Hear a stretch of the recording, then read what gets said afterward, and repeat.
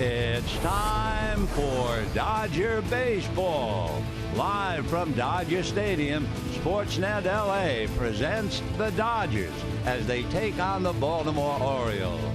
Hi, everybody, and a very pleasant Wednesday afternoon to you, wherever you may be. We're at Dodger Stadium, the final game of the three-game series with the Baltimore Orioles. Last night, two streaks came to an end, the Dodger five-game winning streak and Baltimore's five-game losing streak. A point about the Dodgers, without Clayton Kershaw, the last Dodger starter to go 7 innings, you have to go back to May 14th with Scott Kazmir. So they're putting a lot of pressure on the bullpen. And for Baltimore, trying to finish up a rough road trip, they've lost 5 of 8. The pitchers, Kevin Gausman out of Centennial, Colorado. He is the #1 pick for Baltimore out of LSU, 25 years old, a record of 1-6. That doesn't tell you how good they really think he will be. He is 0-5 on the road. Bud Norris, formerly with Baltimore back in 2013, 14, and 15, 1-0 since he put on the blue.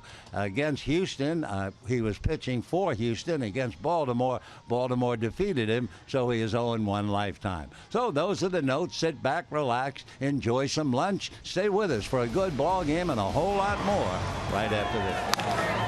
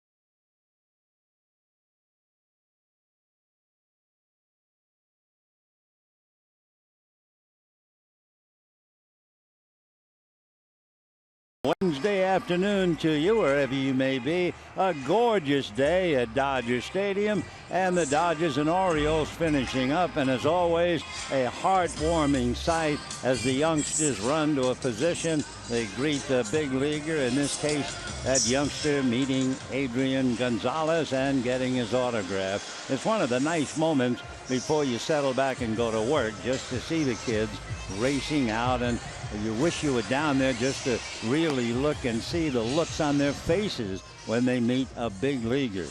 Meanwhile, as they have their little fun, we start to go to work on this Wednesday afternoon. And the first thing, of course, we'll look at the Baltimore lineup. And on Wednesday, it's changed a little bit, although Adam Jones is still leading off, and Hyun-Sung Koo is in left field. Manny Machado, the hitting machine, is at third base on his birthday, and Chris Davis at first base. Mark Trumbo is in right field. Jonathan Scope at second base. Brian Flaherty takes over at shortstop for J.J. Hardy. Caleb Joseph takes over behind the plate for Matt Wieters. And on the mound is young Kevin John Gausman. And the Dodgers right now with their Bednaris starting to warm up. Norris with an overall record of 4-7. He is 1-0 as a Dodger. Actually, his last few starts, he would be 3-0. At one time, he was with Baltimore from 2013, 14, and 15. He was also with Houston, and he lost to Baltimore when he was pitching with Houston, so he's 0-1 lifetime. Also for Baltimore, they began the series right ahead of Boston. Boston 3 games back. However, Toronto has made a little bit of a move, and Toronto is now 2.5 games behind Baltimore. The Orioles, a long, tough road trip. Remember, they started by losing 4 straight in Seattle, so they've lost 5 out of 8, and it'll be Adam Jones to start it off. Against the National League, they are 4-2. The Dodgers against the American League, 5-6. So those are some of the numbers, and now here's Adam. He's hit safely in 20 of his last 22. He is a remarkable young man out of San Diego, originally a first-round pick by the Mariners, and he has been a great first-round pick. All-Star in 2009, and from 11 through last year, Adam fouls it back, and the count 0-1. I guess Adam likes A to lead the family. His wife's name is Audie, A-U-D-I-E, and they have 2 boys, Axel and August, or August, however.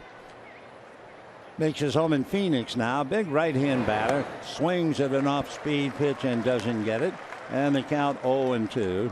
Adam checks in at 6'2", 215 pounds, and growing up in San Diego, naturally, he worshipped Tony Gwynn, as did we all. Strike 2 pitch on the way to Adam, inside under the hands, ball 1. He has improved each month as he faces Norris.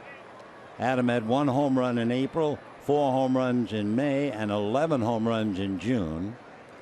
Norris ready, and his 1-2 pitch on the way, fastball fouled away. We mentioned what a lovely afternoon it is. Hyun-Sung Kim waiting on deck. 77 degrees the temperature right now. Doesn't figure to get too much warmer. And a bare zephyr stirring the palm trees and the flags in center field.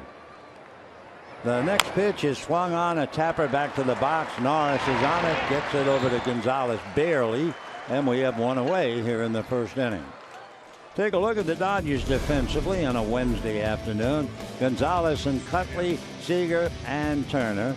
And then in the outfield, Kendrick, Thompson, Van Slyke. So Puig rests. A.J. Ellis picking up for Yasmani Grandal, and Bud Norris on the mound.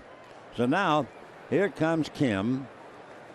Hyun-Sung Kim doing very well with the bat, hitting .338, but a little more than a week and a half hitting in the 390s. Played last night. Kim had a first inning double. They have some respect for him because in his second at bat last night, they let him swing 3-0 and he flied to left field. He also walked. So Kim from Korea takes a pitch low and inside. Hyun-Soo Kim, outstanding player in Korea for 10 years, won all kinds of awards, the equivalent of a Gold Glove, got an award as the best high school hitter, and he promptly bangs it into right field. Base hit. So Kim, a sharp single to right. And with one away, the batter will be Manny Machado. Manny Machado and Jonathan Scope came up to just say hello and I guess say goodbye at the same time. And boy, was I impressed. Two really nice fellows, very, very polite, very modest, humbled. I will tell you more about Scope when he hits because he's from Kenley Jansen country. Manny Machado is 24 years old today, and he hit a monstrous home run almost to the back row, about 4 rows from the top of the pavilion in left field. Norris delivers and gets it in for a strike. Fastball. He hit a curveball last night and just absolutely crushed it.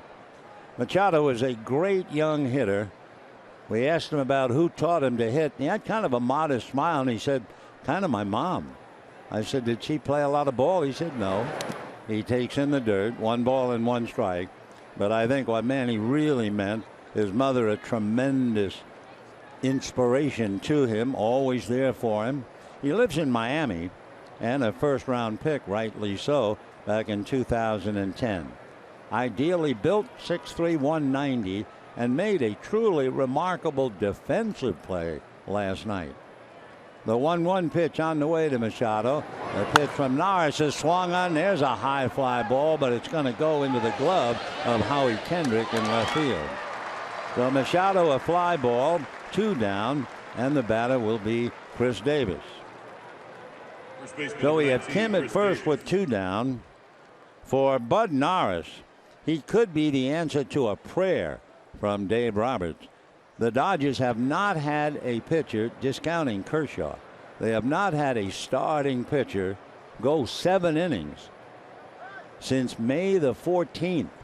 That's when Scott Kazmir went 8. So they missed Clayton tremendously. The pitchers have done a great job with outstanding relief. The pitch low and inside, ball 1. For Baltimore, their problems with their starting pitchers, they're not doing well at all. Collectively, the Baltimore starting pitchers have an earned run average over 5. Davis, left-hand hitting first baseman, check swing. It's going to be a strike. They have really overshifted on Davis, so much so that Corey Seager is maybe 25 feet away from second base. There's nobody in the area of third base. The outfield is not overly committed, not like the infield. And the 1-1 pitch on the way, and that's taken low and inside, ball 2. 2-1 the count. Baltimore does well at home. They're 31-13. On the road, they're 5 games under 500. So they are delighted to get off the road and get back to the friendly confines of their stadium, and I'm sure that would be echoed in the words of Buck Showalter. A good ball club struggling with their pitching. They hit up a storm. They have 129 home runs. 2-1 the count. Norris delivers, and it's swung on and missed. 2-2. Bud Davis Norris making the big start for the Dodgers. You know the story, when he was about 3 years old with the family going to a restaurant, the adults ordered beer, and when they got to Bud, kiddingly, they said to the 3-year-old, and what will you have? And he said, I'll have a Bud. Well, from that day forward, he was called Bud. David, no way. He was born in Green Bay, California, lives up in Novato. He's been around. He's 31 years old and originally signed by the Astros, a 6th round pick. He went to school at Cal Poly State. 2 balls and 2 strikes. Norris set, comes to his hitter way outside. So he goes all the way, which means Kim will be going on a full count and 2 down. Gonzalez off the bag, going back to his position.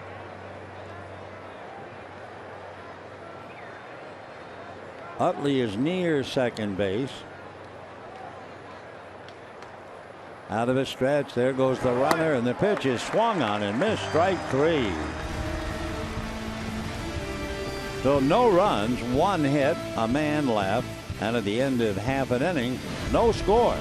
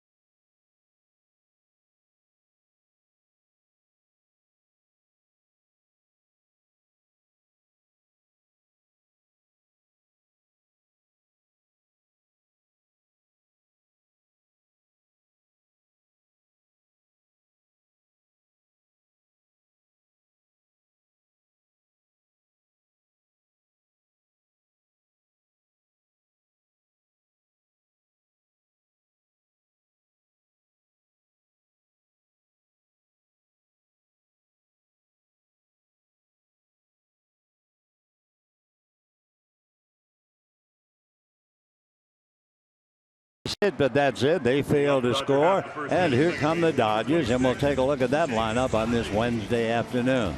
Chase Utley is still in there at second base, and so is Corey Seager. Justin Turner at third. Adrian Gonzalez hitting cleanup at first. Trace Thompson in center field. Howie Kendrick in left. Scott Van Slyke is in right. Puig sits this one out. A.J. Ellis behind the plate for Yasmani Grandal, and Bud Norris on the mound. On the mound, Kevin Gausman, a young fella, 25 years old, out of Centennial, Colorado, 6'3", 190. And our good pal, the pitching coach for Baltimore, Dave Wallace, says that Gausman will be a good one. Well, Dave is going to be looking on.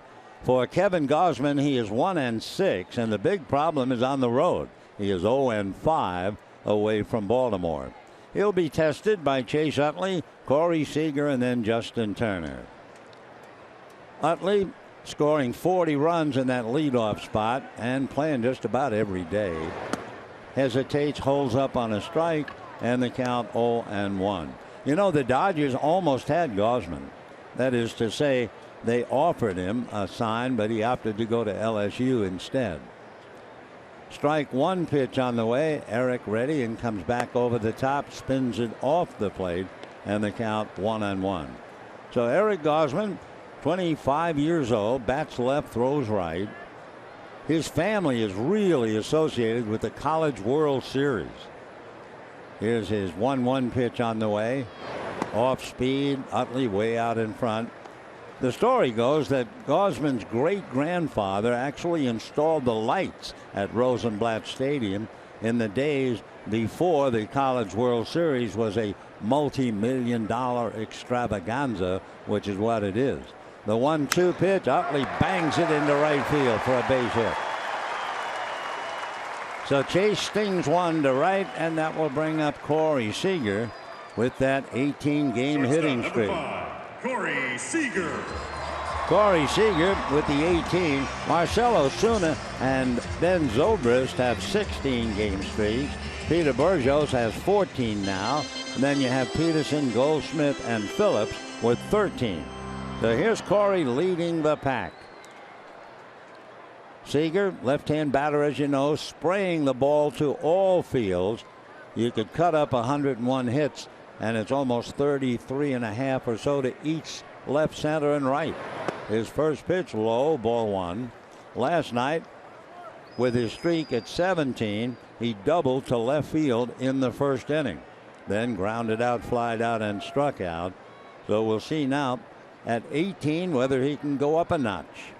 On deck, Justin Turner. Corey waiting, 1 ball, no strikes. Utley a short lead at first, no score, first inning. Gosman ready and delivers, and it's swung on and missed, 1-1. Let's get back to the College World Series for a minute. His great-grandfather installed the lights, and the fee, not very much. He asked for 8 tickets to the College World Series, front row, above the third base dugout, in perpetuity. And they said, okay, you got it. There's the 1-1 pitch on the way, swung on and missed, 1-2. So that means the Gosman family always goes to the College World Series. Plenty of exposure to what goes on there. And of course, as a youngster growing up, Gosman just fell in love with the entire process.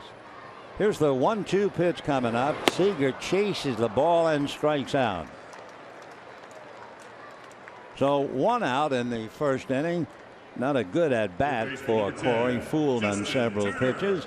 And here comes Justin Turner. We are accustomed to seeing Turner make wonderful plays at third base.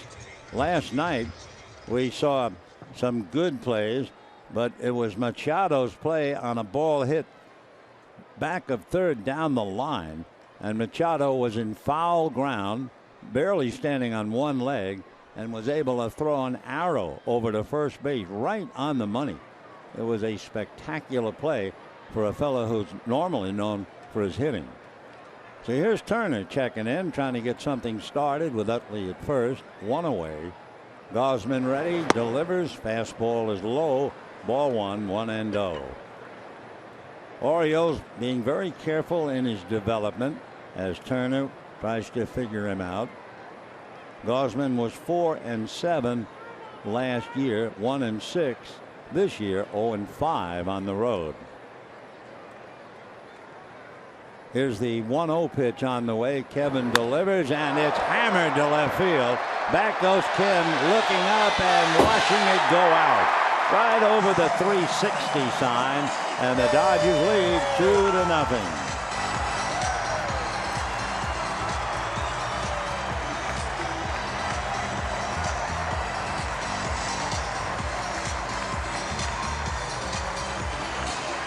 Justin Turner hits his 12th home run.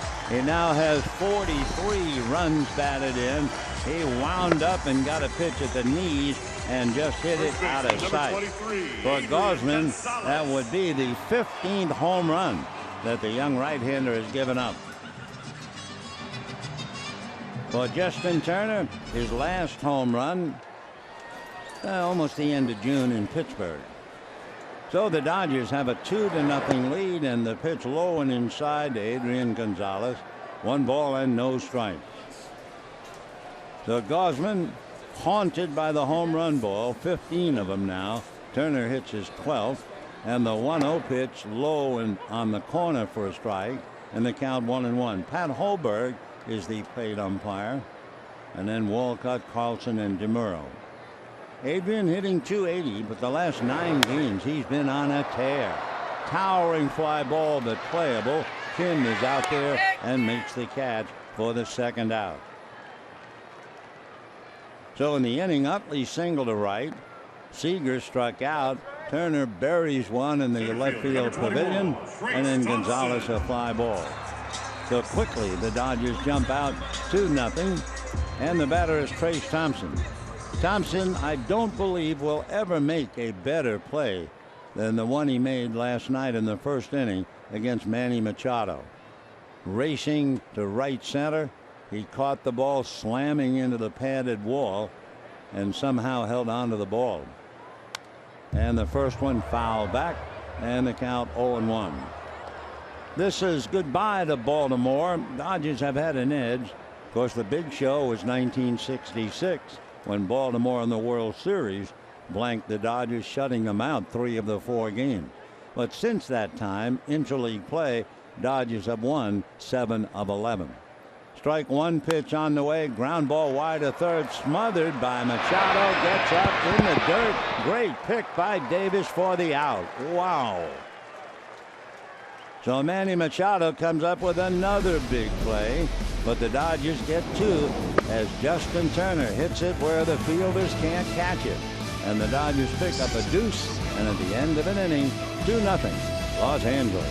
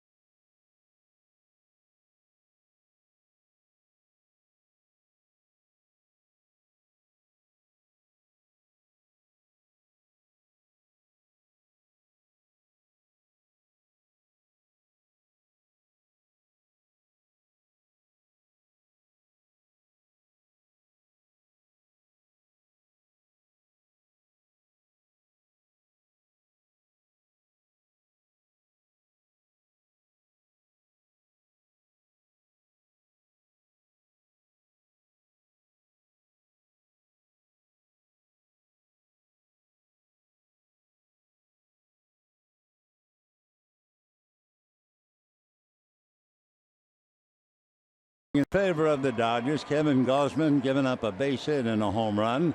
Now the Orioles try to come back with Mark Trumbo, Jonathan Schoop, and Ryan Flaherty. Norris first pitch in for a strike, and the count 0-1. A marvelous play again by Manny Machado. First of all, diving to his left to smother the ball, and then on one knee gets up, fires, and a good pick at the other end by Chris Davis. So the Dodgers finally shut down in the first inning after scoring 2. The first inning has been pretty much of a contrast between the two teams. The Dodgers have outscored the opponent in the first inning 47-33. But Baltimore has been outscored by the opponents. Baltimore scoring 45 in the first inning and the opposition 60.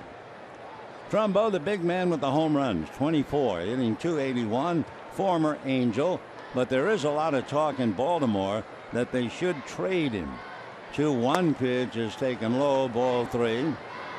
The big report is they don't want to lose all those home runs, but it's generally accepted the Orioles can't get to where they want to go without at least more solid starting pitching.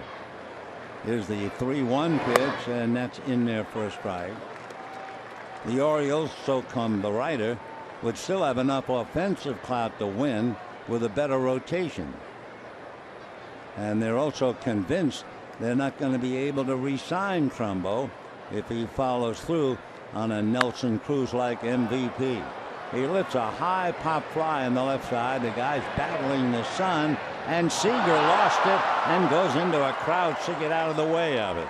And it drops for a double. Justin Turner was talking to a couple of the Baltimore players the first 2 games, and he was saying to them, wait until you play the Wednesday game. Seager suddenly had a duck for cover. He had no idea where the ball was, and remember, they're not wearing helmets out there. So Turner went one way, Seager in a crouch to let it drop, and it's a pop fly double for Mark Trumbo.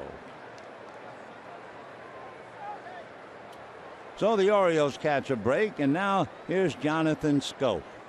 Jonathan, another one of those very polite, very nice young player. He's from Williamstat in Curacao, so of course the first thing we asked him about was Kenley Jansen. Here comes a pitch by Norris, a little flare. Utley angles out to make the catch. Holding at second is Trumbo, 1 away. Anything, Jonathan Schoop said, I didn't play because Jansen's 4 years older than I am, but he said my older brother played with and against Kenley in Curacao. And I asked Schoop, is your brother a player? And he said, yeah, he's at AAA right now. He was almost called back 2 weeks ago. He's also a second baseman and shortstop. And of course, Jonathan hopes that he'll be brought up to the big club. So Schoop pops up. We have Trumbo at second, 1 out, 2-0 Dodgers. And the batter is Ryan Flaherty. Left-hand batter, Norris delivers off speed, slips it in for a strike. 0-1 to count to Ryan. Flaherty giving J.J. Hardy a rest. Ryan is a big rangy guy, 6'3", and promptly bangs it into right field. Over to run it down is Van Slyke. So Trumbo will score easily on a long double by Ryan Flaherty. Flaherty's from Portland, Maine, went to Vanderbilt, and actually was a first-round pick by the Cubs. So he stings that ball. And we have 1 down, 1 in. Dodgers lead is now 2-1. Tying run at second base. 1 out.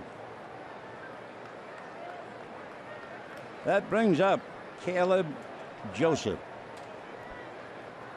Caleb hitting just 174, pretty much to move an all-star catcher Matt Wieters out of the way. Joseph waiting, right-hand batter. Norris backs off the rubber.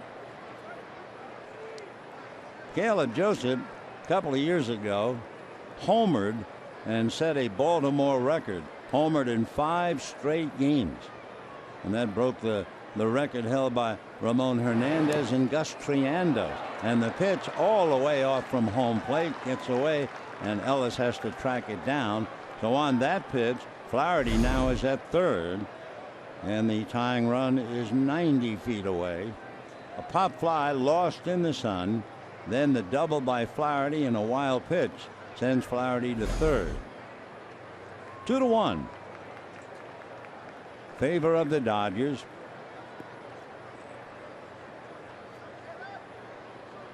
Joseph, right-hand batter, waiting. He's from Nashville, Tennessee, went to Lipscomb University in Tennessee. Right-hand batter, the infield is up. Norris delivers a chopper up the middle, grabbed by Seager, who makes the play, and holding at third is Flaherty. With the infield up, you are vulnerable to a hard hit ground ball. That was not hit hard. It went straight up the middle, but Seager was able to catch up to it easily. 2 down, tying run at third. It's 2-1 in favor of the Dodgers in the second inning. And here's Kevin Gausman. Kevin's dad is a retired teacher. His mom is a nurse. Left-hand batter. As an American League pitcher, we don't have a line on him as a batter. And he takes ball one, 1-0. Gausman, when he was signed, he got a lot of headlines in Baltimore because when he signed for a bonus of over $4 million. Here's the 1-0 pitch on the way. Norris deals, fastball low. 2-0, and on deck, Adam Jones.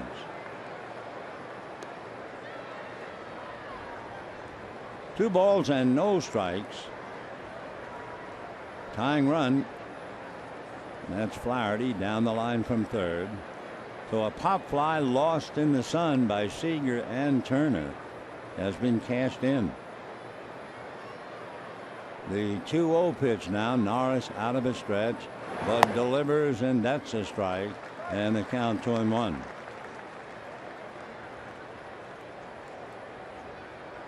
Norris, working on his opposing pitcher, has been pitching very well. 3-0 in his last 5 starts. Now the 2-1 pitch on the way.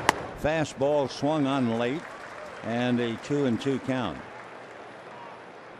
So Bud, falling behind 2-0, comes right back with the hard stuff. So you have 2 balls, 2 strikes, 2 out, a runner at third. 2-1 Dodgers, second inning. Norris out of a stretch, outfield playing shallow and around the left, and the pitch swung on and missed. So another American League pitcher unaccustomed to batting. The Gausman becomes the second strikeout. The O's leave a runner at third, and it's 2-1 Dodgers.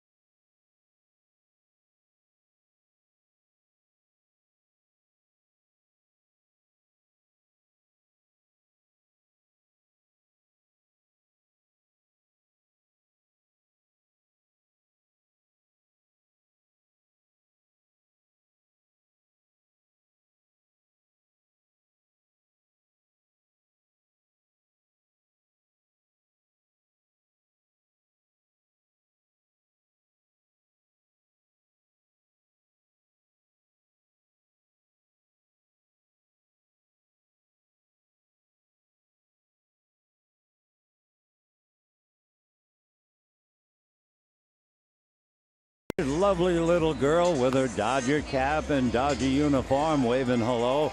Great way to start the day looking at her. Meanwhile, a reminder, stay after the game Saturday at 4:15, Dodgers and Padres, and catch a showing of Top Gun on Dodger Vision, courtesy of Fandango. For tickets, visit Dodgers.com/movies. If you have not seen Top Gun, or even if you have, to see it up on the big screen should be quite a thrill. Oh, there's that little darling sitting in Mom's lap. Happy she's got a hat on because the sunlight's pretty strong.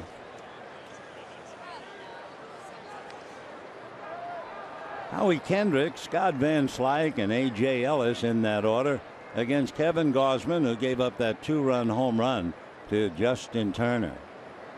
Gausman a high set into his windup and comes over the top on a one-hopper down to Machado, and Manny throws him out.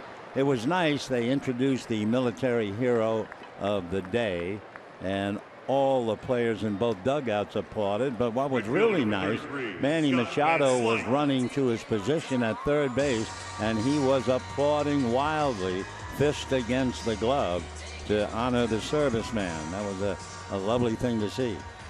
Okay, one down. Here's Scott Van Slyke. Van Slyke has hit safely 5 of the last 6 starts. He came off the bench last night as a pinch hitter and singled to right. 2-1 in favor of the Dodgers. Second inning. Gausman whips a fastball for a strike, and the count 0-1. Gausman gave up a leadoff single to Utley, struck out Seager, and then Turner took him downtown to give the Dodgers the 2 runs in the first inning. Strike 2 pitch, jammed him, it's fouled away. So Scotty's still up there 0-2, 1 out in the second inning. Baltimore leaves and San Diego arrives tomorrow night. The next pitch, a sinking line drive, speared by the shortstop Flaherty, and we have 2 down. Nice play by the rangy shortstop. Catcher number 17, A.J. Ellis. Ball hits Sparks to his left, to his glove side, and just did catch it before it hit the ground. Nice play. So we have 2 down, and A.J. Ellis checks in. Of course, Baltimore many years ago had Mark Belanger at shortstop. He might not have been a very good hitter. Oh, what a fielder he was. The first pitch in for a strike, 0-1. Yeah, there's a name I hadn't thought much about until all of a sudden it jumped up watching Flaherty. It works that way sometimes. Sometimes. Strike 1 pitch on the way. Swung on, ground ball to Flaherty's left. This time he can't get close to it. And it's a 2-out single for A.J. Ellis. Pitcher number 28, Bud Norris. That's the 3rd hit for the Dodgers, and with 2 down, it brings up Bud Norris. And you say, oh, well, it's a 2-out single with the pitcher coming up. But it's great because by getting the base hit, even if the pitcher makes out, you start the next inning with the leadoff man. Norris is one of those full of beans guy, very, very personable. So the first thing he did was kind of hit Caleb Joseph on the right leg before getting into the box. Out of a stretch, and here comes Gausman. Fastball, strike. 0-1 the count. Bud Norris wearing 28. That was a great number held by a great guy in Brooklyn, a left-hand pitcher named Preacher Rowe. Pedro Gonzalez, Wes Parker, so many have worn it. 0-2 the count. 2-1 in favor of the Dodgers. Second inning. Gausman and Norris.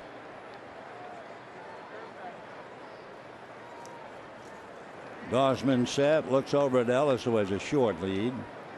And the strike 2 pitch is line foul into the crowd off to the right.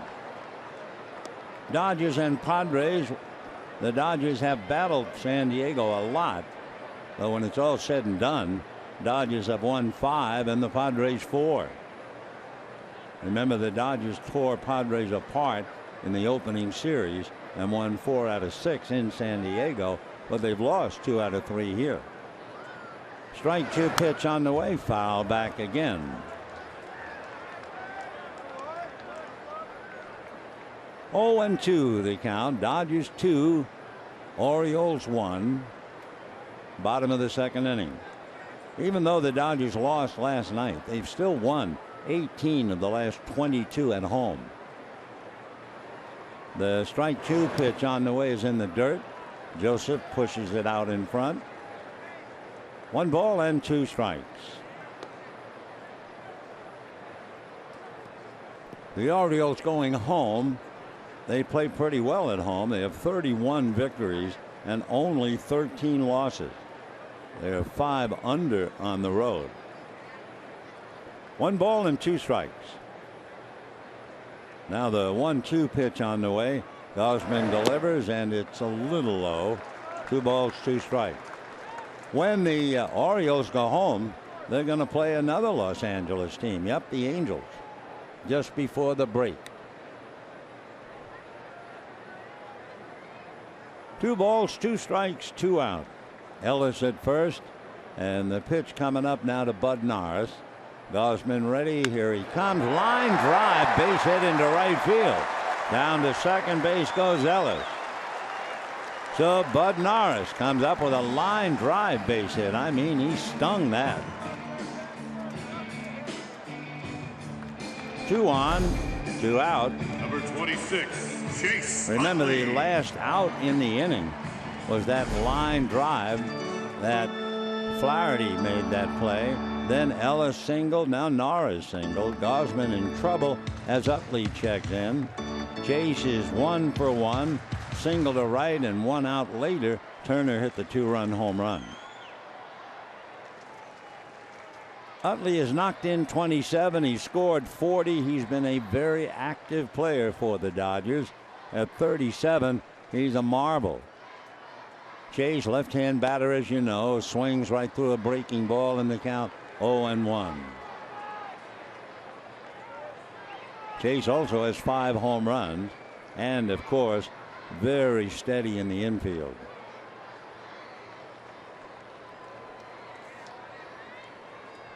No balls and 1 strike. Strike 1 pitch on the way, low and away.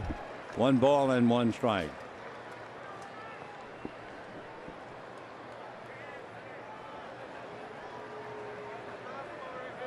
Chase waiting. 2 on. Dodgers trying to add to a 2-1 lead. Out of a stretch goes Gausman. Looks back at second. Now it comes to Utley. 1-1, and it's swung on and missed. And the count 1-2. 2-run home run by Turner. And then a pop fly lost in the sun by Seager for a double. And then a line drive double to drive in the Orioles run. Then you're up to date. Utley waiting on a 1-2 pitch. Gausman set. 25-year-old right-handed delivers, and it's fouled away.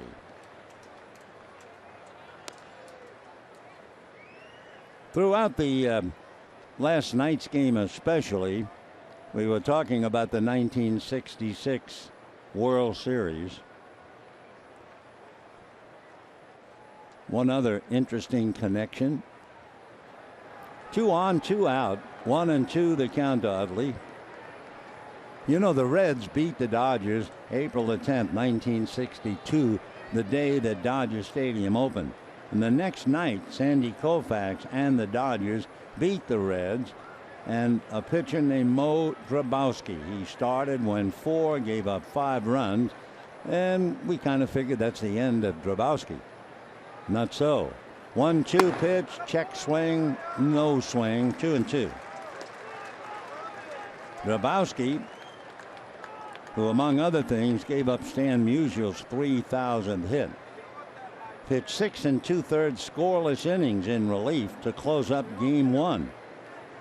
That was 4 years after he was the first visiting pitcher ever to lose a game here at Dodger Stadium. 2 balls and 2 strikes.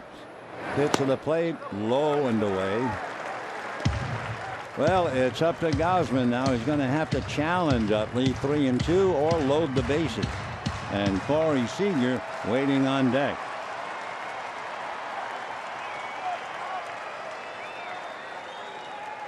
Gausman looks down the barrel to his catcher, Caleb Joseph. Big pitch. 3-2 with the runners going, Ellis and Norris. Gausman at the belt, checks the runners. Here he comes. Soft speed pitch, hit down the line, foul, and well out of play. You know, an interesting note on Gausman, we might as well mention it now. He had a nickname called Duncan. He has a habit of eating 3 miniature powdered donut holes after every inning. Yeah. Habit started at LSU, and a superstition that the Baton Rouge media really picked up and ran with it. Whether he's eating donuts in the big leagues, I don't know.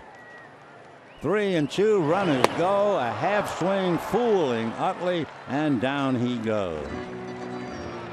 So Utley, the second Dodger to strike out. They leave 2, and at the end of 2, they lead 2-1.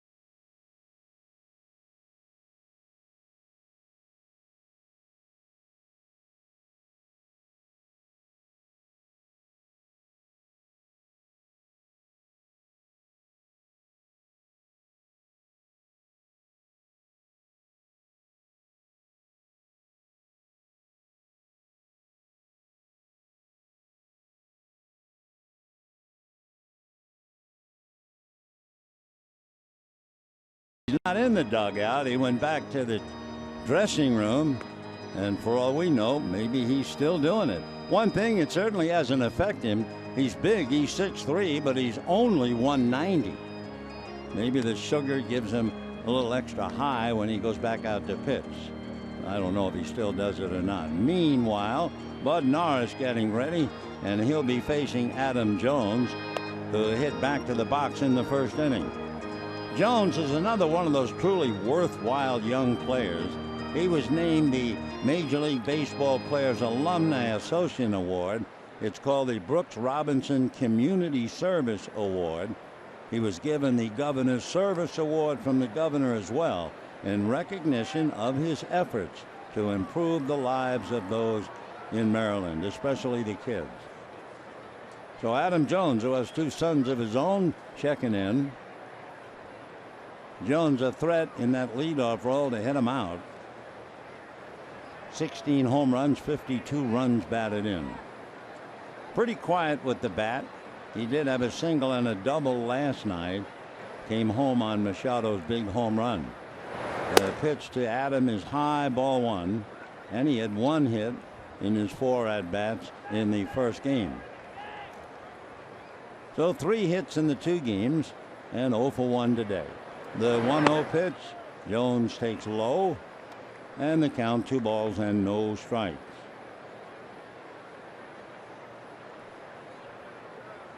Bud Norris looks over the fingertips of his glove. You get a sign from A.J. And his 2-0 pitch on the way, swung on and fouled back, and the count 2-1. So the Dodgers will dig in for San Diego's arrival for a 4-game series. Baltimore goes home to play the Angels, and then both teams take a break. At least 4 days off for the All-Star break. The 2-1 pitch on the way. Jones fouls it away, and the count 2-2.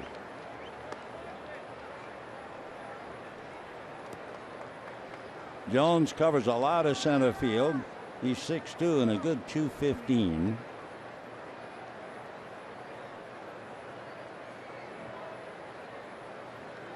Now the 2-2 pitch coming up, and it's in the dirt.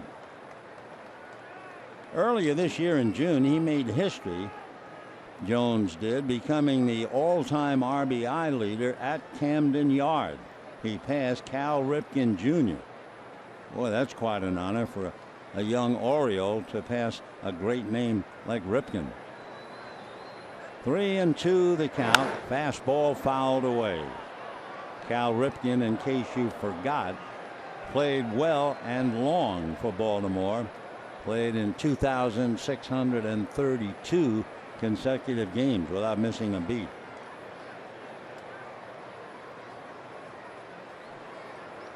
Jones waiting, and the 3-2 pitch swung on and fouled back.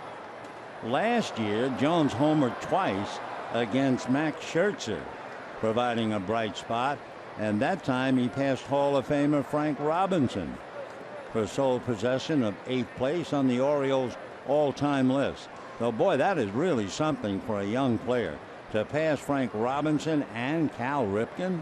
Wow. 3-2, ground ball to the hole, under the glove and through into left field. Seager trying to smother it but couldn't do it. So Jones comes up with his 4th hit in the series, a ground single to left, and that will bring in the young left-hander Hoo-Sim Kim. Kim singled to right field in the 1st inning.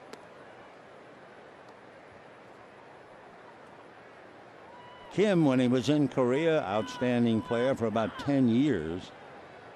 Even as a kid, he won an award in high school. He was the best high school hitter. So Kim, left-hand batter, waiting at the plate. Norris delivers off speed on the outside corner for a strike, and the count 0-1.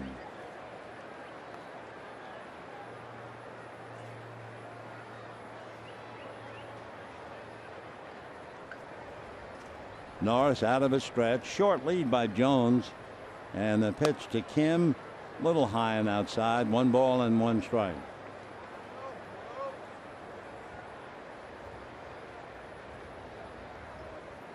Norris, in July of last year, the Orioles designated him for assignment, and he signed with the Padres. Then he went to the Braves. Fastball, slider, and changeup. Bud deep in thought now. 31 years old. The 1-1 pitch on the way to Kim. And ground ball up the middle for a base hit. Watching Jones around second, and he'll get to third without a play.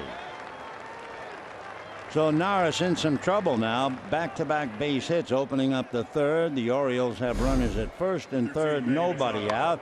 And here he comes, Manny Machado. So Machado, absolutely just a great hitter, and celebrating his 24th birthday today. Manny's from Miami, Florida. 6'3", 190. Last year wound up with 35 home runs. Well, he has 19 right now. Machado first and third, nobody out. Norris in trouble. And on deck, Chris Davis. Bud out of a stretch, checks the runners. Here he comes, and it's inside. Almost hit him. Just missed on the legs. And a 1 ball, no strike count. Machado has been hit twice. He's had an intentional walk 9 times. Norris comes back, and there's a big chopper to third, backhanded by Seager. They'll get 1. They're going to get 2. And on the way, Jones scores to tie up the game. So Machado bouncing into the double play, 6-4-3. That lightens the load on Norris' shoulders, but he also gives up the run. No RBI. And 2 down. Chris Davis coming up.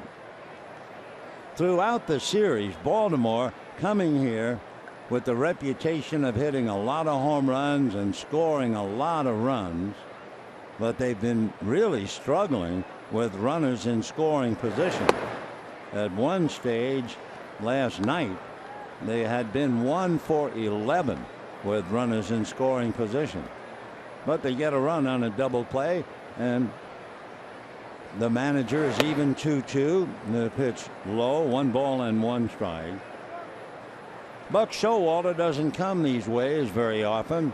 A marvelous manager.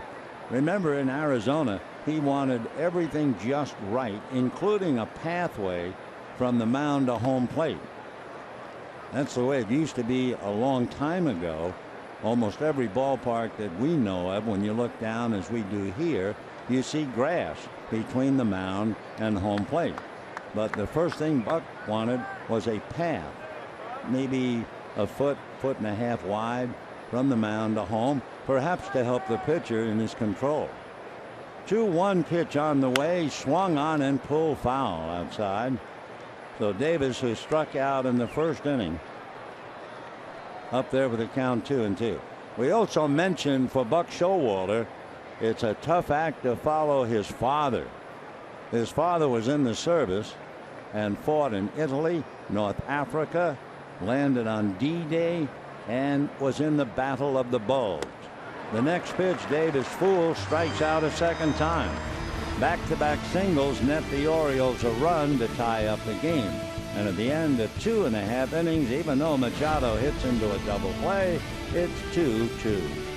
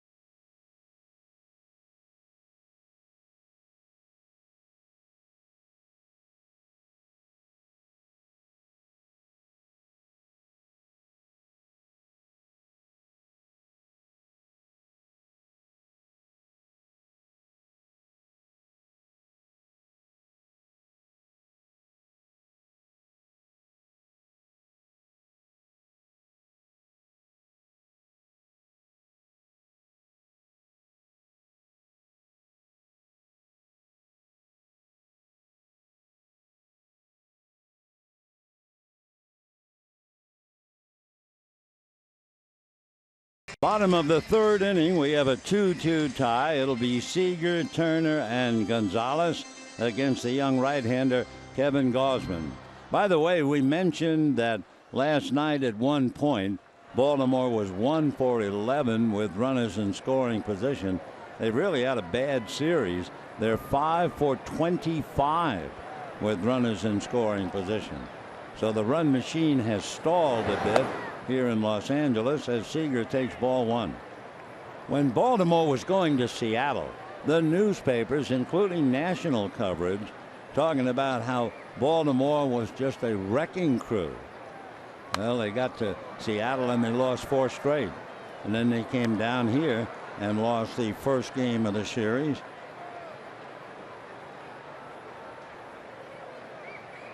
Right now 2-2. Seager struck out in the first inning.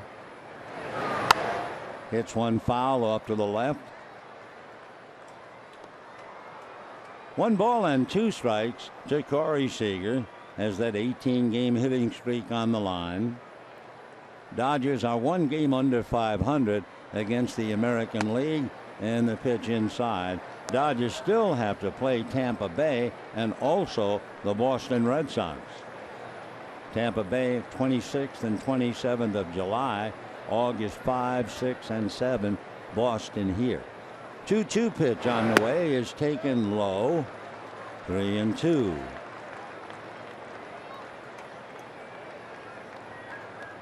Now the 3-2 pitch coming up.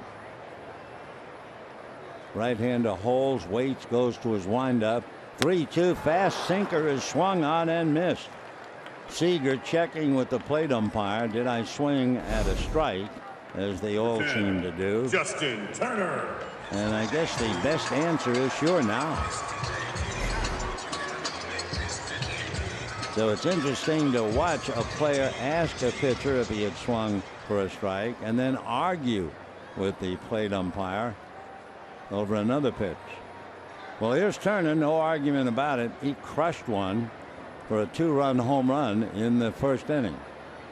And the pitch to Justin is taken on the outside corner for a strike. Turner hit his 12th. He has 43 runs batted in. 1 out, 2-2, bottom of the third. Gausman over the top, down and away. And that's as hard as he's thrown today, hit 96.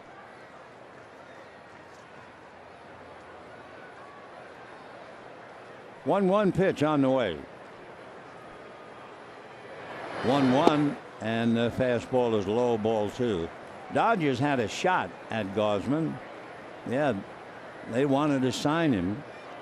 He preferred the baseball scholarship to LSU, and then later on signed for over $4 million with Baltimore. Check swing, no swing, says Quinn Walcott, and 3-1 the count to Justin Turner. 1 out, third inning, 2-2. 3-1 pitch on the way. Gausman delivers. That swung on and missed. Dodgers got that 2-run home run by Turner. Orioles got one back on what they used to call a sun double. Pop fly lost in the sun. Seager had to duck to get out of the way of it. And then a double by Flaherty cashed in Trumbo. Ground ball to the right side. Scope is on it to make the play. And we have 2 down. And then in the third inning, the Orioles got base hits by Jones and Kim. With nobody out first and third, Machado hit into a double play, but the tying run scored.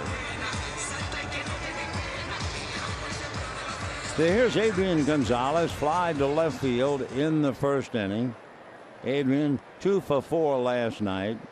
2 walks, in fact 3 walks in the first game. Infield loaded up on the right side, and the first pitch in for a strike, and the count 0-1. Machado all alone on the left, and Scopes, as usual, playing deep in shallow right field. No balls, 1 strike. The next one to Gonzalez, taken high and in. 1 ball and 1 strike. Jim Palmer, the Hall of Fame pitcher, here to broadcast, was talking about Scope, saying he can play deep in right field as a second baseman. He has the best arm he ever saw for a second baseman. And there's a line drive that almost took something off Gausman. It was inches. It might have taken the glove off and even the hand with it. It was hit so hard. So Gonzalez, a line single to center. That had to shake up Gausman for a moment. He staggered, did not fall down, but almost. Well, that was vicious. Line drive to single by Adrian Gonzalez, and the batter will be Trace Thompson. So Gonzalez, 3 hits and 3 walks in the series. 2 down. That's Trace Thompson, who lost a hit on a scrambling play by Manny Machado. Gausman set at the belt. Gonzalez very short lead. First pitch in for a strike, and the count 0-1.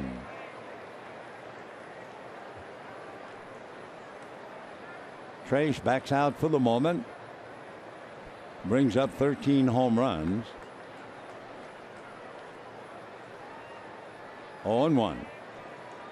Gausman set, looks at Gonzalez, works the hitter in the dirt. 1 ball and 1 strike. They're holding Gonzalez at first. You don't expect Adrian to run. He does not have a stolen base this year.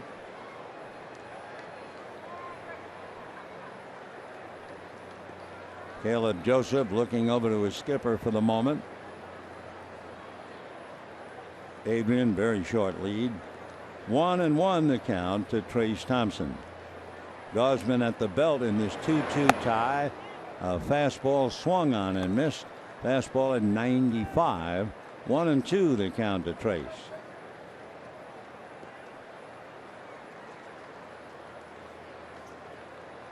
Two runs, 5 hits, and no errors.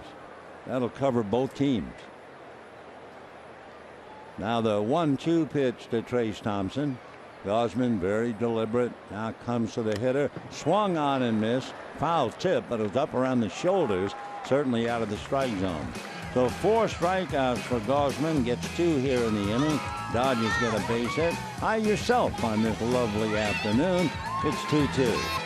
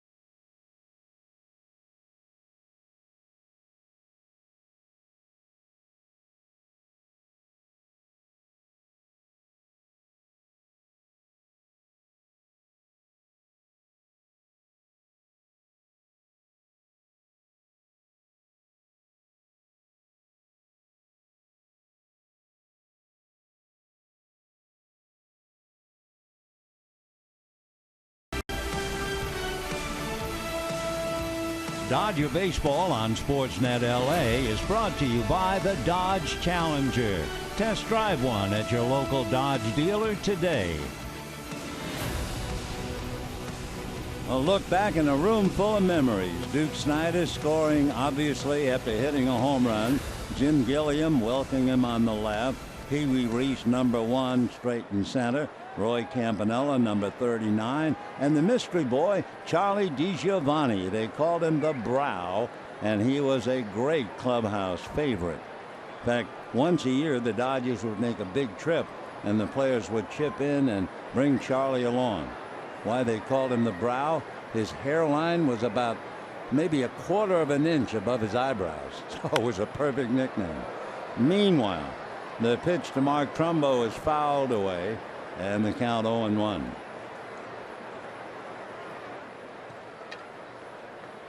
Trumbo hit that high pop fly, lost in the sun. Seager lost it, and as soon as he did, he just got out of the way for self-preservation. Otherwise, he might have been hit right on top of the coconut. So that double was cashed in on a line drive double by Ryan Flaherty.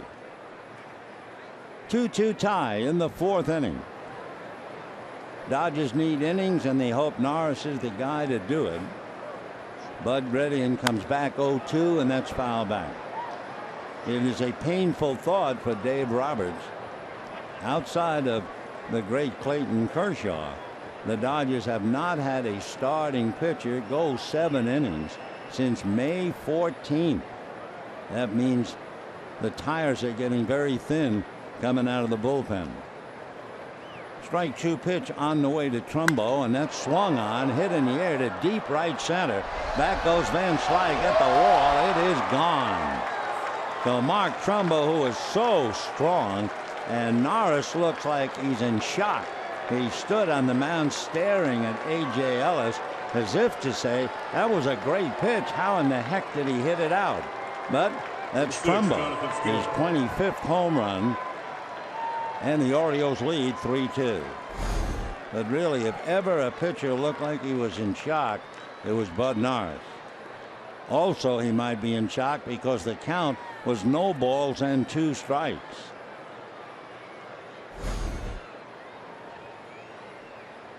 So 3-2 in favor of Baltimore.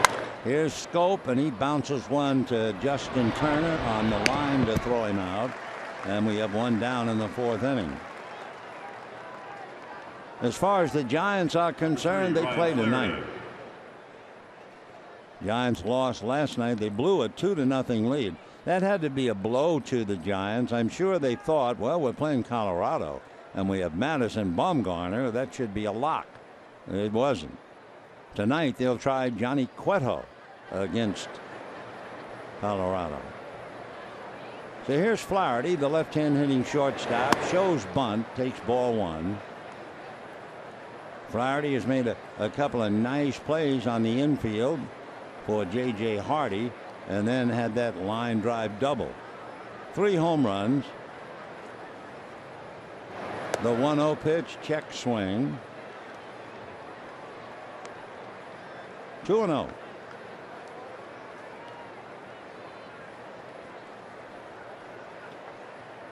One out, 4th inning, 3-2 in favor of Baltimore. Norris ready, delivers off the plate. Flaherty's been around with Baltimore. He made the opening day roster back in 2012. He was a Gatorade Maine High School Player of the Year for Gatorade. He was also Maine's Mr. Baseball Player of the Year. The next pitch is strike. Also, Flaherty has had excellent training. His father, Ed, is in the ABCA Hall of Fame. He's won 2 national championships as the head coach of Southern Maine's baseball team. And Flaherty battles and draws a walk. 36, Caleb Joseph. So Baltimore taking the 3-2 lead. Norris now working on the catcher, Caleb Joseph. Joseph, right-hand batter.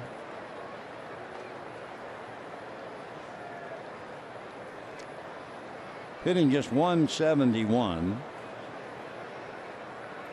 Flaherty inching off with 1 out over there at first, and Joseph takes a strike. No balls and 1 strike. Caleb from Nashville, 30 years old, signed by the Orioles 8 years ago. The next one in for a strike, and that balances up 1-1. The Nashville Sounds AAA ball club, and Caleb said he used to go there as many times as he could. He just loved it. Now the strike 2 pitch on the way to the catcher, taken away. Caleb said he would go to be in the ballpark at 4 o'clock for the 7 o'clock game so he could watch batting practice. And during his junior and senior years in high school, he visited the clubhouse attendant.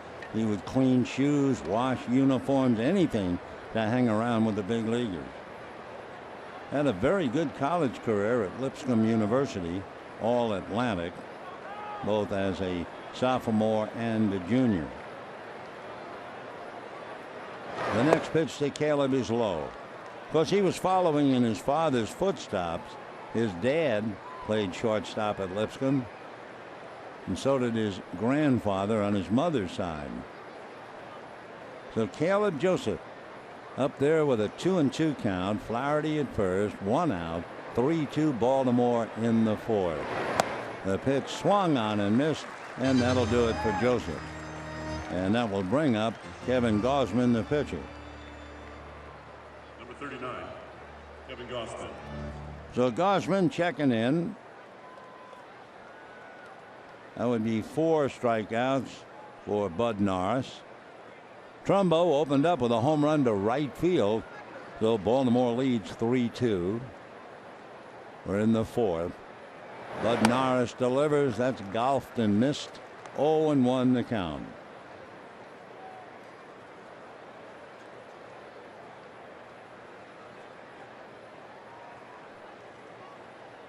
Kevin back up, waiting. Norris set. Comes back, and it's off the plate. 1 ball and 1 strike. A big advantage, isn't it, for the National League, where the pitcher is accustomed to hitting. So for the American League pitchers and interleague games, it's a big advantage to the Nationals. The 1-1 pitch on the way, swung on, fouled off, and the count 1-2. Dodgers got 2 in the first inning. The Orioles got a run in the second, a run in the third, a run in the fourth. Little picket fence up there on the scoreboard. Mark Trumbo with that freshly cut crew cut. Justin Turner the other way with the flowing red locks. Both of them hit home runs. Sampson comes in all sizes, shapes, and colors. The pitch foul back, and the count's still 1-2.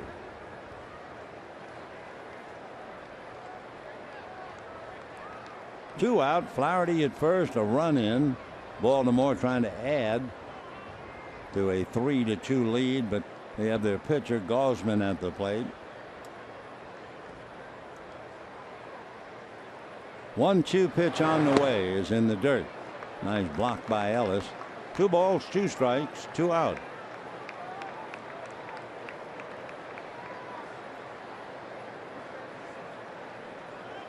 Each pitcher has struck out 4.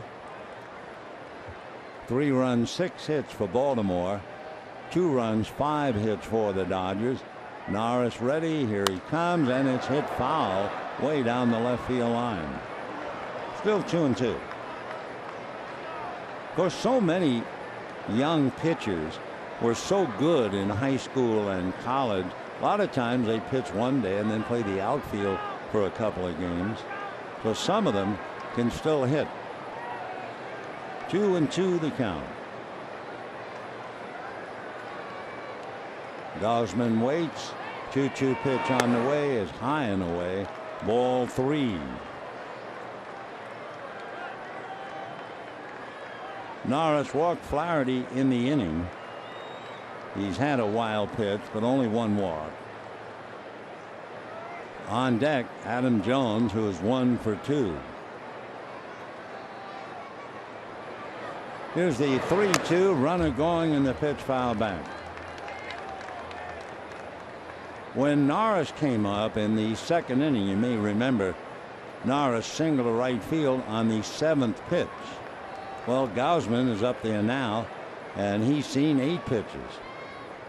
4 of them fouls. And the 3-2 pitch coming up. One pitcher wearing out the other. Norris set and deals. Runner goes. Foul back. So if nothing else, Gausman has himself quite an at-bat. 9 pitches. The other night, J.J. Hardy, the shortstop, had a great 10-pitch at-bat and then doubled in 2 runs.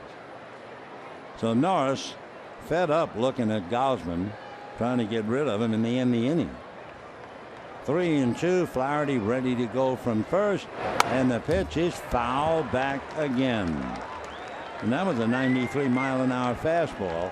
So what that's doing is adding pitches against Norris. He's now made 77 pitches, and he's in the 4th inning. He certainly doesn't want to go ball 4. Now with Jones on deck. 3-2 again. Fastball is inside, ball 4. So for Gausman, a great at bat. 2 walks in the inning. Center fielder Adam Jones. That was an 11 pitch at bat by Kevin Gausman. 11. We'll see just how important that is. If nothing else, it allows Jones, who is 1 for 2, to come up. So for a pitcher who does not have at-bats as part of his game, that was tremendous. An 11 pitch at bat for Kevin Gausman. Adam Jones hit back to the box, single to left, rode home from third as Machado was hitting into a double play. So Norris, who could kick himself for all those pitches to Gausman, now has to work on Jones. Jones very aggressive. He's usually going after any pitch around the plate. Norris delivers, swung on and missed. There you go. I think throughout the series that foul ball shakes up A.J. Ellis a little bit, though time for the moment. And Jones backs way off from home plate. So he's trying to give Ellis time to recover. The plate umpire, Pat Holberg, is cleaning off home plate. Turner came over near the mound to say something to the pitcher Norris. Jones still waiting for A.J. to say he's okay. And now Ellis settles into a crouch, and Adam, with baseball manners, comes up. The manners of the center fielder. So Adam is ready. 0-1 the count. 2 on, 2 out. The pitch to Jones is low. 1-1 the count. Jones started the day hitting .263, 16 home runs, 52 runs batted in. And remember, he's already passed 2 great names in Baltimore history, Cal Ripken and Frank Robinson. Now the 1-1 pitch coming up. Norris delivers, and a high fly ball, but that's all it is. It'll be Kendrick's job to catch it, and he one-hands it for the out. So Jones flies to left. 1 run, a couple of walks, 2 left. And at the end of 3.5, 3-2 Baltimore.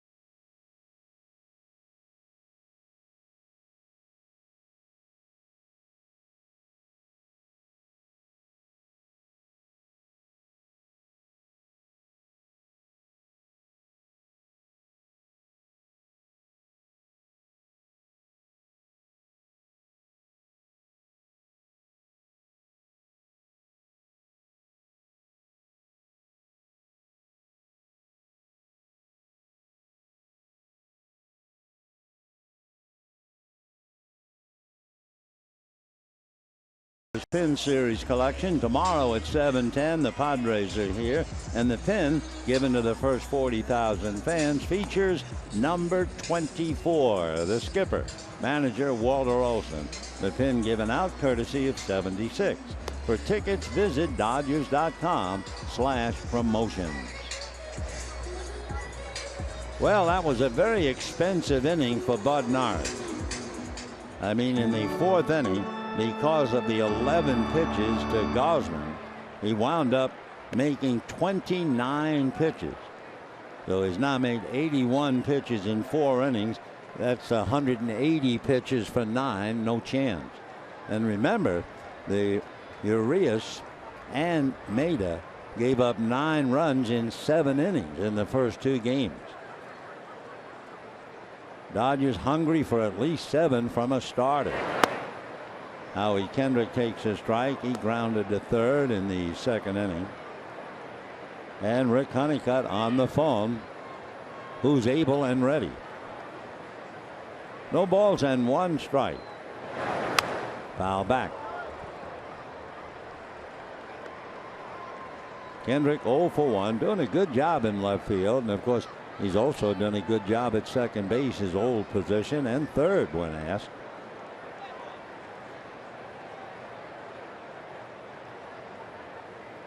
Oh and 2. Foul back. Gausman cutting them loose now. That was a 96-mile-an-hour fastball. Of course, when Gausman was at LSU, and admittedly that's college, nevertheless, he was facing the same type of player. In his freshman year, Gausman struck out 86 in 89 innings.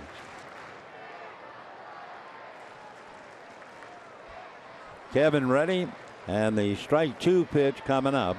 Gausman ready. Foul back.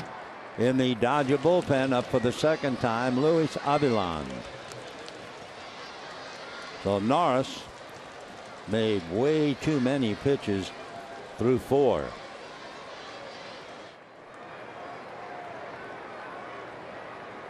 Strike 2 pitch. Ground ball to the hole by the diving Scope. So Kendrick goes the other way, singles to right, and Scott Van Slyke coming up. Number 33, Scott Van Slyke. Van Slyke hit a bullet, and it was speared by the shortstop, Brian Flaherty.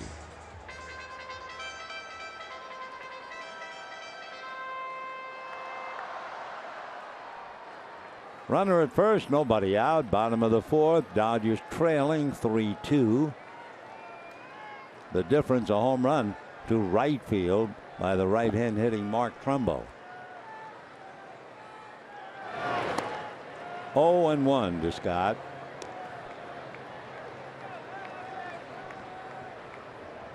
Gausman started off a little shaky, gave up a base hit and a home run to 2 of the first 3 hitters. Gave up 2 hits in the second inning. One of them was a base hit by Norris. So Kevin returned the favor, had an 11 pitch at bat against Norris and walked. 1 ball and 1 strike. 3 runs, 6 hits for Baltimore. 2 runs, 6 hits for the Dodgers. Trumbo's the difference.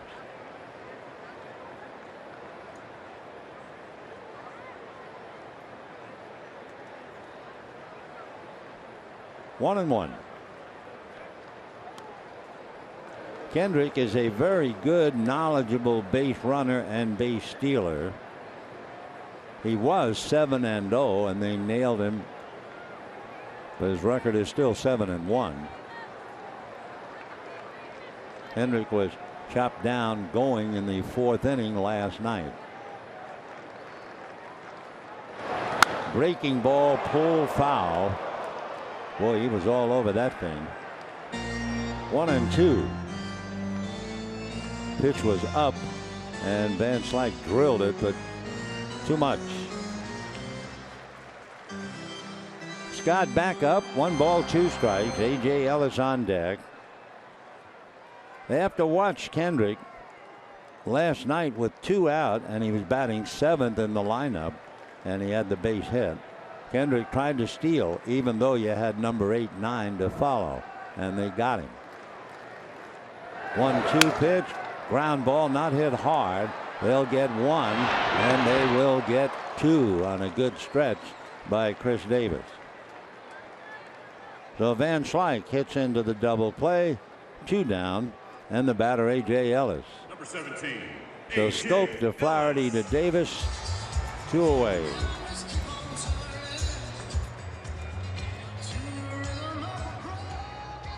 A.J. Ellis singled to center back in the 2nd inning.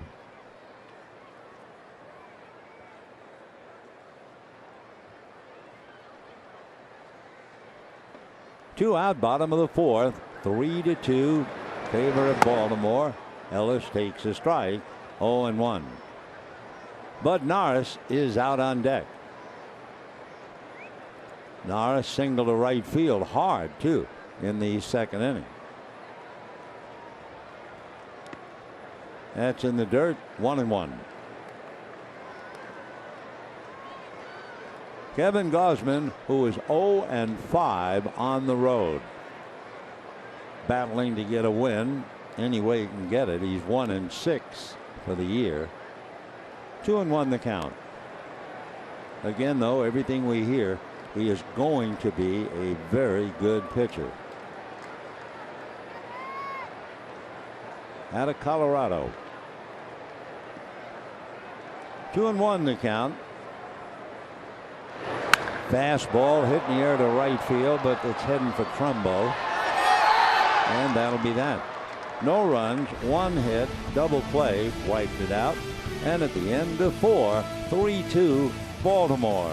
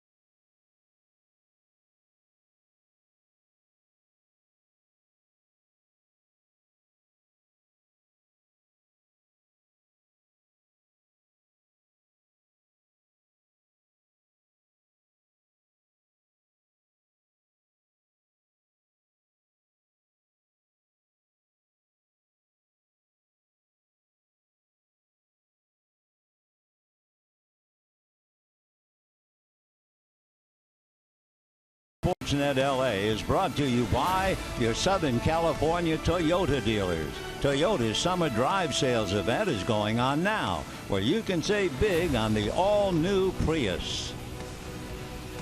A look back and more memories. Jackie Robinson, Ralph Kiner, Red Schoendienst, and Willard Marshall of the Giants.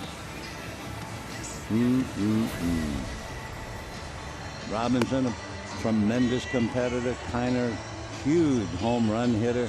Schoendienst, in German, his name would probably translate beautiful servant, and he was just that. And then Willard Marshall.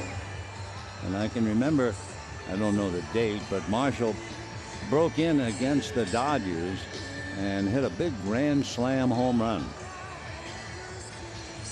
Wonderful quartet, fine players, good men. Here we go in the 5th, 3-2. Bud Norris, who's made 81 pitches, would love to have had that 4th inning back. He made 29 pitches, 11 to the opposing pitcher, and gave up a home run on an 0-2 pitch. That's a strike.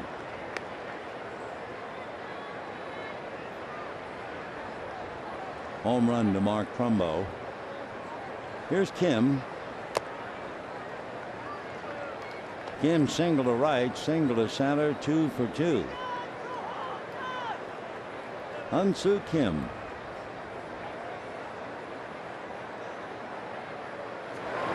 And ball 1. It was appropriate that Kim would be in the lineup last night. It was Korean night. Too bad that Ryu could not have pitched last night. He'll be pitching tomorrow against San Diego. And a high fly ball, very playable, but it's carrying well in the heat. Thompson still on the grass. One away. So Norris gets an out, and now Manny Machado. Luis Coleman now gets up and joins Luis Avilan.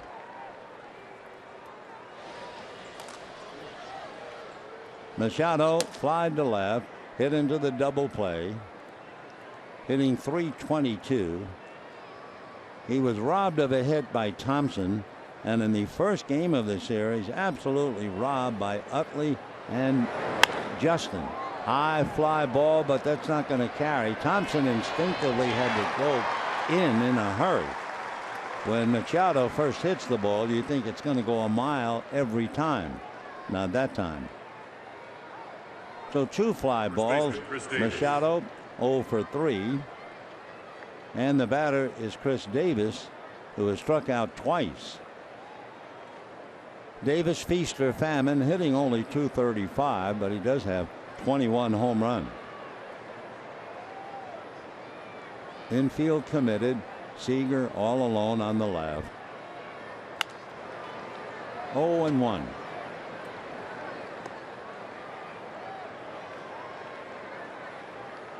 Norris checking to see. Got 4 men on the right side of the ballpark.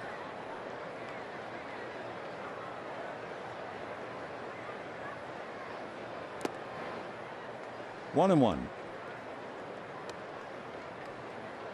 He's now made 88 pitches.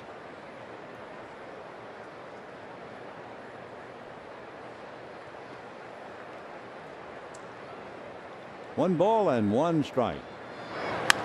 Hard foul ball down the line. Davis has struck out twice, struck out once, and went 0 for 4 last night. In fact, he struck out twice. So he struck out 4 times, and in the first game he struck out twice. So he has struck out 6 times in the 3 games, and a lot of at-bats led. 1-2. 2-2. Does Davis strike out a lot, or is it just this year? No, he strikes out a lot. He has struck out 117 times before the All-Star break. 2-2. Fastball got him looking. He strikes out a 3rd time. Couple of fly balls and a strikeout. A nice easier inning for Bud Norris. Hello there, kids. What a great sight and joy to have you here. 3-2 Baltimore.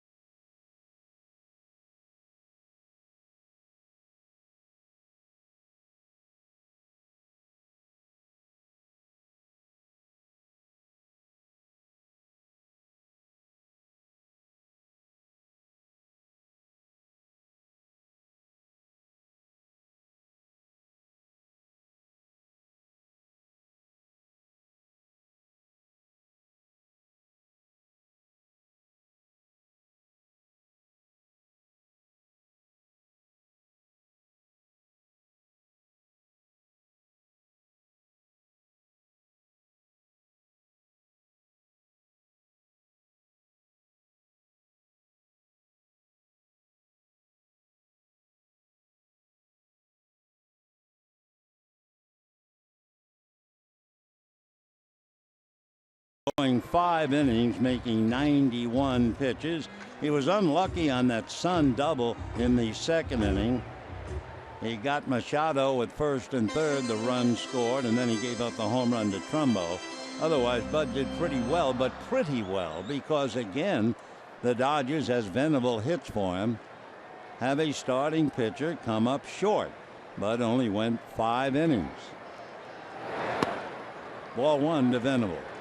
So the Dodgers have not had a starting pitcher go 7 since May the 14th, discounting Kershaw. Fastball whacked foul. 1-1.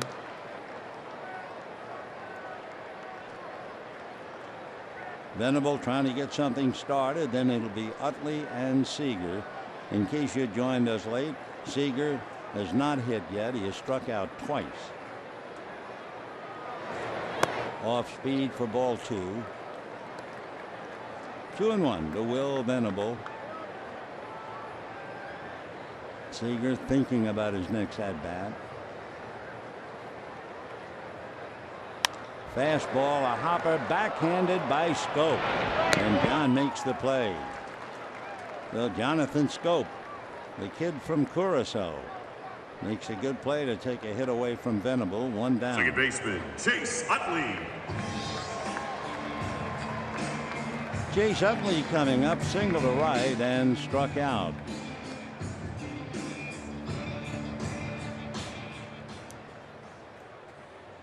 Corey Seager on deck. Casey Fiend now begins to throw. Avalon was up. Coleman was up. They've each sat down, and it's Fiend beginning to loosen up. Strike. So the Dodgers did not get much from Urias or Maeda, and not much today from Norris. 0-1. Off speed, whacked into right center, racing over his Trumbo, has to play it off the wall, and he can't play it very well. It bounces behind him, and into second base with a double goes Chase Utley. So the tying run is at second base with 1 out. Breaking ball, and Utley just went down a little bit and bounced it off the wall. Now here is Corey Seager. It's interesting if you look back at the 2012 draft, the first round of that draft, the number 4 pick was Kevin Gausman. The number 18 pick was Corey Seager.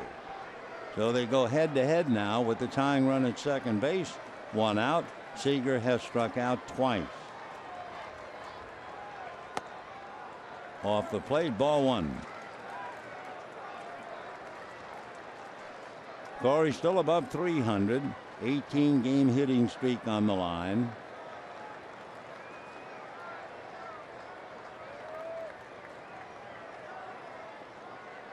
One and 0. Check swing on a pitch off the plate. So Seager now with the count his way 2-0. On deck, Justin Turner, who hit the 2-run home run in the first inning. Utley, pretty good lead at second. Schoop is way over playing second base, and Flaherty can't expose the left side because Seager goes every which way. And ball 3.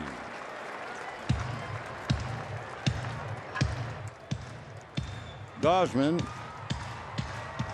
has not walked anybody, but he's right on the edge. 3-0 to Seager.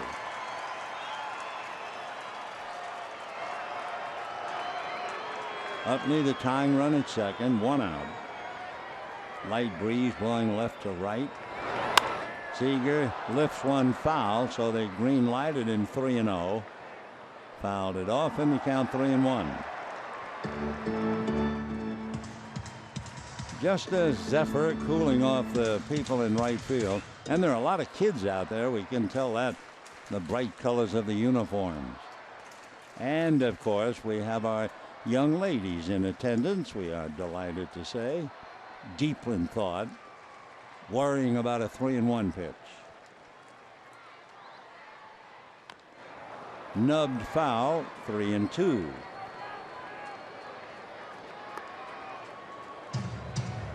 Kevin Gausman battling Corey Seager. If the cards play out correctly, they'll be fighting each other for years in interleague play. Fastball, curve, slider, changeup, and now Gausman also has a splitter that has done a very good job of making hitters hit the ball on the ground. But he misses away and walks Seager. So 2 on, 1 out. Justin Turner coming up in the first inning. He hit the top of the left field wall just above the bullpen window, and it kicked up into the stands. So for Justin Turner as he checks in, another key home run. He has 1,043 runs batted in. Hold on. I can't hear you, Dodger fans. Make some noise! 3 runs, 6 hits for Baltimore. 2 runs, 7 hits for the Dodgers.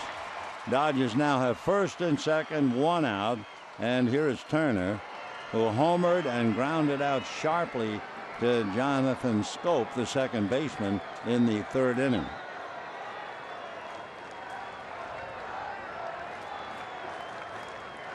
Turner, open stance, raises that left leg. Takes a look at a strike, and the count 0-1. Justin not too happy with the call. Gausman trying to get a ground ball. He's gotten 1, 2, 3, 4, gotten 5 ground balls, 1 of them a double play. Ground ball foul, so he's out in front of Turner. No balls and 2 strikes. Dodgers scored 2 in the first inning. They've had a man on base in every other inning and have not been able to do anything. So they have a golden opportunity here. A 1-out double from Utley, a walk to Seager.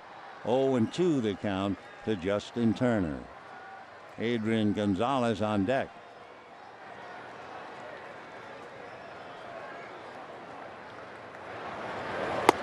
Check on a high fastball, 1-2. Turner has grounded into 9 double plays. Trying to avoid it right now with 2 on. Gonzalez has grounded into 10, and he's on deck. And Justin swinging hard, comes up empty.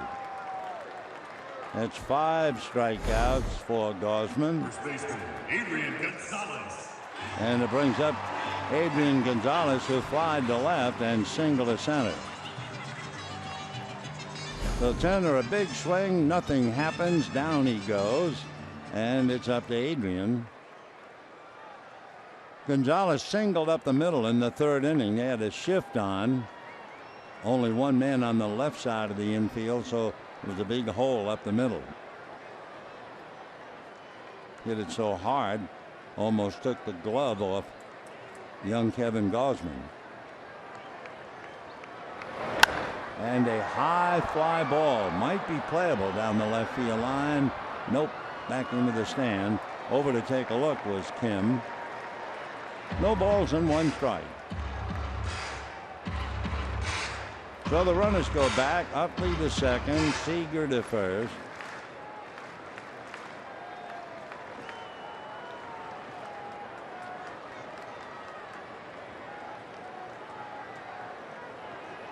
They hook up again.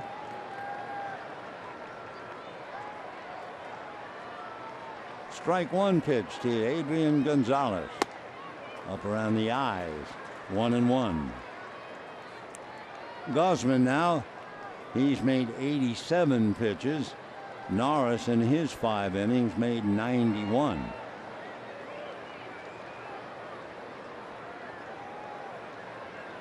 Norris 31. Gausman is 25. 1 ball, 1 strike. And another foul ball. This one off to the left. 1-2.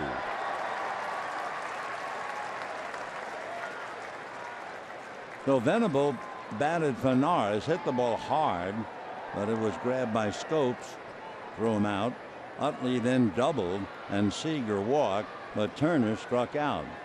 So here's Gonzalez trying to keep the inning alive. Dodgers trail 3-2. 1 ball and 2 strikes.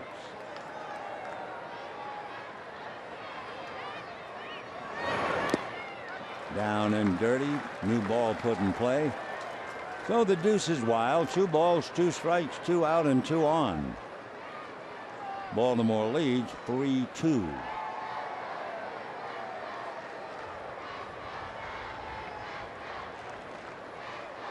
Kevin used to wear glasses. Then he went to contacts. Then had LASIK surgery. 2 balls, 2 strikes. Just off the corner, ball 3. So the Dodgers get a little edge. A full count, 2 down. The runners will be going.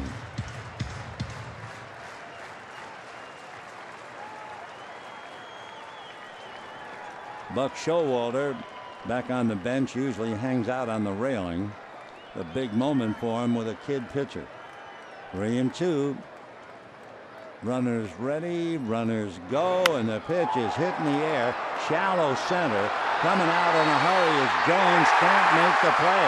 It looks like 2 runs are going to score on a fly ball double by Adrian Gonzalez. And the Dodgers have turned it around and lead 4-3. It was a fly ball in no man's land. Kim couldn't get it. Flaherty couldn't get out there and catch it. And Jones couldn't catch it. It looked like Jones might be able to catch up to it. Made a dive, but couldn't even touch it. So the Dodgers get a big break on a fly ball. Dave Wallace now going out to talk to Gausman, who has to be, well, kind of depressed after that. For Gonzalez, he gets the fly ball double. Well, it kind of works out a little bit. Baltimore got 1 run on a fly ball double. That top fly that would have hit Seager on the head, except he bailed out. 4-3 Dodgers, but we're only in the 5th inning. Adrian, in runners in scoring position, is now 7 for his last 8. Where in contrast, Baltimore is 5 for 25. So a fly ball double. Looks like a line drive in the box score. 2 RBIs, and the Dodgers now lead 4-3. Here's Thompson. Lost a hit on a fine play, Machado, and struck out.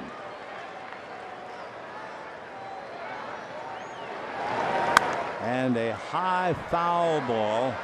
Joseph coming back, but he's not going to have a play. 0-1. So in the inning with 1 out, Utley doubled and Seager walked. Turner struck out. And then Gonzalez, the fly ball that just dropped amongst 3. And the Dodgers score twice. Utley leading the way. And it's 4-3 Dodgers. Thompson up there trying to pick up Adrian. 0-1 the count. Gausman making a lot of pitches now. This is number 93. In the dirt. That'll go to the backstop, or at least close. Going back to get it is Joseph on the wild pitch. Adrian now at 3rd. So Gausman struggling. Chaz Rowe, a right-hander, warming up in the Baltimore bullpen.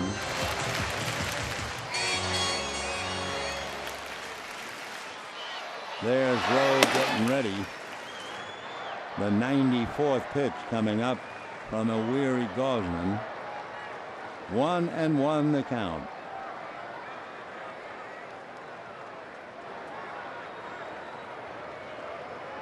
Gonzalez down the line. The pitch lifted, foul again.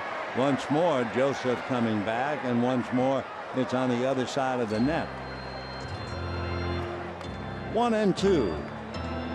So the Dodgers scored twice in the first inning. And then Baltimore came back with a run in the second, a run in the third, a run in the fourth to take a 3-2 lead. And the Dodgers have come back with 2 in the fifth to turn it around to lead 4-3. It was a 1-out double by Utley that opened up the bank.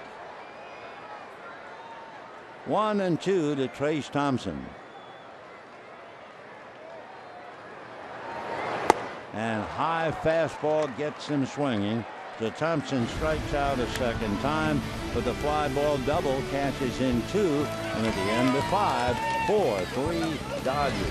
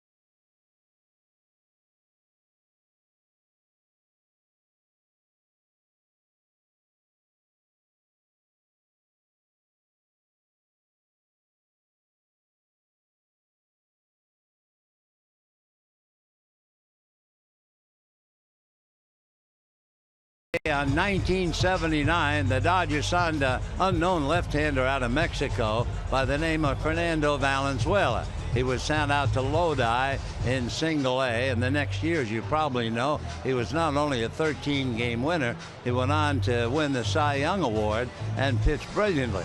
On the same day, but back in 1955, another young left-hander broke in. That was Sandy Koufax, making his debut in relief against Pittsburgh. How did he pitch?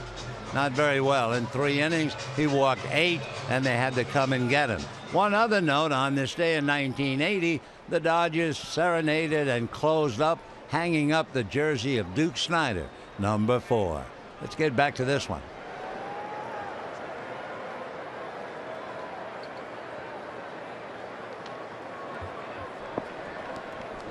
Casey Fiend is now pitching for the Dodgers, and Mark Trumbo leads off and takes ball 1. So Norris went 5, and now Casey.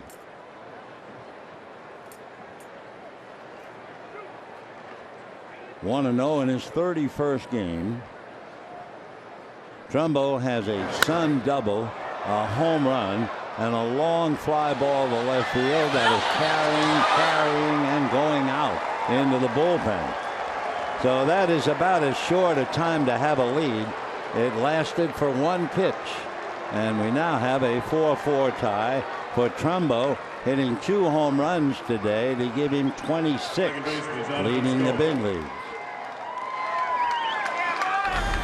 So Trumbo has had a huge day. 2 home runs and a double. He has scored 3 times. He has knocked in 2. And once again tied up 4-4. And that was the fellow we were talking about earlier, where the Baltimore writer saying they have to trade him to get a starting pitcher. He'd be tough to let go, wouldn't he? Jonathan Schoop popped up to second, grounded out, 0 for 2. Pretty good fastball for Casey Fiend to come in and make 2 pitches and give it up. That would be the 5th home run that he has given up. Gave up 5 when he was in the American League. 0-2 the count. Casey makes his home in Buena Park, born in Santa Rosa, and for Mark Trumbo, enjoying a trip back to Southern California.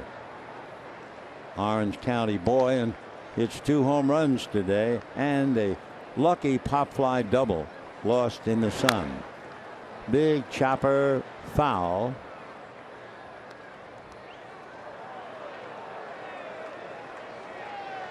Oh, and 2 the count.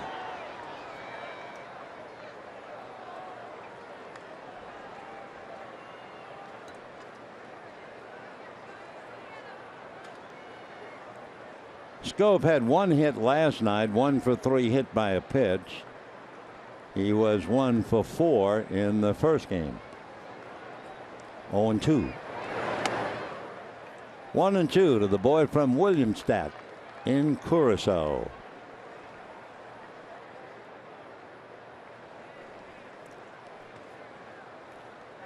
Norris picked up by Fiend. Gosman figures not to be around long. Chaz Rowe warming up behind him. Scopes pops it up. It'll be Gonzalez or Utley. Let's see. It will be Utley.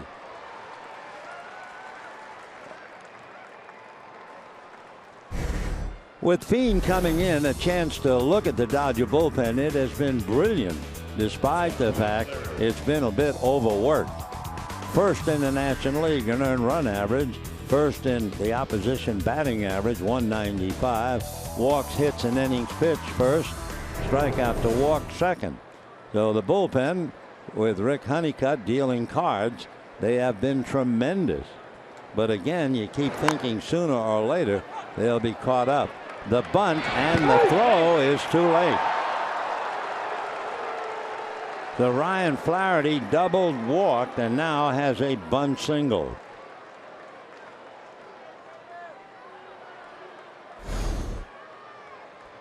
So they've gone to extremes. The home run by Trumbo and the bunt single by Flaherty.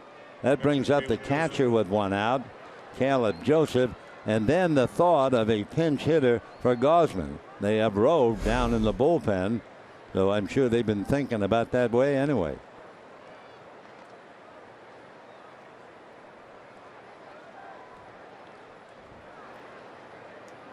Casey decides to take a minute, takes a little walk on the grass behind the mound. Joseph grounded out, 0 for 2.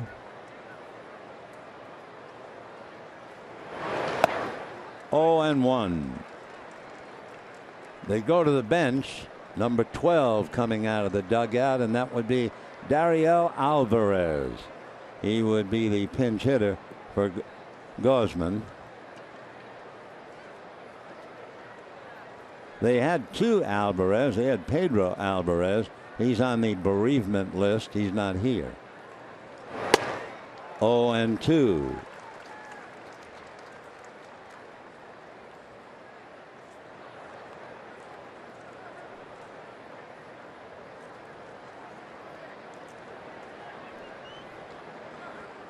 Dylan Bundy has joined Chaz Rowe. Bundy is also right-handed in the bullpen. No balls and 2 strikes to Joseph. Foul back.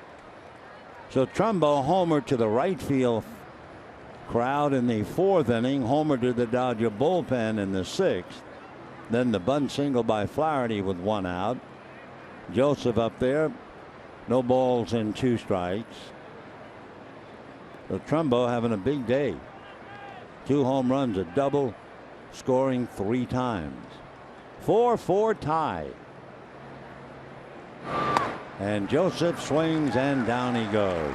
to a good catcher who just can't hit very well, obviously, from his batting average.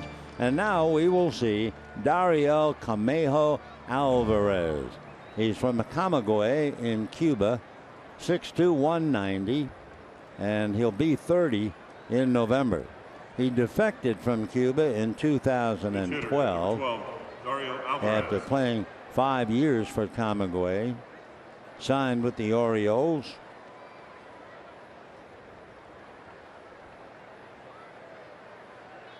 .6'2", 190. Throw to first. Flaherty back on the bag.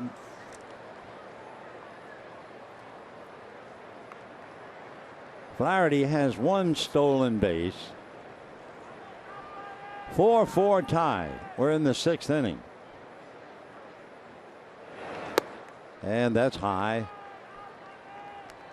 The Gaussman made 95 pitches while he was in there. Bud Norris made 91.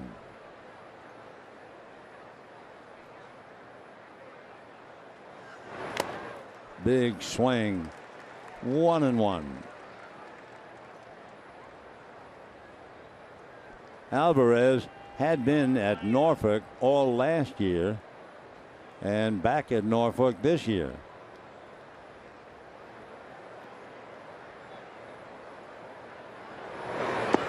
The big problem for Alvarez when he defected, he was in a small speedboat trying to escape from Cuba, and the speedboat ran out of fuel part way across the Gulf of Mexico. Pretty terrifying thought. As he said, I thought sure I would die. I was scared to come so far and fall short, but he made it. And ball 3.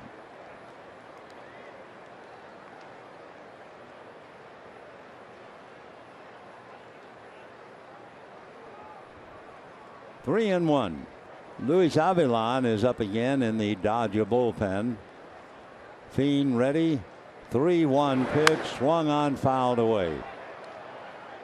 As with so many young players, when you defect from Cuba and you come over here, naturally you want to be interviewed and asked a lot of questions. One thing he answered, they asked him, tell me about what happened. How did you defect? How much money did you pay to get out of the island nation? And he said, if I tell you, I'll lie. So they don't want him to lie, so they're not ask him any more questions. 3 and 2. 2 down. Flaherty goes, foul back.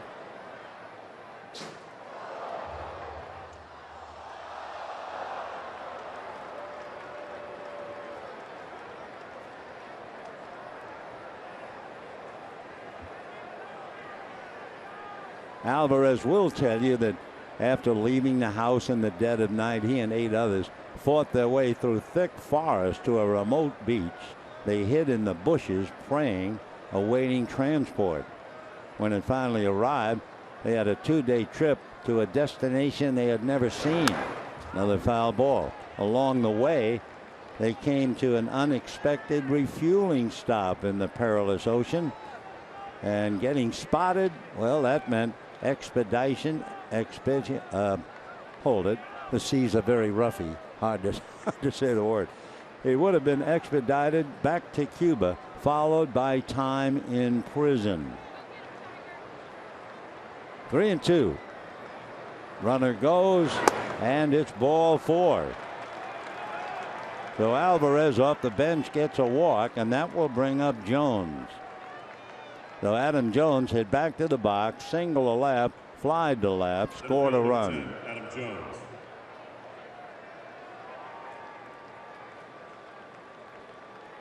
Adam Jones last night had 2 hits. He had 1 hit in the first game. So he's had 4 hits in the series. A very valuable player and leading off 16 home runs, 52 runs batted in. 4-4. 4 runs, 8 hits, and no errors for each side. The big noise made by Mark Trumbo. Flaherty's at second, Alvarez at first, and Jones at the plate.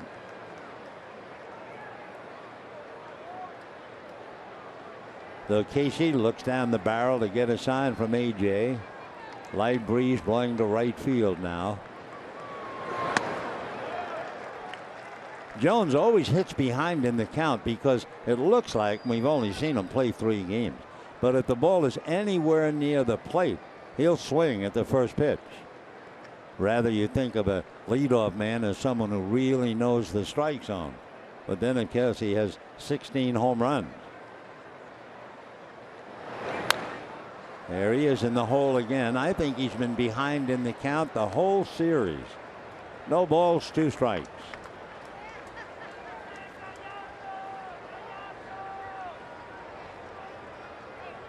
All right, Fiend takes another walk on the grass behind the mound. Thinking his pitches, I'm sure. And Jones doing the same thing. 2 on, 2 out, 4-4 in the 6th.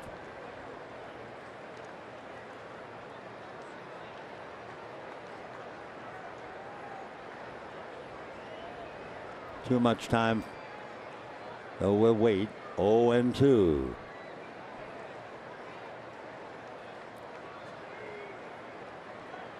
On deck, Hyun-Soo Kim, left-hand batter. And sprayed foul upstairs off to the right.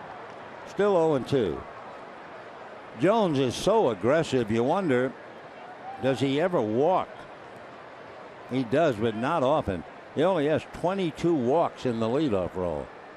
He's as aggressive a leadoff hitter, I think, as we've seen in quite a while.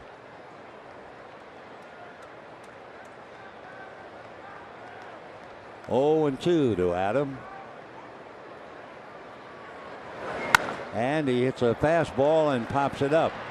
And it will be Gonzalez fighting the glare. And again, Utley comes over and makes the catch. So the home run by Trumbo ties it up. And Baltimore continues to blow runners in scoring position. And we have a 4-4 tie.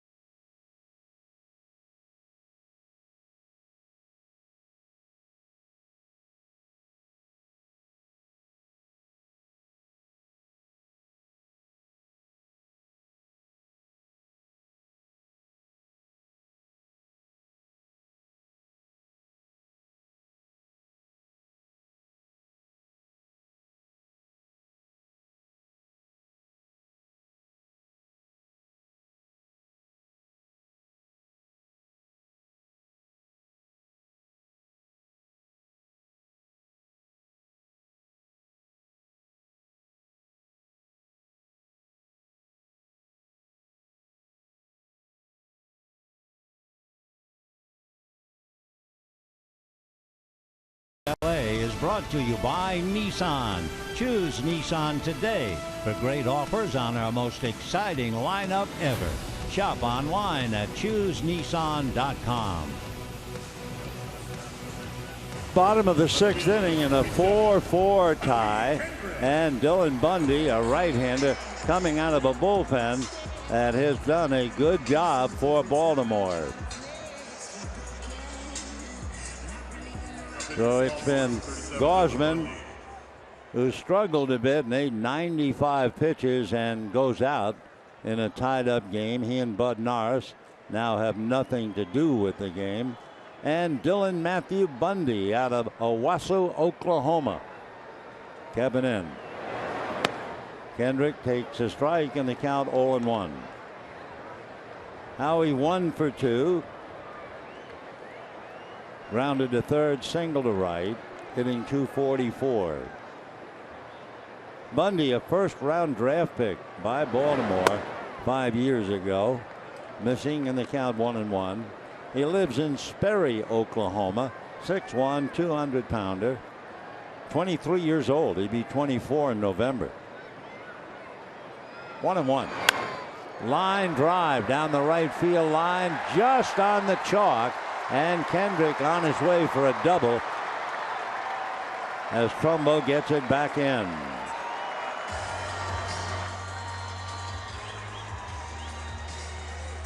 So Bundy gives up a leadoff double here in the 6th inning. And Scott Van Slyke coming up. So the Dodgers had a 2-run home run by Turner. They had 2 doubles and a walk. A fly ball double by Gonzalez scored 2. And now they have Kendrick double. Van Slyke takes ball 1. Bundy, a very hard worker off the mound. As a teenager, he worked very hard in northeast Oklahoma. His family had a 15-acre plot, and I mean, he worked it. The 1-0 pitch, 1-1. He flipped truck tires, threw 75-pound sandbags, pushed wheelbarrows full of dirt, dug 4-foot holes, refilled them partly for the exercise. He played 300-foot-long toss 3 times a week. What did he drink? Well, he gulped barley and broccoli shakes, munched on homemade granola bars, swore off hamburgers. He would eat fatty food once every other Sunday. 1-2. He also had 500-pound squats in the home gym. I mean, he is really somebody who has really spent a lot of time manufacturing his body. 1-2. I agree with everything he did as Van Slyke strikes out. I'm not quite sure about the barley and broccoli shake. I don't know. Ellis. Meanwhile, 1 out and A.J. Ellis coming up. So Dylan Matthew Bundy by name strikes out Van Slyke. Ellis single to center and fly to right. Bundy's in his 22nd game. Record of 2-1. Nice save by Joseph that could have advanced Kendrick. Chris Taylor now comes out on deck. He would bat for Casey Fiend.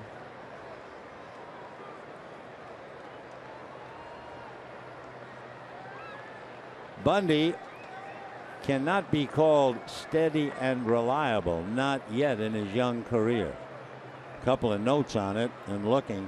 He's allowed more hits than innings pitched. That's a bad sign.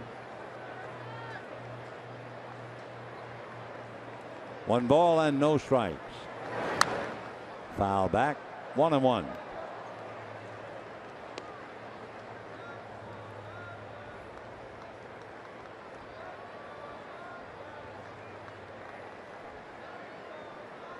For Bundy to work so hard to build up his body to be so strong and pitch, he was certainly well rewarded. Here's the 1 ball, 1 strike pitch. Ball 2, 2-1. Matt Wieters got a $6 million bonus.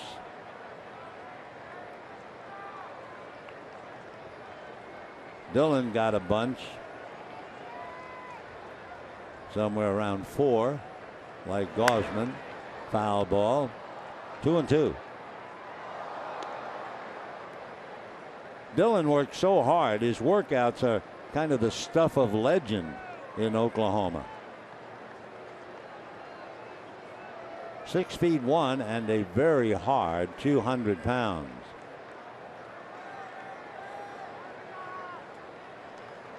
Two and two. Bundy also spent a lot of time pitching, 3 summers starting when he was about 15 he'd leave home alone to pitch for a travel team in Texas. 2-2.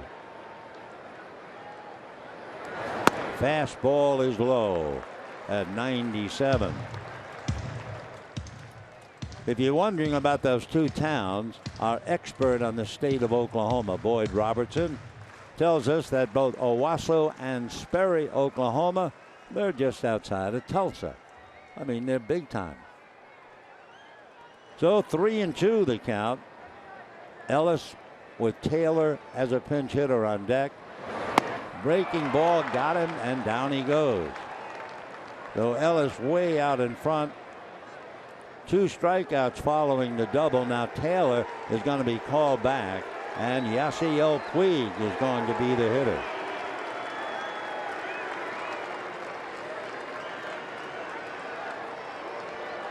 So Yasiel ready to come up, see if he can add to the excitement and break a 4-4 tie. Joseph out to Bundy to tell him how they want to pitch. Yasiel in last night's game walked twice, popped up and struck out. In game 1, he had a home run and a single. Now batting, pitch hitter, number 66. Yasiel batting .261, 7 home runs, 26 runs batted in. As a pinch hitter, he is 0 for 4. Hendrick taking a pretty good lead at second base. Not much anybody can do about it. Fastball low, ball 1. Scope is on the rim, but actually he can't bother Kendrick. And the shortstop, Faraday, is a long distance call. He's on the edge, a deep shortstop. 1 ball and no strikes to Puig. Face Utley on deck.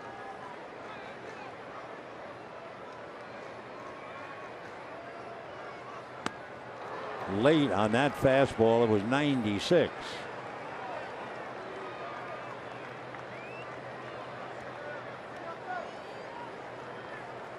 Four runs, 8 hits, and no errors for Baltimore. 4 runs, 9 hits, no errors for the Dodgers. Kendrick a tiebreaker at second base with 2 out. 1-1. Boy, he's throwing hard, 97. That's nice. You sit in the dugout and they say, grab a bat, go on up there, and you're looking at 97-mile-an-hour fastballs. But it's the big leagues.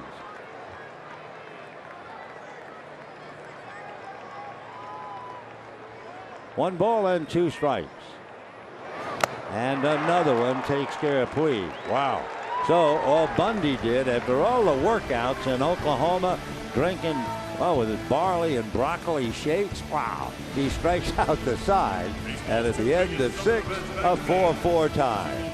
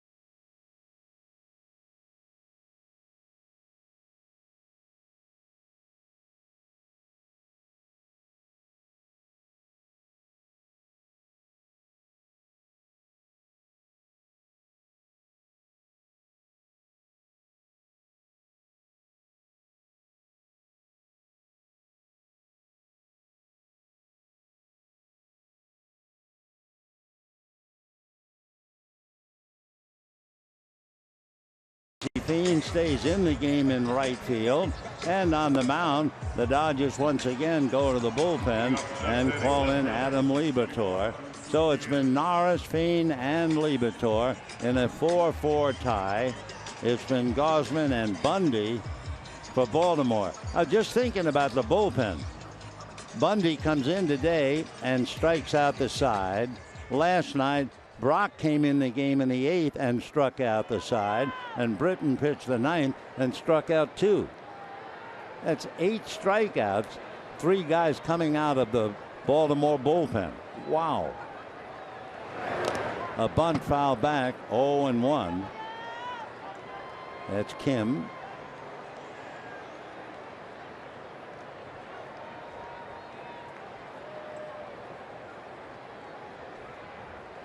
Kim single to center, single to right, fly to center, 2 for 3.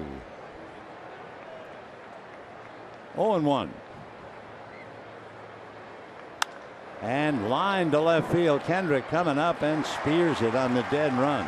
Boy, Kim is a tough out. 1 down. You know, a reminder, Friday night after the Dodger game, take your place on the field for fireworks presented by Denny's with music celebrating our fine 4-wheel friend, the car. For tickets, visit Dodgers.com/fireworks. Well, we get a little sports bulletin. The Mets have just placed pitcher Matt Harvey on the 15-day disabled list with right shoulder discomfort. 2 words mentioned by the owner of Guggenheim, the owner of the Dodgers, Mark Walter. He said something I will never, ever forget, and he did it with 2 words. They were talking about, I think it was when they were signing Kershaw to a lot of money. And he was talking about how reluctant they would be to sign any pitcher for a lot of money for a length of time. Strike 1 pitch, 1-1. And he summed it up in 2 words. Pitchers break. Never forgot that, never will. Pitchers break. 1 ball and 1 strike. Manny is fly to left, hit into a double play and fly to center. 2-1. Clayton Kershaw right here to cheer his teammates on. Brandon McCarthy right there with him. Well, pitchers do break or at least hurt. In the Dodger bullpen, Lewis Coleman is up again. Dodgers load up the left side on Machado. Whoa, 2-2. He is 0 for 3 today. He had the big hit last night, the 3-run home run. And he was robbed of 2 extra hits, great plays, plus a play by Thompson last night. So easily he would have had 4 hits except brilliant defensive plays. Foul back, out of play. Trumbo having a big day, has 2 home runs. That gives Mark Trumbo 26 home runs, most in the majors. Chris Bryant 25, Nolan Arenado 23, Todd Frazier 23. 2-2 to Machado.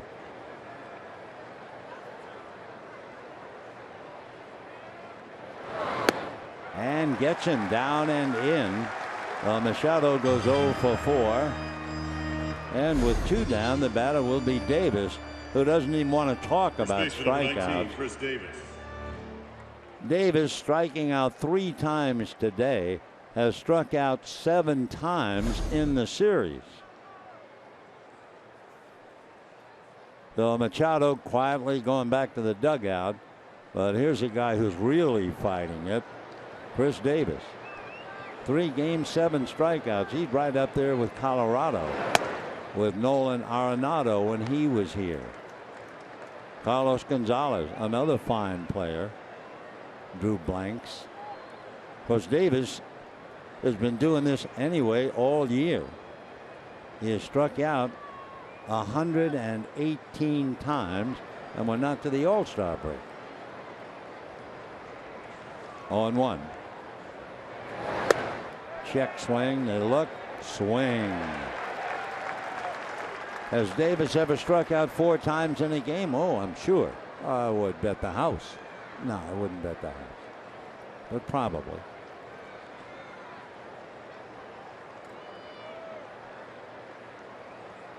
When you have a lot of power, but you're hitting .230, and you have a lot of home runs, you figure to pay the price. That's in the dirt. 1-2.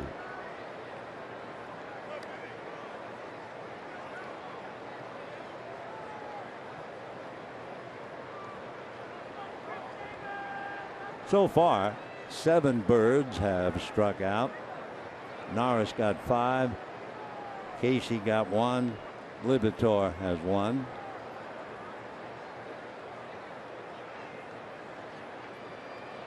One and 2.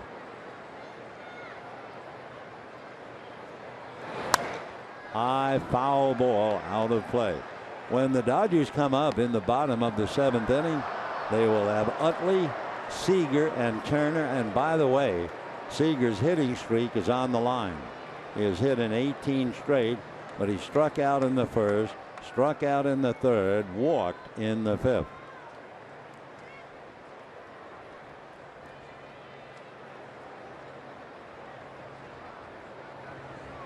One ball and 2 strikes.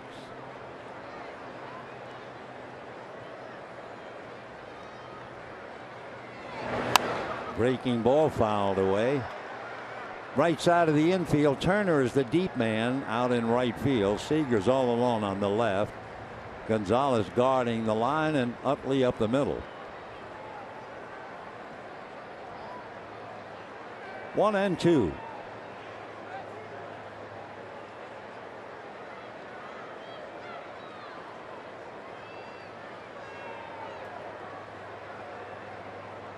Breeze blowing out to right. 2-2.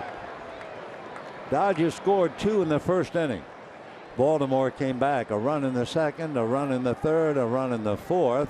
Dodgers came back with 2, and the Orioles came back with another run, the home run by Trumbo in the 6th, to tie it up 4-4. And here we are, 2 out in the 7th.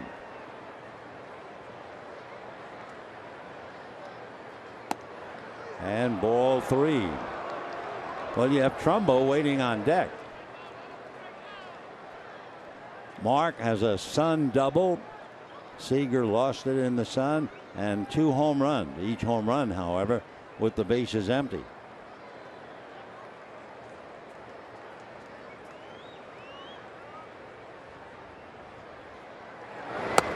Got him. The Chris Davis caught looking, strikes out 4 times. He has struck out 8 times in the 3 games.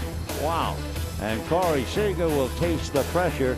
He's due up second in the bottom of the 7th in a 4-4 tie.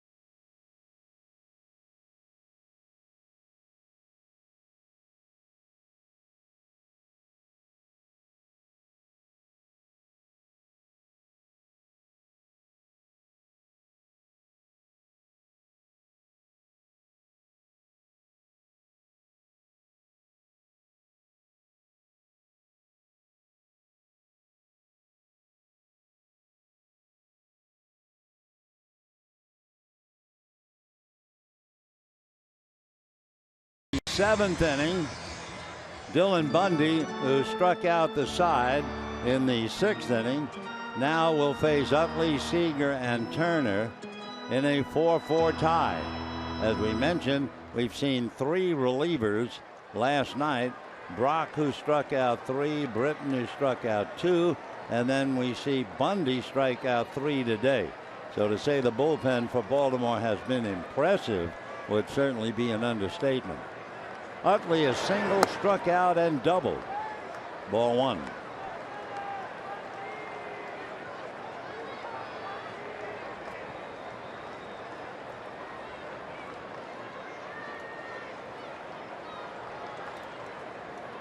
One ball and no strikes. Off speed, dropped it in nicely. 76-mile-an-hour changeup. 1-1. Seager 0 for 2 with his thoughts in the on-deck circle. They're going to load up the right side on a 1-1 count. And they pitch away, ball 2.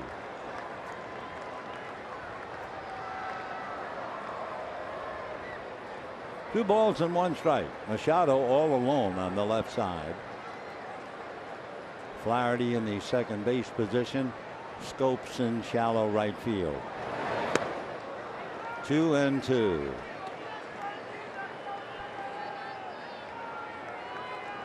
Dylan Bundy. Dylan Matthew Bundy out of Oklahoma.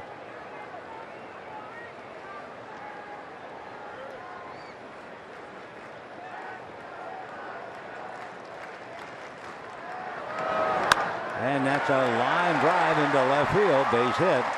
So Chase Utley doing a great job in the leadoff role. He is 3 for 4.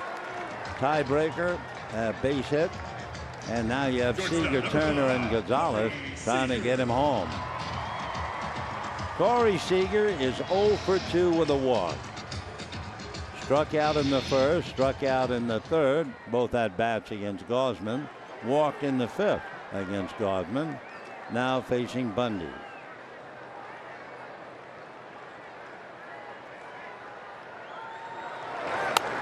Foul ball, 0-1 the count. In the Dodger bullpen, Joe Blanton begins to warm up. So Bud Norris went 5, then Casey Fiend for an inning, Adam Liebertor for an inning, and now Blanton's turn. 4-4, bottom of the 7th. 1-1. Remember, Bundy gave up a double to the first man he faced in the 6th inning. That was Kendrick. And then he proceeded to strike out the side. Now he gives up a single to the leadoff man, Utley.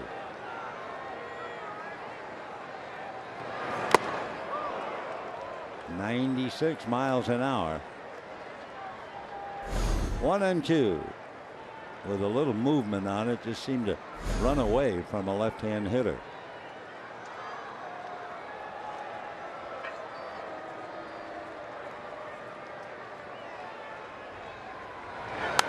And foul back at 97. So with all the dieting, the careful food, the hard work, Dylan Bundy paying off, throwing at 97.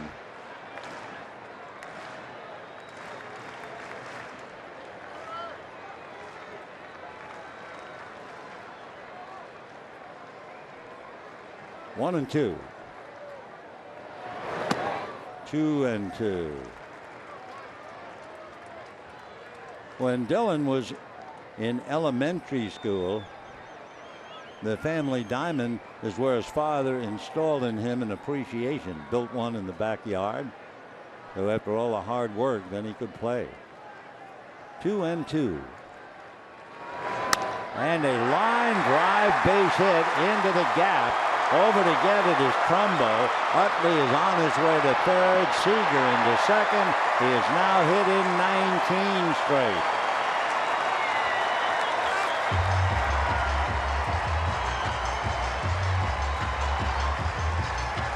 So Corey Seager not only extends the streak, he puts two men in scoring position with his double. Fastball that looked like it was going to tail away, and he was still strong enough to pull it into the gap in right center, and Utley breezed into third.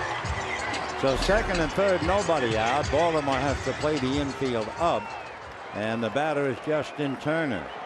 Had a 2-run home run, grounded out and struck out.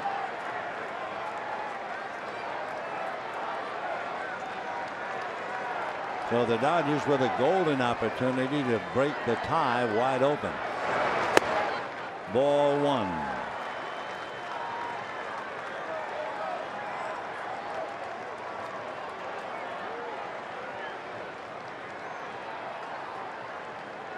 Four runs, 11 hits for the Dodgers. 4 runs, 8 hits for Baltimore.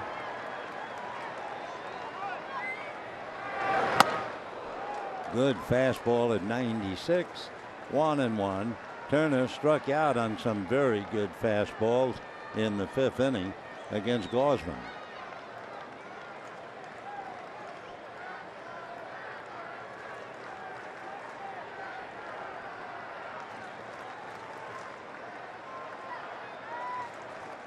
One ball and one strike.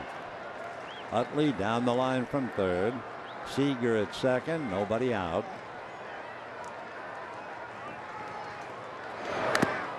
One and two. Took 10 miles off on that pitch. So from 96 to 86.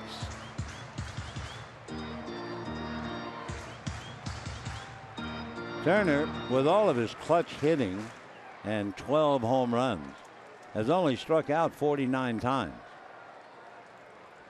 That happened in the 5th inning. 1 ball and 2 strikes. All right, now let's see. 98 up around the chin. Where's this one going to go? Away. Waiting on deck, Adrian Gonzalez. 2-2 to Justin.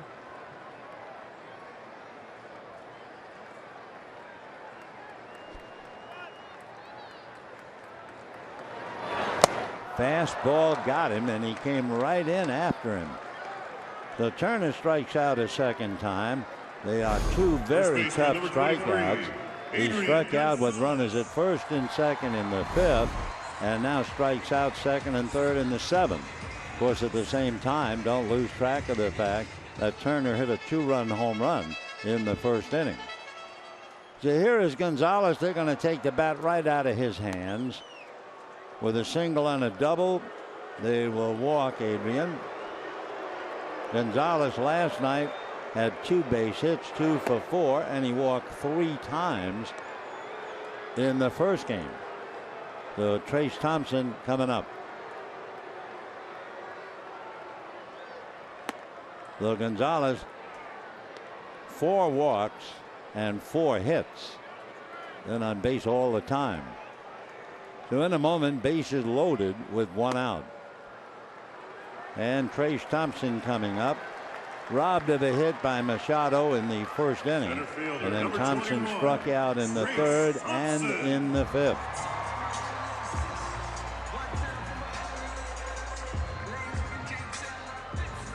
So Bundy has 4 strikeouts.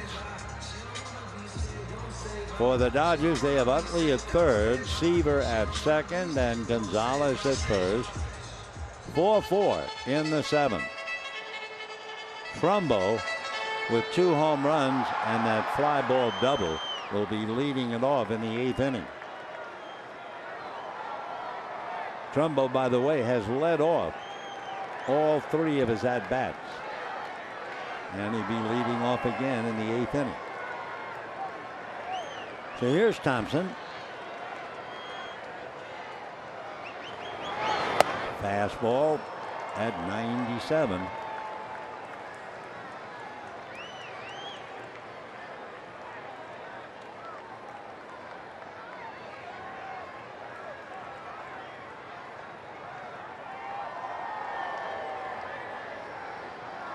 Oh and 1.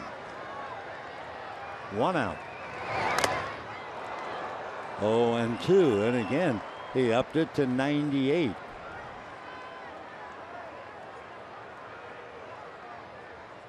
So a new ball put in play. 0-2 the count to Thompson.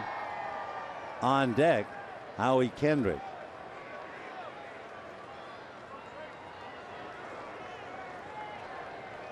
Utley, Seager, and Gonzalez all out there with one out.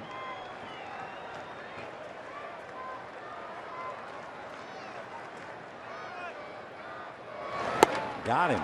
Wow. So Bundy has worked an inning and 2/3. All of the outs, 5 outs, strikeouts, and just throwing BBs. 97, 98. Now let's see what he does with Howie Kendrick. The grounded to third, single to right, double to right.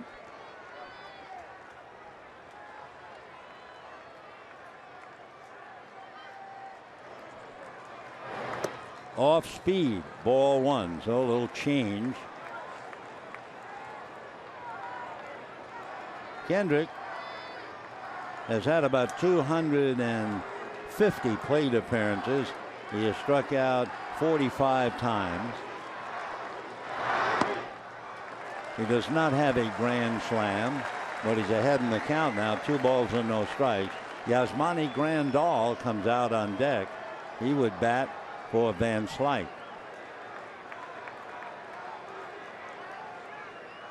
Two balls, no strikes. Check swing on ball 3.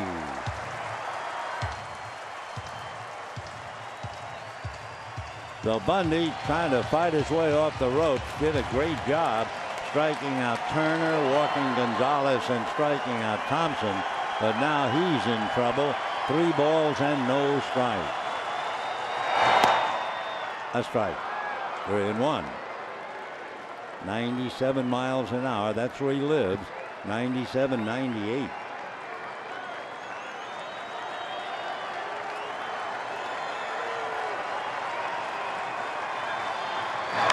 Foul back. So he has Kendrick now all the way. So 2 down. A full count. The runners will be going. Utley from third, Seager from second, and Gonzalez from first. 4-4 in the 7th.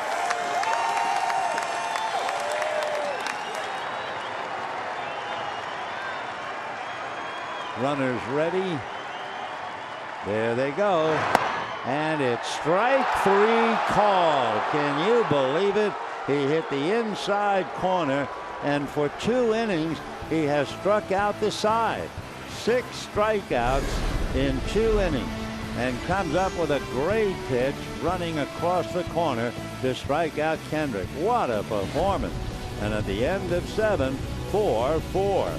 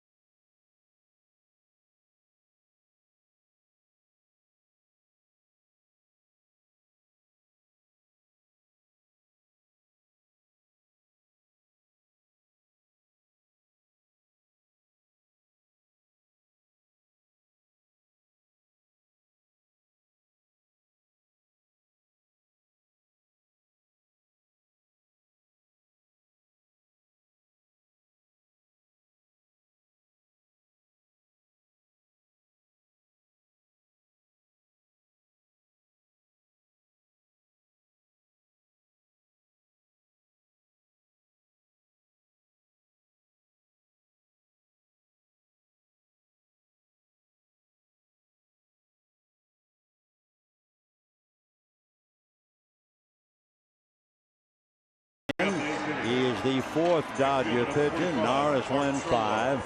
Casey Fiend went 1. Liberatore went 1. And now Joe. Can't get over the 3 relievers, Brock, Britton, and now Bundy. Brock struck out the side. Britton struck out 2. That was last night. So 2 innings. They had 5 strikeouts. And Bundy in 2 innings has 6 strikeouts. And a strike. Trumbo had that pop fly double that dropped and scored in the 2nd inning. Led off with a home run in the 4th. Hit an 0-2 pitch and homered again in the 6th. Mark had 1 home run, line drive into the right field seats. That was against Bud Norris. And then in the 6th inning against Casey Fiend, he hit one into the Dodger bullpen. 0-2 to Mark. Big league leader, 26 home runs.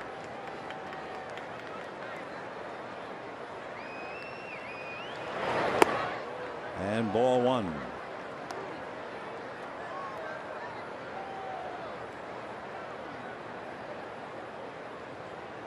That's amazing. I still can't get over it. 4 innings in relief. You need 12 outs, right? And they struck out 11.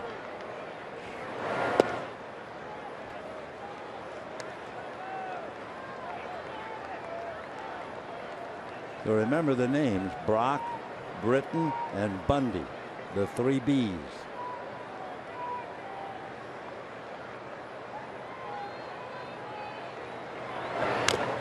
Foul back. We're in the 8th inning, 4-4 tie. Dodgers 4 runs, 11 hits, and the Rockies, after all those strikeouts, I was thinking about Colorado. And Baltimore, 4 runs, 8 hits. Remember when the Rockies were here, they struck out 41 times in 3 games. Foul back. The paid attendance kind of quiet right now, but 40,899. 40899. For Bundy to strike out 6 in 2 innings, he's made 29 pitches. And ball 3.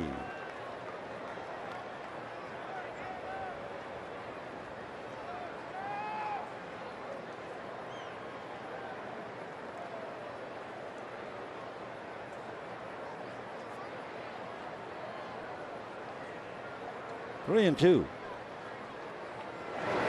Swung on, high fly ball, but playable. Kendrick is right there. So they get Trumbo for the first time, and we have 1 away. MLB TV Premium, that's the #1 live streaming sports service, and it delivers everything you've come to expect and more. You can watch every out-of-market game live in HD on over 400 supported devices. Include the free subscription to At Bat Premium, the #1 app for live baseball. Blackout and other restrictions apply, so visit MLB TV for details. Second baseman Jonathan Schoop, and he is promptly hit by the pitch. So Schoop, who was hit by the pitch his last at bat in the 8th inning last night, is nailed again. Shortstop number 3, Ryan Flaherty. So Ryan Flaherty coming up with a runner at first and 1 out.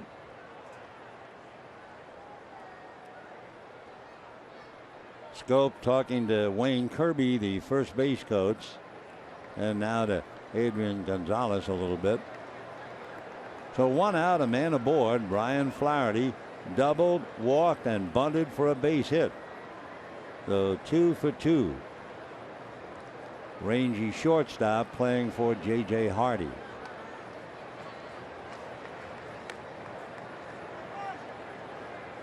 Schoop does not steal bases. He has 1, but he's also been caught 1.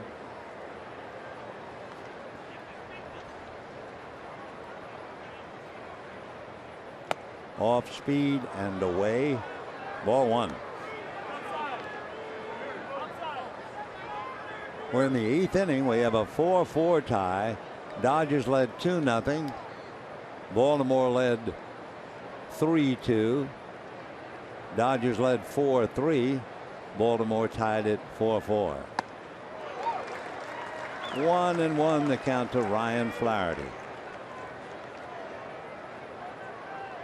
Caleb Joseph, the catcher, on deck, 0 for 3 with 2 strikeouts. Brad Brock, who was so impressive last night, he's warming up in the Baltimore pen. 1-1.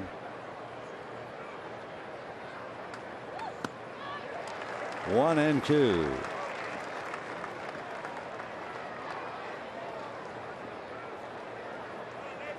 "11 Dodgers has struck out. At least 8 Orioles. 1 ball and 2 strikes.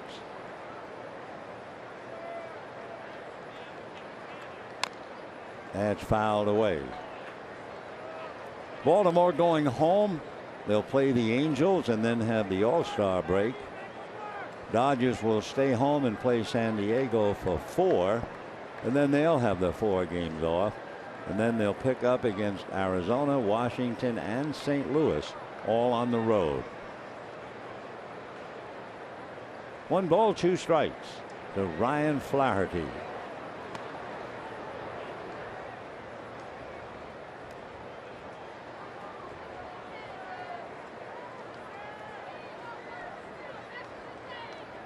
Jonathan Scopes held on by Adrian Gonzalez.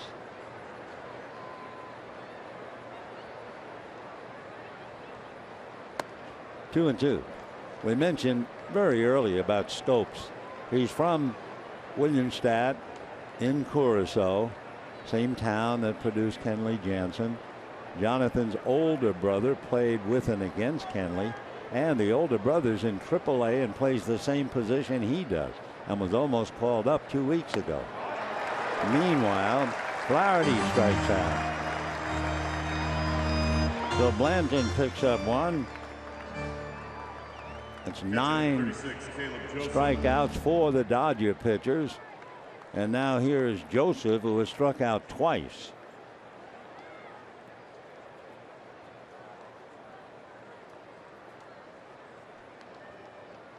"4-4. Matt Wieters, the All-Star catcher, resting today. Wieters in the series was 1 for 4 in the first game, 2 for 4 in the second game, but we have not seen him. Joseph giving him a rest. And a little fly ball that'll go foul, and it will drop amongst the customers. 40,899.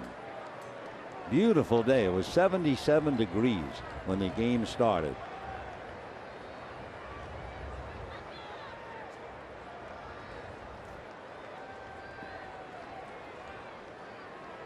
All right, they hook up again. Scope at first, 2 out. 1-1 the count to Joseph in a 4-4 tie in the 8th. That's a strike. 1-2.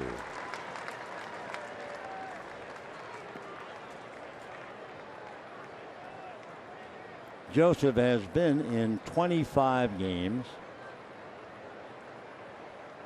He has 12 hits, no home runs. There goes the runner, and a little foul. Gonzalez coming over, can't make it. 1 ball and 2 strikes the count. Kind of quiet in the ballpark. A lot of the folks sitting back in the sun. That seems to quiet people by the time they get to the 8th inning.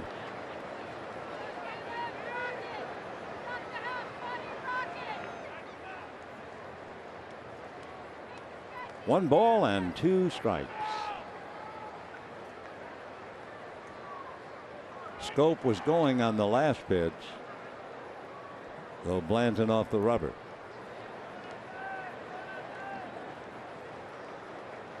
Scope, as we mentioned, does not do much running. He has 1 stolen base.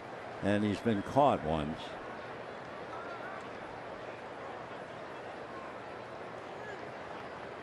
He's not going. 2-2. Joe Blanton coming out of the bullpen for the 39th time. Joe with a record of 4-2 and a good ERA of 2. Now we'll watch Scope. He's not going. And Joseph strikes out a third time. So that's 10 strikeouts as far as Dodger pitchers are concerned, nailing Baltimore. And we're going to the bottom of the 8th in a 4-4 tie.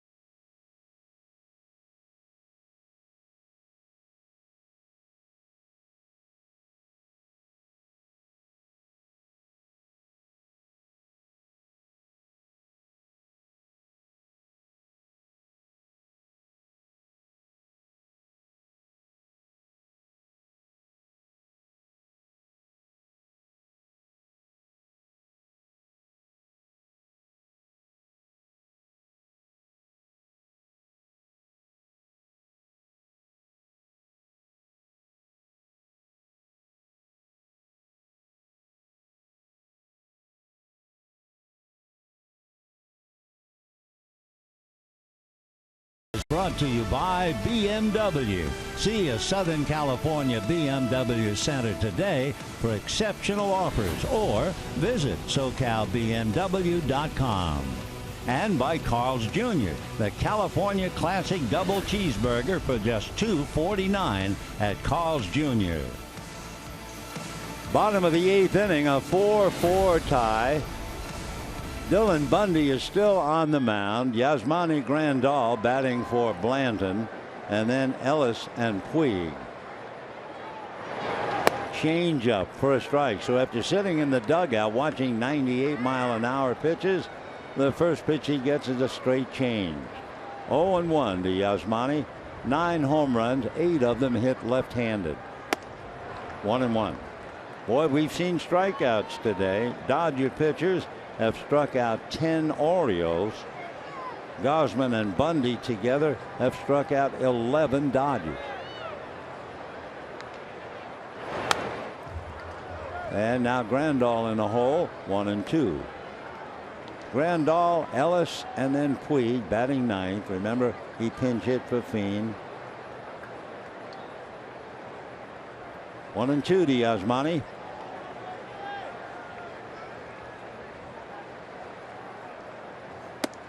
Two and two. That was kind of an awkward delivery by Dylan.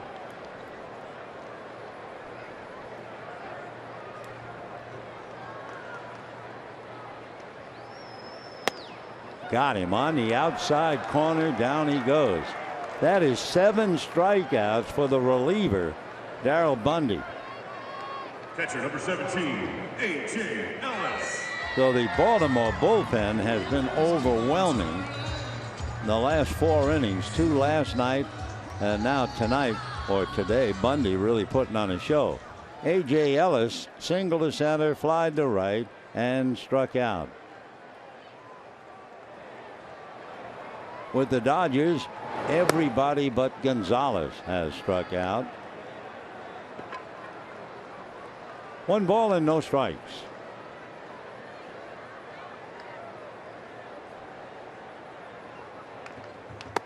Check swing. They're going to look. No swing. The starting pitcher, Kevin Gausman, went 5 and struck out 6. And now Bundy has 7. 13 Dodgers have gone down. That's fouled away, and the count 2-1.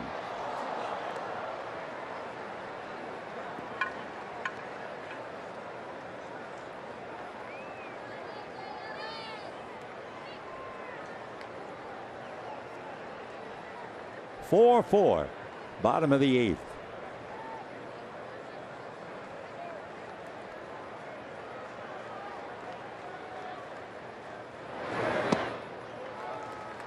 Three and 1.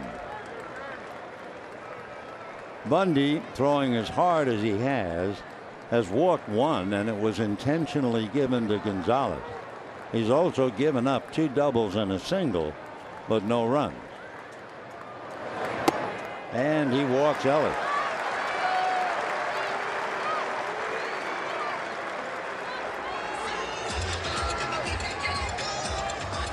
So Bundy gave the intentional walk to Gonzalez, now walks Ellis. And Yasiel Puig, who came in as a pinch hitter and struck out in the 6th inning. But hold everything, Buck Showalter is now going to the mound. 56 pitches made by Dylan Bundy. He has struck out 7. He has given up 3 hits and 2 walks. And from the looks of things, Buck is going to take him out right now. And they will also switch catchers. Matt Wieters is also going to take over behind the plate. So we'll be right back.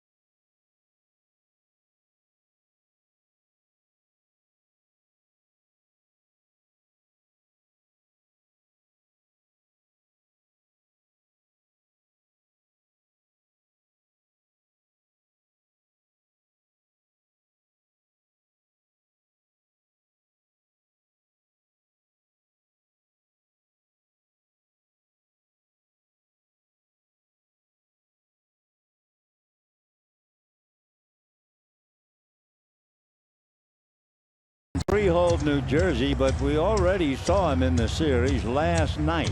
He came in to pitch the 8th inning, and he struck out Utley, he struck out Seager, and he struck out Thompson. And then Britton came in and struck out Puig and Kendrick. Kenta Maeda is going to run for Ellis, and if you're keeping score, put Brock in Caleb Joseph's spot. Wieters, the pitcher, will take over and bat 9th as the catcher. So in the 9th inning, it'll be Wieters, Jones, and Kim, and if anybody gets on, Machado. We have 1 out here. Yasiel Puig got into the game as a pinch hitter for Fiend back in the 6th. He struck out, and now here he is with Maeda running for Ellis in the 8th inning.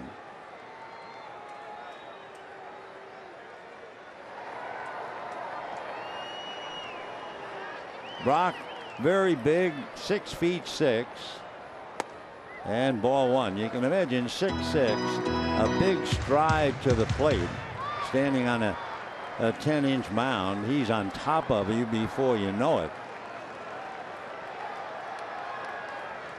1 ball and no strikes. Brock's record in relief, 5-1. That's a strike.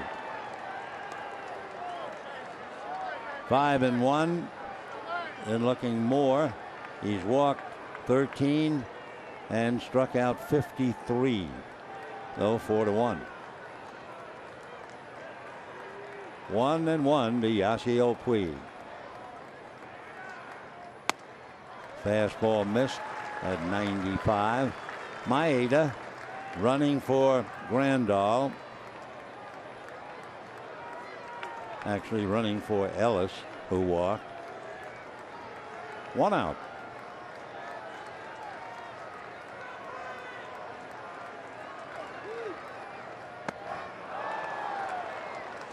'96, 2-2. Boy, you watch this game, especially late in the game. All the pitchers go from 95 to 98.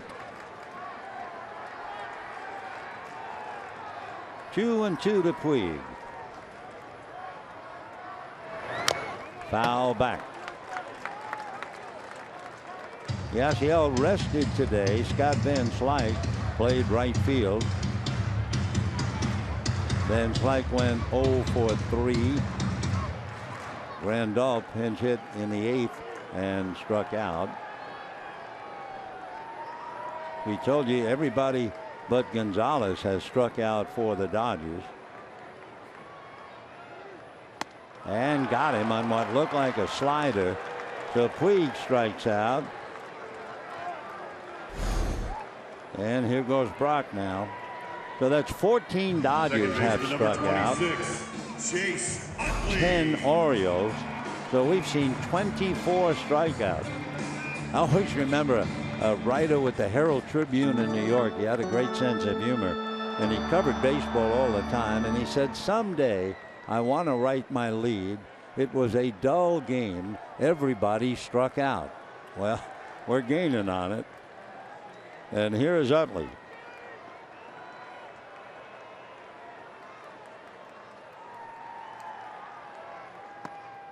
Ball 1. Utley single to right. He was aboard when Turner homered in the first inning. Struck out in the second. Double to right and scored on a base hit by Gonzalez. And single to left. And stopped at third after Seager's double.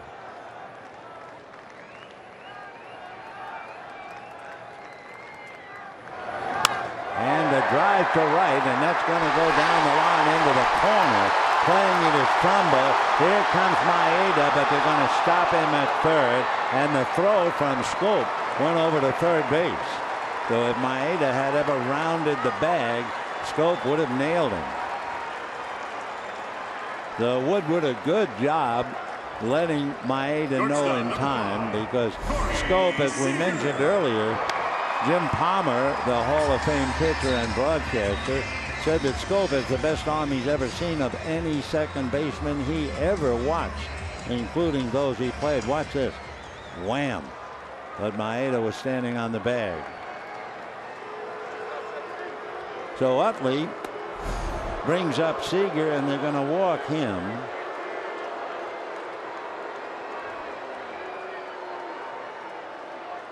What a day for Utley. 2 singles and 2 doubles.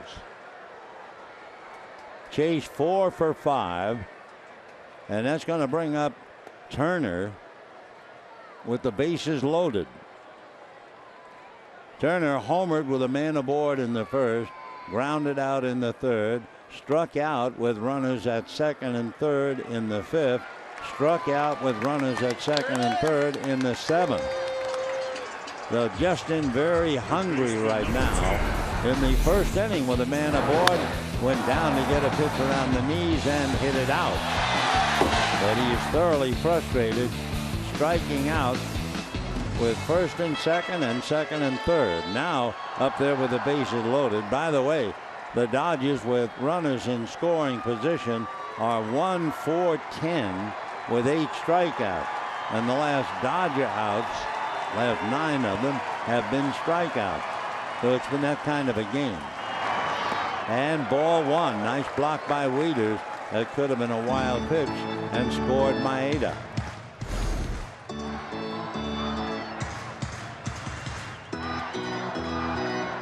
The Waiters holding the bases loaded, saving the wild pitch. 1 ball and no strike.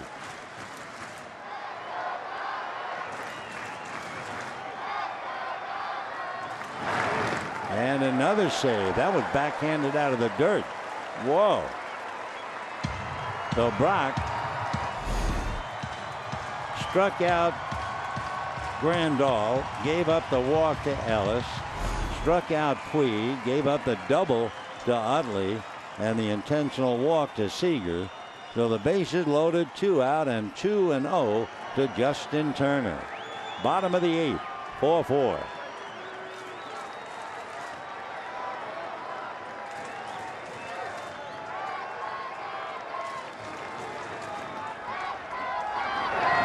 Fastball lifted, and going out for it is Flaherty. Calling, waiting, and makes the catch. So for Justin Turner, had that big first inning with a 2-run home run, but he's angry. That's 7 men he left on base today despite the home run, and we're 4-4.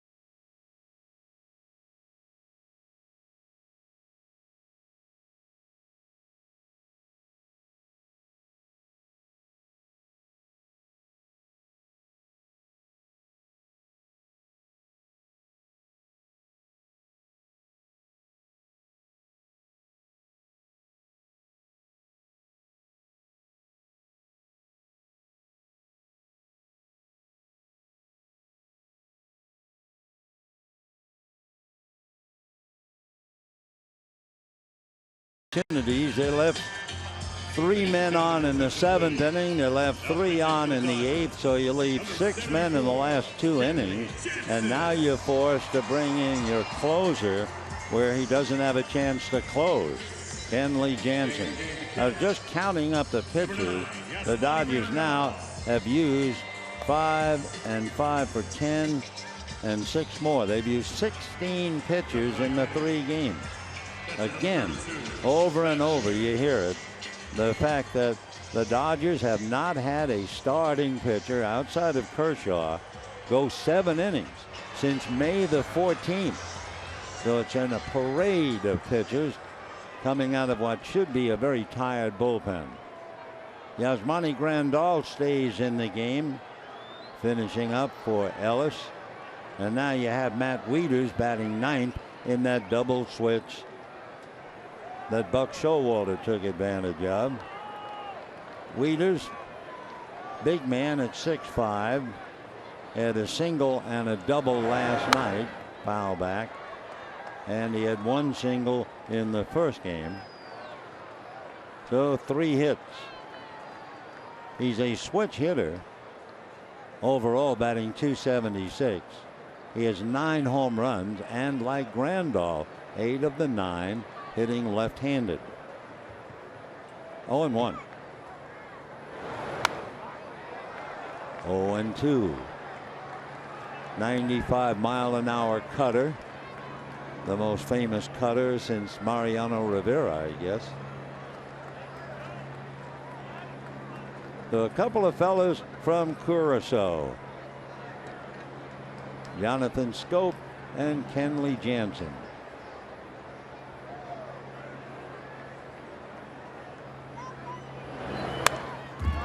fouled away. That's a great story, isn't it? Two kids from Little Curacao make their way to the big leagues. One, an outstanding pitcher, changed from being a catcher. The other one, an outstanding second baseman who has a brother who's a good second baseman who's in AAA. All from Williamstat in Curacao. Fouled away. My wife and I were in Curacao briefly for a day or two.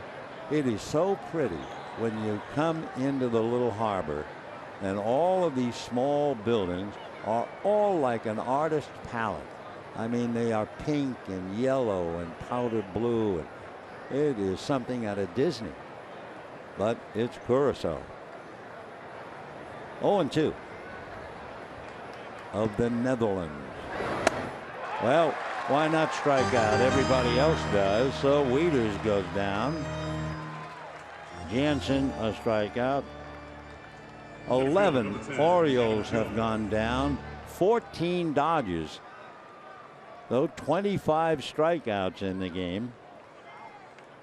Now here's Jones. Adam has hit back to the box, single to left, fly to left, scored a run, and has not struck out.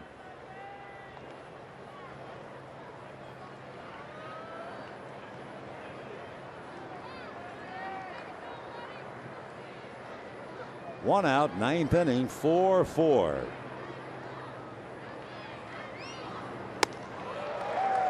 As usual, he goes after anything around the plate. Of course, it's paid off for him. Going back to 2010, the center fielders, Adam Jones, 160 home runs.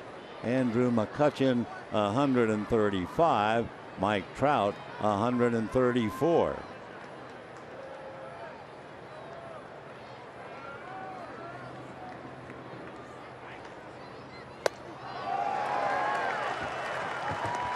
No balls and 2 strikes to Adam Jones.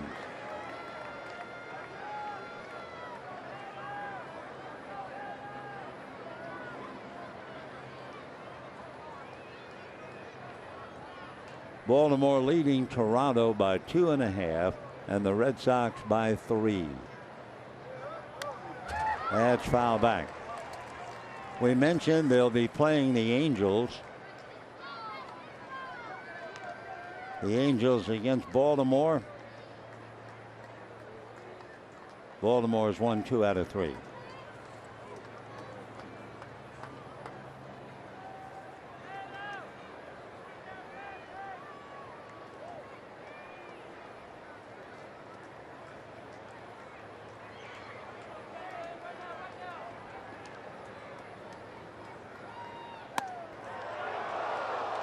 One and two. We've had so many strikeouts now. The crowd automatically thinks any pitch is in the strike zone. And you can understand if you've been here watching all the strikeouts. If you joined us late, Seager doubled in the 7th inning, so he's hit safely in 19 straight. 1 and 2. Well, welcome to the club, Adam Jones.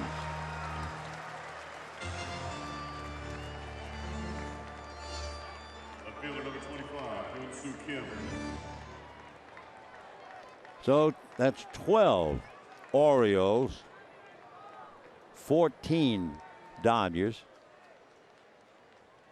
26 Ks. Talking about K, here's Kim. Single to right, single to center, fly to left. Strike. Kim looked a little surprised on the call. Good hitter. Hitting .343. We knew that the other night when they let him swing 3-0. If Showalter lets you swing 3-0, you're a hitter. Now he's on the ropes, 0-2.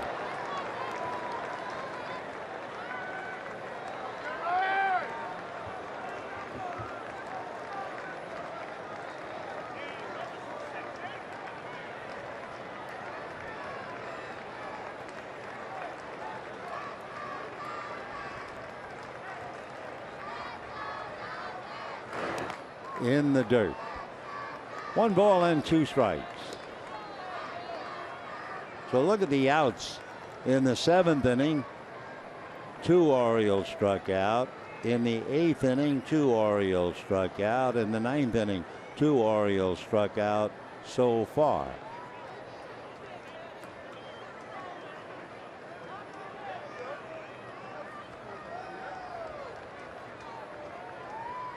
One and 2.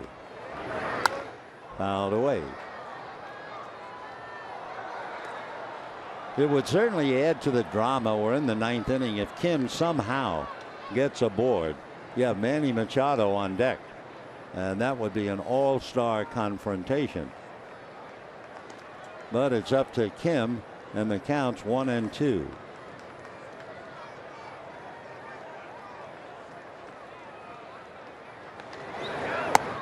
Nope. So all Jansen does is strike out the side. We won't see Machado unless there's extra innings. So 13 Orioles and 14 Dodgers, 27 strikeouts. And we're going to the bottom of the 9th, 4-4.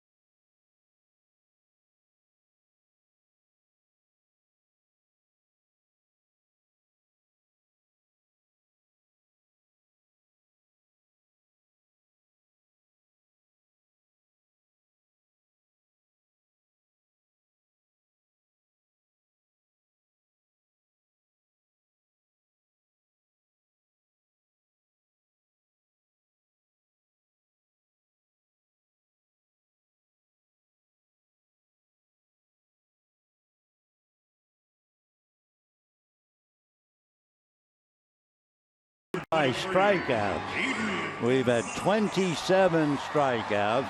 Baltimore has struck out 13 times. Dodgers have struck out 14 times.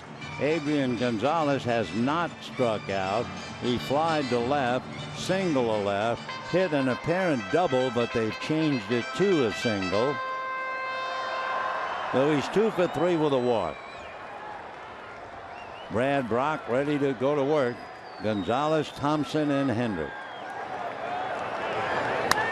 High pop fly on the right side. It will be Flaherty, the shortstop. So 1 pitch and 1 out in the 9th. Well, Trayce Thompson is coming up in one of those spots. You may remember May the 10th against the Mets. He turned the lights out with the walk-off. And June the 7th, he had the same thrill. Got a fastball and beat the Rockies.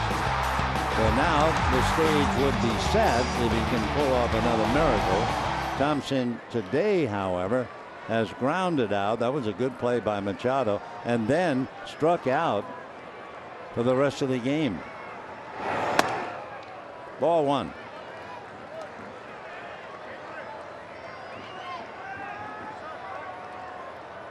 Trayce struggling now. He's been struggling for a while, trying to get back up over 230. Foul back. 1-1. Gausman struck out 6. Bundy struck out 7. And Brock has struck out 1. Add them all up to 14. 1 ball and 1 strike.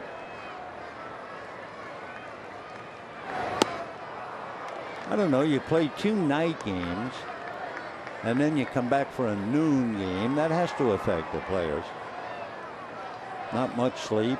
Suddenly the bright sunshine after the lights. 1-2. And missed 2-2.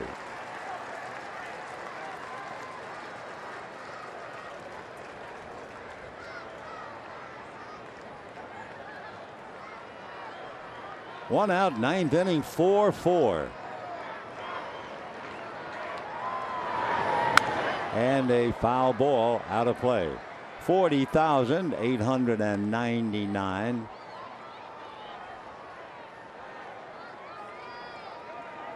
On deck, Howie Kendrick. Kendrick went through the game without striking out until his last at bat. He struck out in the seventh. 2-2. And ball 3.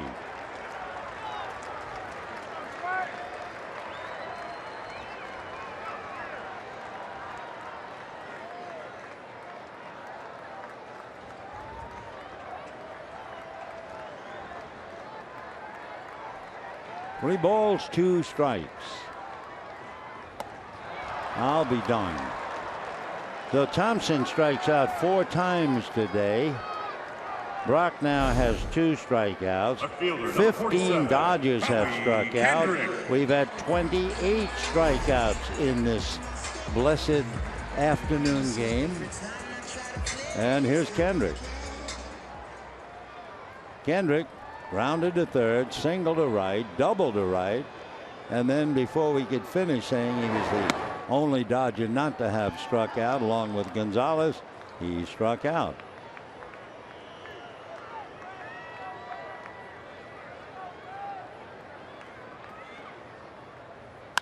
And sliced down the right field line, should go foul, and does, into the seats. 1-1.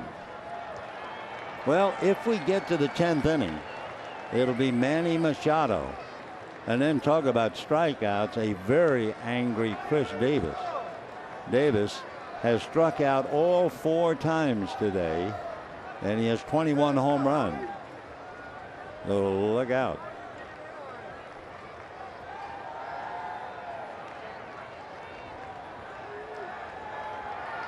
One ball, 1 strike. Ball 1. So Thompson and Davis each have something in common. A 4 strikeout game. 2-1.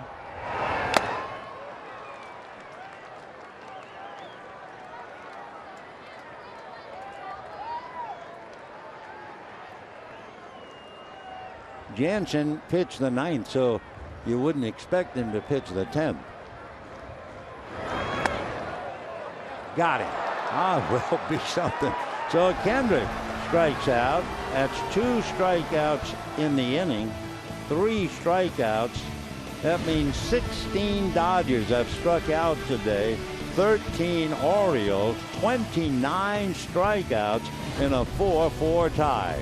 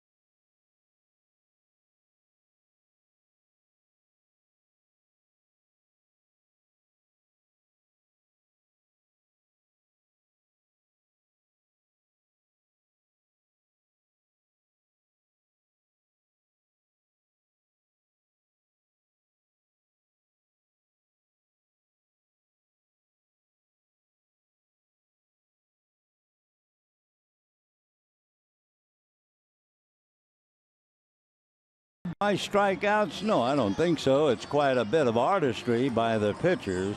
A total of all these strikeouts, 29. It'll be Luis Avilan now coming in. Jansen pitched the ninth and struck out the side, as you might expect. However, in the 10th inning, Avilan will face Machado, Davis, and Trumbo. That's the heart of the machinery. Machado is 0 for 4. He has struck out once. Davis is 0 for 4. He has struck out all 4 times. And then you have Trumbo, who has 2 home runs and a double. So as Trumbo squints out at the field, Machado checks in, and Avilan ready to work. Luis Armando Avilan from Caracas in Venezuela. He'll be 27 the end of the month. And here we go. Starts him with a changeup for a strike, 0-1. Avilan was originally signed by the Braves, facing Machado. Manny, 24 years old today. You know what he wants for a present. Way out in front, 0-2.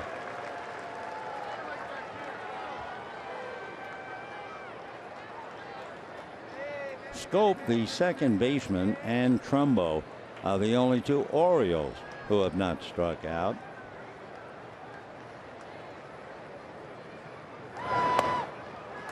One and 2 to Manny.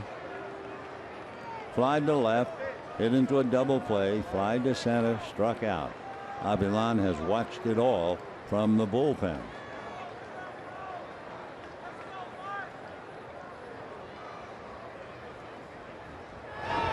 Check swing. No swing. 2-2.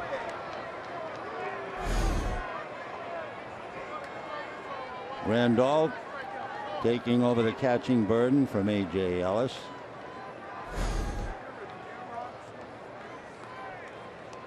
Top of the 10th and a 4-4 tie.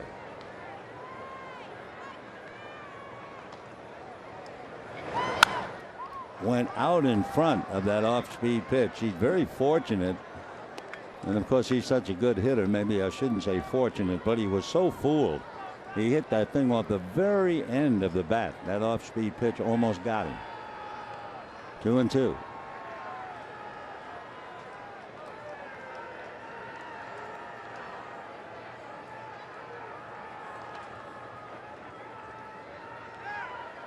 Fastball got him. So Machado strikes out a second time. That's also 6 strikeouts in a row.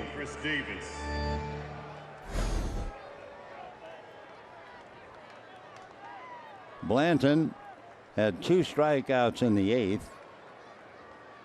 Jansen struck out the side in the 9th, and now Machado strikes out.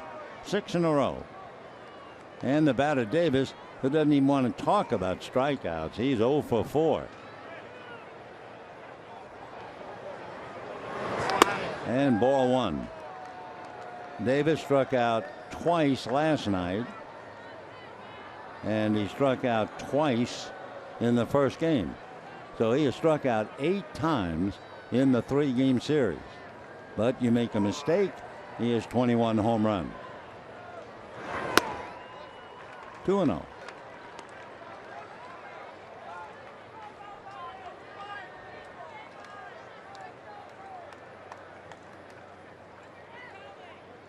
For Baltimore, this is a tough game. Not only starting at noon, it's a long day's journey into night, to quote Eugene O'Neill. That's a strike. I mean, whatever time it is when the game ends, they will lose 3 hours. It'll take them several hours before they take off. They'll fly 5.5, 6 hours maybe to Baltimore and then play tomorrow. 3-1 now to Davis with Trumbo on deck.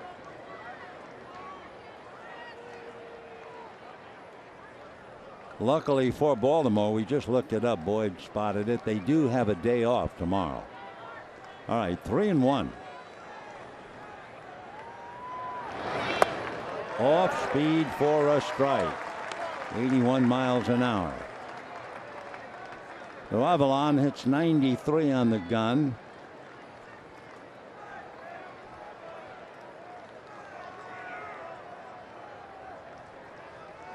Three and two. Off speed, but this time ball 4. So Davis draws a walk. Mark Trumbo has 2 home runs. He came up in the 4th inning leading off and hit one to right field against Bud Norris, who appeared mystified as to how he could have done that. And then he came up in the 6th inning and homered again, this time into the bullpen. Mark also had a pop fly lost in the sun for a double, and his last time up he flied to left.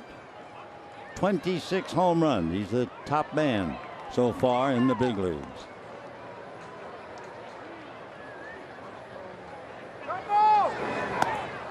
And a strike, 0-1.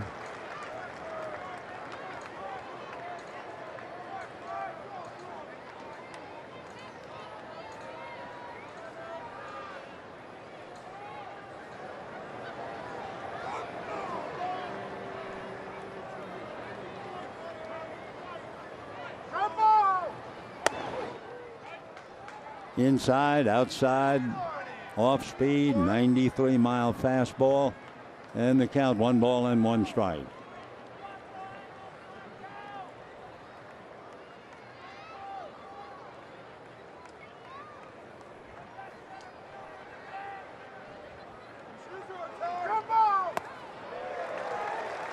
Those off-speed pitches from Avalon, really effective.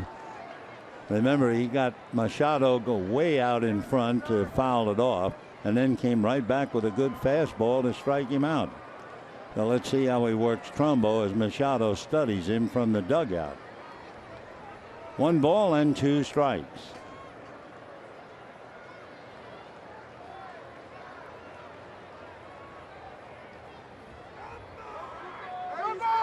And a high pop fly, shallow center.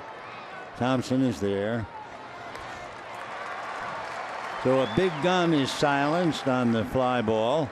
And now the batter, Jonathan Schoop, the second baseman, 0 for 3 and hit by a pitch.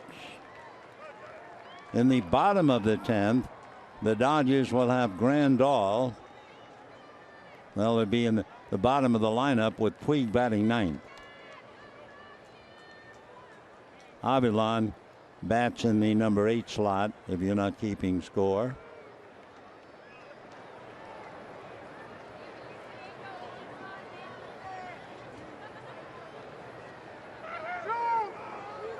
And there's a fly ball down the left field line, hooking in the corner and going foul. 0-1 to Jonathan Schoop.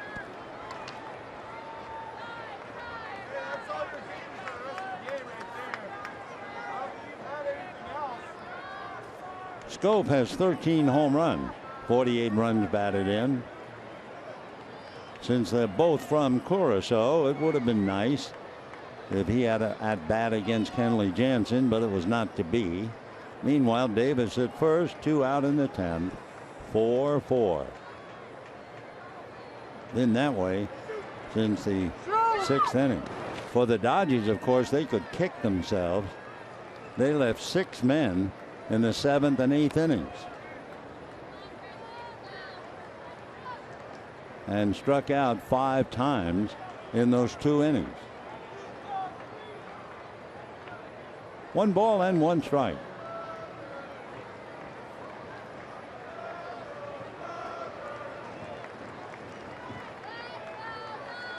One ball and 1 strike. Shows you how quickly things can happen to a player. I mean, Justin Turner, he was a hero in the 1st inning, hit a 2-run home run. Then he struck out with runners at 1st and 2nd in the 5th. He struck out with runners at second and third and popped up with the bases loaded. So you go from hero to you fill in the blanks. 2-1.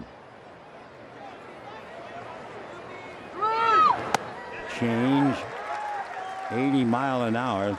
Boy, he really mixes up changes and fastballs. 2-2.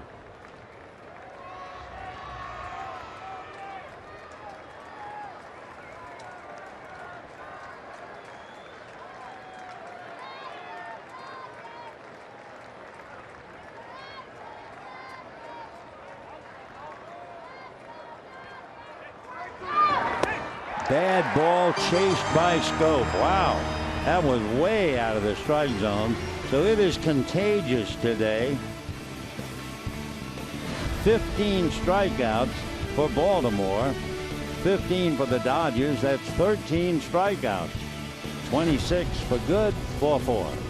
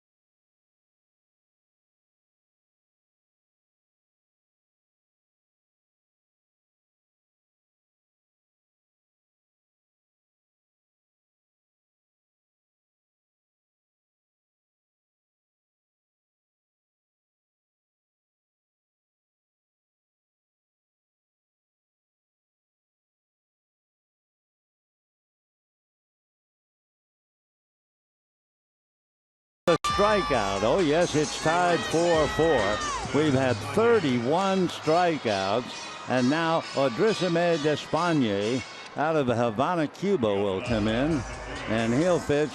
Grandal, followed by Taylor, who'll bat for Avilan, and then Puig. Despaigne made a brief appearance in the first game and was not very effective. He went a little more than an inning and gave up 3 runs.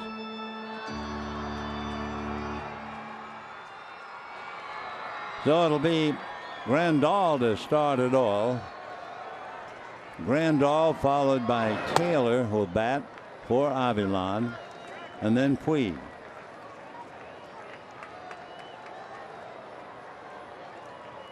It's one of those rare moments now where we're going to see a couple of Cubans. Despaigne is from Cuba. Grandal is from Cuba. And when Puig comes up, a fellow Cuban. By the way, there have been 31 strikeouts today. The strikeout record at Dodger Stadium is 32.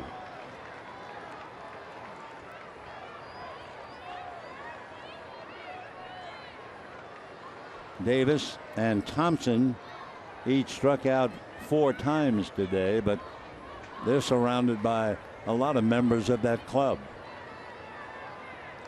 15 Orioles and 16 Dodgers have struck out.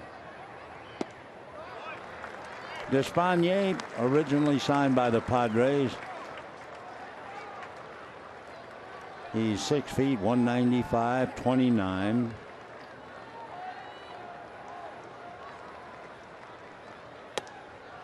And he immediately starts with a walk. So when you got into that bullpen and you looked at Bundy and Brock and you think, wow, and then you have Britton, but then the quality drops down quite a bit to Despaigne. And he immediately walks Grandal. Number 3, Chris Taylor. So Chris Taylor will be coming up with a winning run at first. Nobody out in the 10th.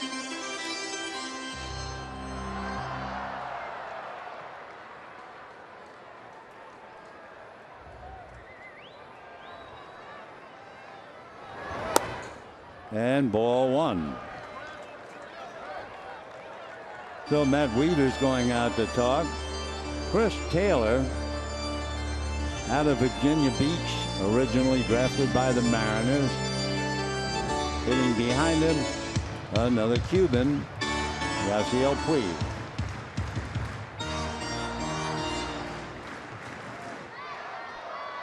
The two big hitters today, Mark Trumbo, 2 home runs and a double, and Chase Utley with 5 hits.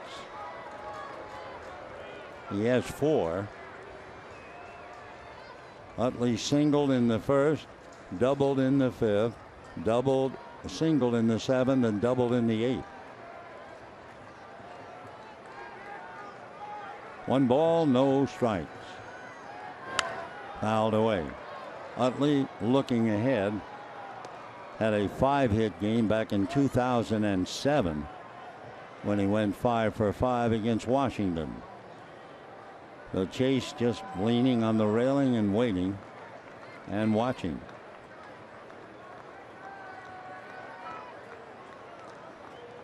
One and one.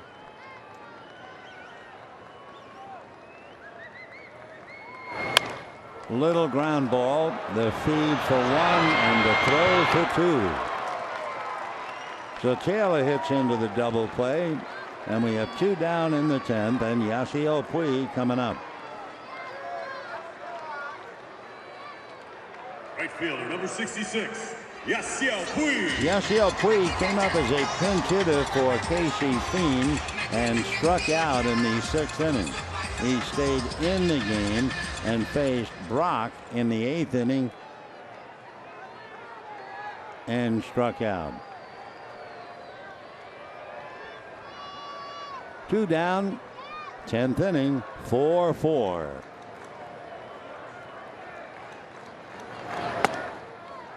Ball 1. Despaigne from Havana working on Puig.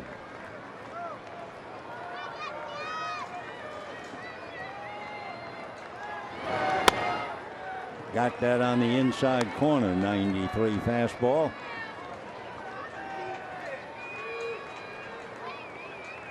On deck, Chase Utley.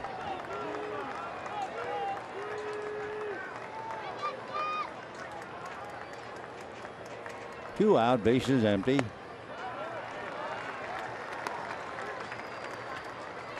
Yasiel from Cienfuegos. Despaigne from Havana.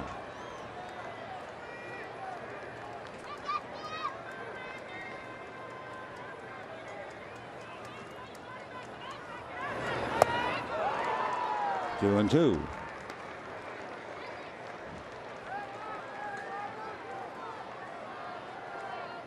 Bottom of the lineup will be due up if there is an 11th inning for Baltimore.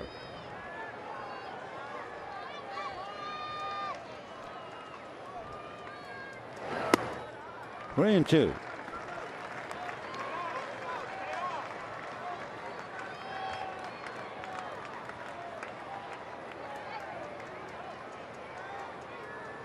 Three and two to Yasiel.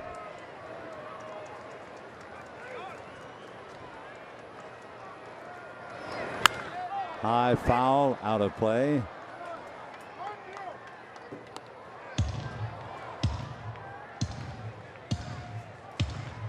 For the Dodgers, it's been Norris, Fiend, Liberatore, Blanton, Jansen, and Avilan. For Baltimore, Gausman, Bundy, Brock, and Despaigne. And a line drive speared by Flaherty. The Puig hits a bullet and is robbed. Nice play by Ryan Flaherty, and we're going to the 11th inning in a 4-4 tie.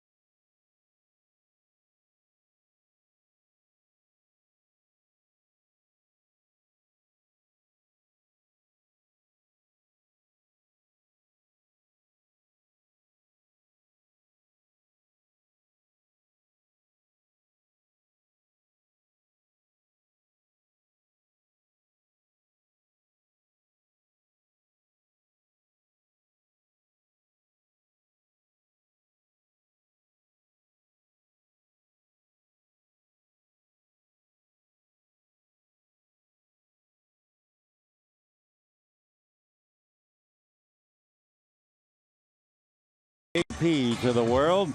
He becomes the 7th Dodger pitcher. Comes in with a record of 1-1.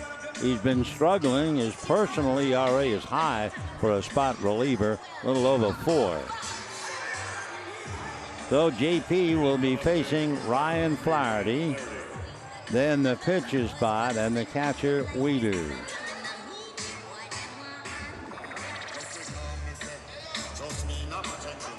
Flaherty doubled and walked, bunted for a base hit, and struck out.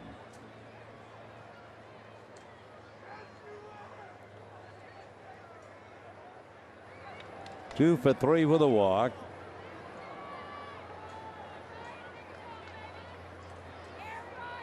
Nolan Reimold comes out on deck, and that's a strike to Flaherty.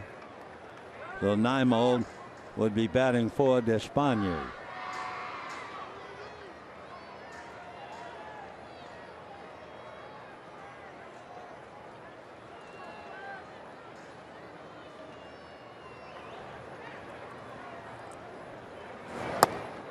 That's off the plate. 1 ball and 1 strike.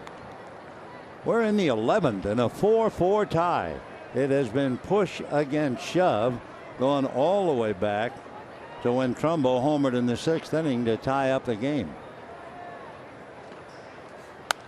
Fouled away.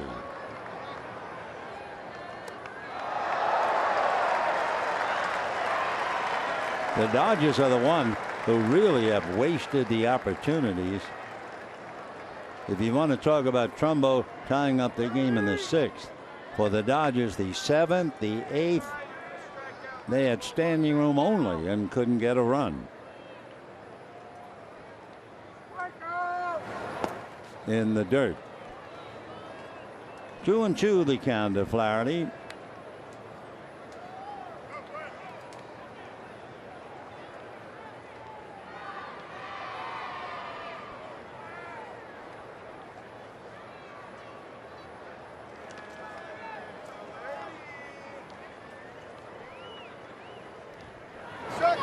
And a high pop fly going foul and out of play. 2-2. Flaherty has done a good job playing shortstop, made a couple of nice plays. Ryan back up.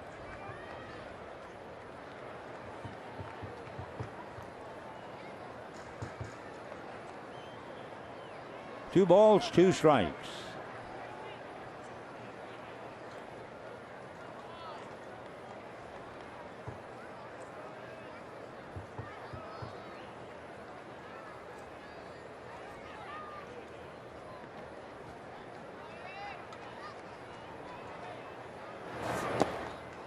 3-2. So Flaherty trying to get aboard, get something started here in the 11th. The last few innings, the only thing as an offense for the Orioles was a walk to Davis in the 10th, a hit batter to Scope in the 8th, a bunt single in the 6th. Half swing, and of course down he goes. So Howell picks up a strikeout. Pitch hitter number 14, Nolan Rimo.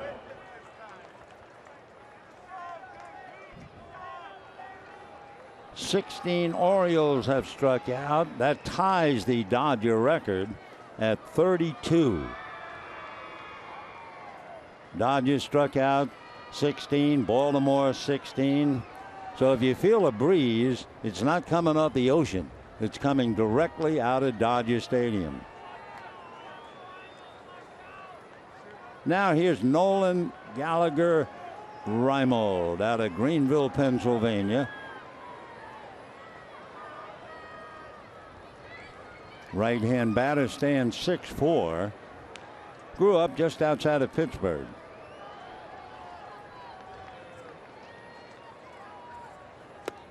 And ball one. That is quite a show if you like strikeouts.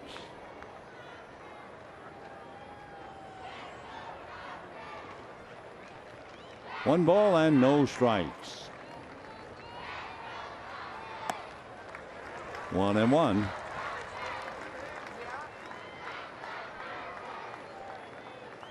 Reimold has some power. Certainly in the minor leagues, he had as many as 25. Big leagues, not like that. 1-1. And takes a strike.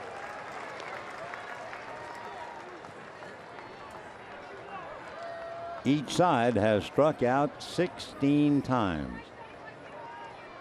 When the Dodgers come up in the bottom of the 11th, it'll be Utley trying for his first 5-hit game since 2007.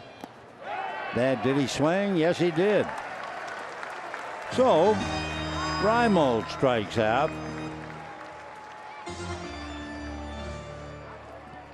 Howell has picked up 2.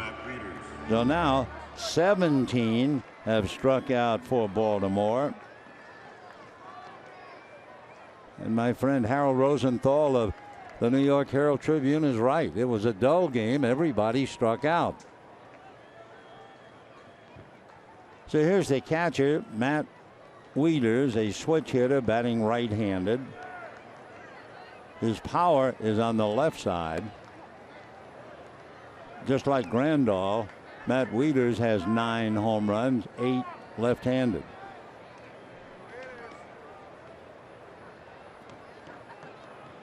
He's also a far better hitter according to the numbers.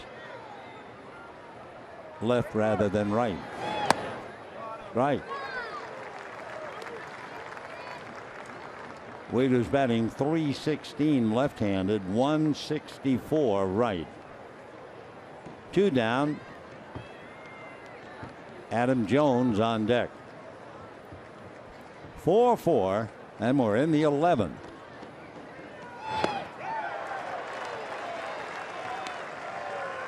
He almost hurt himself on that swing. I know he did. It'll take a minute before he gets back up. Might have been the back leg on that somewhat awkward swing.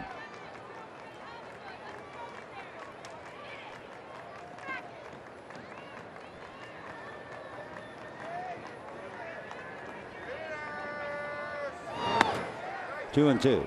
Of course, Baltimore, you're talking about Wieters maybe hurting himself a little on an awkward swing. They lost a relief pitcher this year, trying to adjust his chair in the bullpen. He hurt his elbow and had to have surgery. How about that? With tough luck. 2 balls and 2 strikes. 3-2. So Flaherty struck out. Reimar struck out. And Wheeler's up there 3-2 with Jones on deck.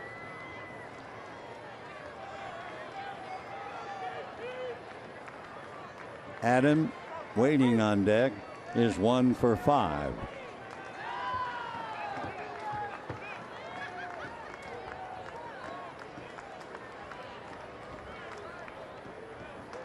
Three and 2 to Matt Wieters.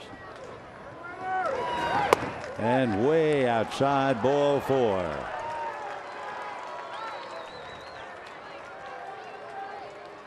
Adam Jones coming up, the leadoff man, hit back to the box, single to left, flied out a couple of times and struck out.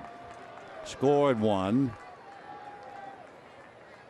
Jones very, very aggressive. We talk about it, and every time he fulfills the definition. He's up there hacking if the pitch is anywhere around the plate. He has 16 home runs, 52 runs batted in.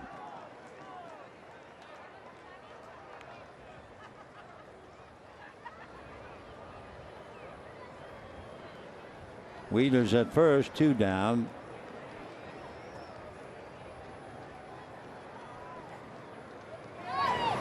And a strike.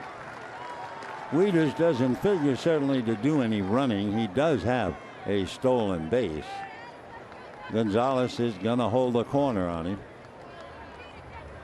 2 out in the 11th, 4-4.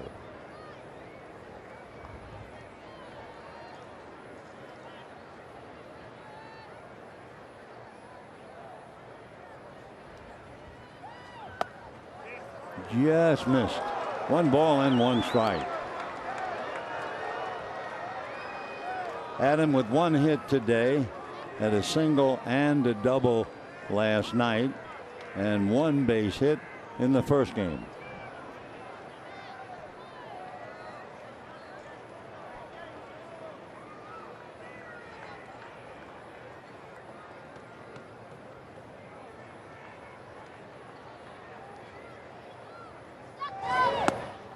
Two and 1. Howell trying to rub a wrinkle into the ball.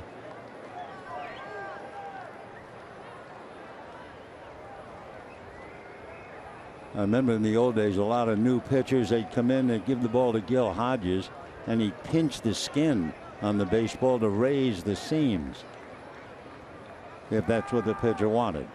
2 and 1. High fly ball. Thompson was deep. That might be trouble, and makes the catch anyway with that long, graceful stride. So Jones pops it up, and now here come the Dodgers with a very good chance. Utley, Seager, Turner, and maybe Gonzalez. 4-4, bottom of the 11th.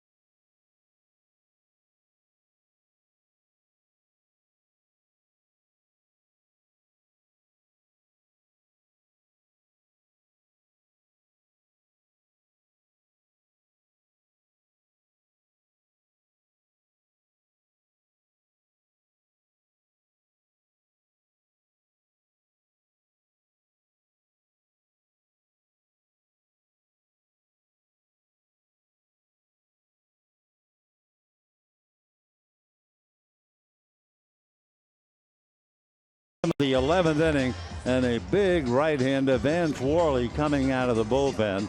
6'2" and 250 pounds. born in Sacramento. And Worley now will pick up the burden. He has made 2 starts, but basically a reliever with an ERA of 3. And Worley's other numbers, 2 wins, no losses. Started 2 games, and now this would be his 17th relief. Chase Utley, who is a 4-for-5 man. He had a 5-hit game back in 2007. That was against Washington. In fact, he went 5-for-5 in that game. He is 4-for-5 today. We're setting a Dodger record at Dodger Stadium.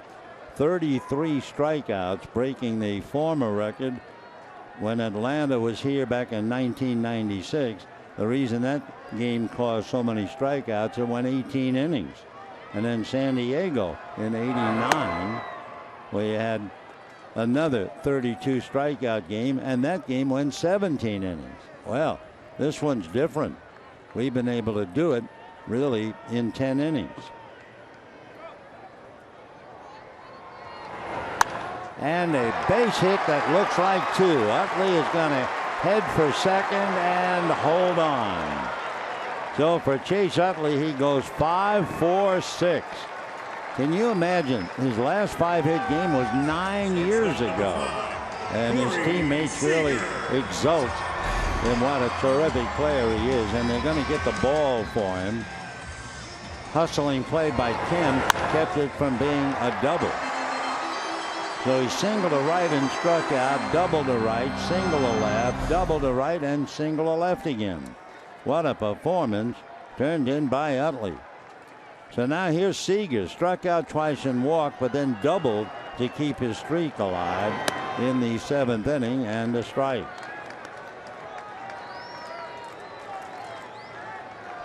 We're in the bottom of the 11th, 4-4. Utley a winner over there at first. Seager doubled in the 7th inning. He's also walked twice. 1 ball and 1 strike. So Vance Worley in some trouble here.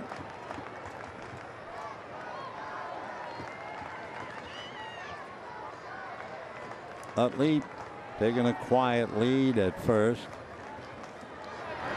Seager fouls it away.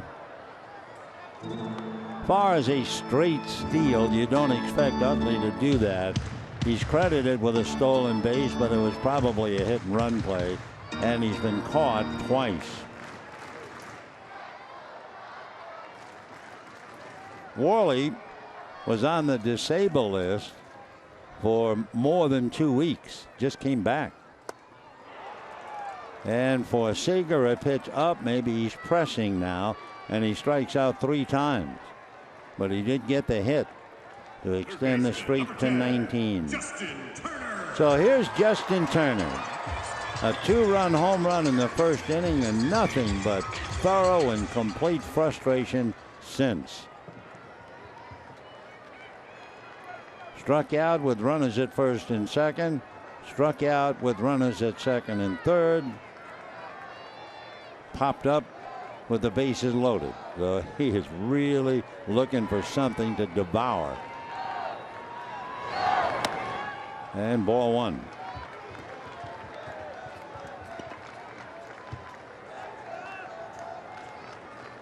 Worley, big man, he'll pitch a while. In June, before he went on the DL, he relieved and pitched 4 1/3 innings.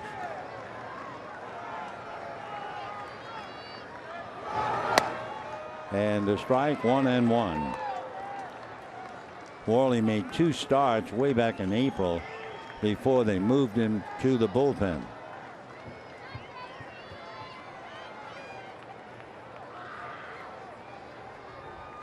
Now Van's ready.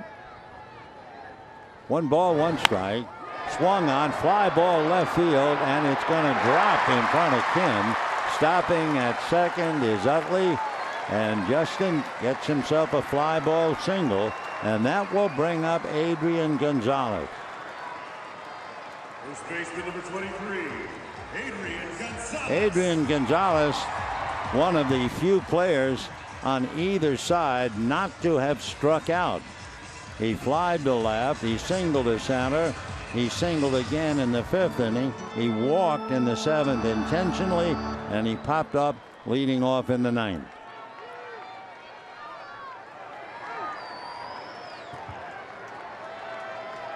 So Worley, a 29-year-old, he beat 29 in September in a jam, and ball 1. Having been on the DL, you have to figure he's not 100% sharp. Utley at second, Turner at first, 1 out, 4-4, bottom of the 11th. The Giants, they play tonight. Ground ball to the right side, the shovel for 1 and the throw for 2. So Adrian hits into the double play, and we're heading for the 12th inning, 4-4.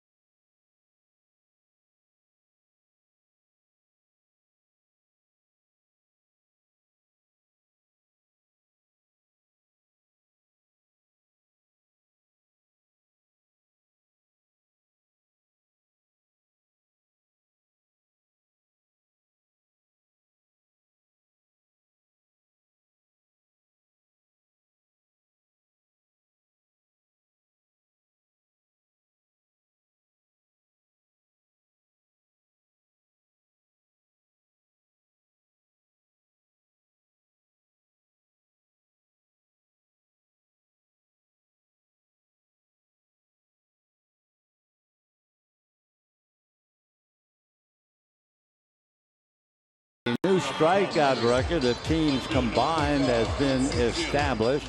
The old record, 32 strikeouts, the Dodgers against Atlanta and the Dodgers against the Padres. But this beauty, 33 strikeouts as we go to the 12th. Now it will be the heart of the Baltimore lineup. That means Kim, Machado, and Davis. Hyun-Soo Kim has singled to right, singled to center, flied to left, and struck out. 2-4-5.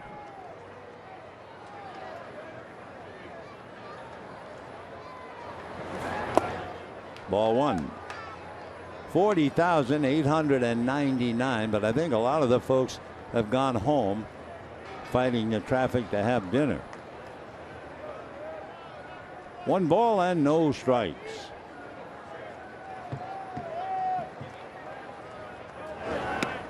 Bad pitch, bad swing, 1-1. Pitch in the dirt.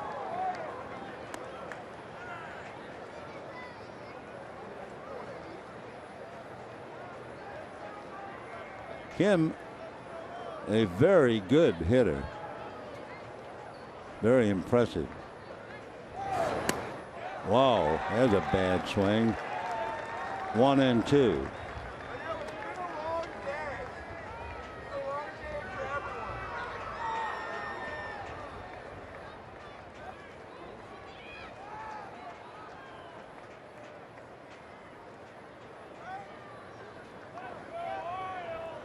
Seventeen strikeouts on each side.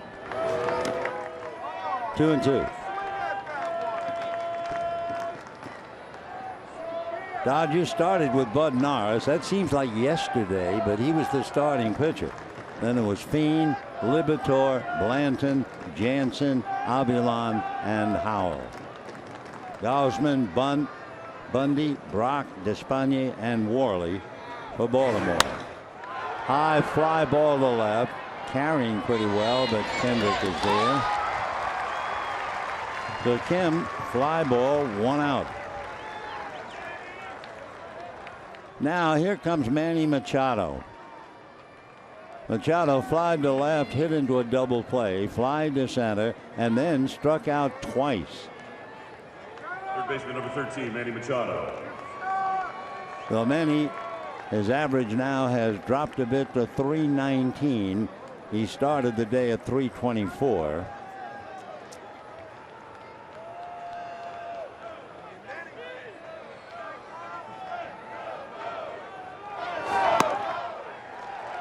Oh, and 1.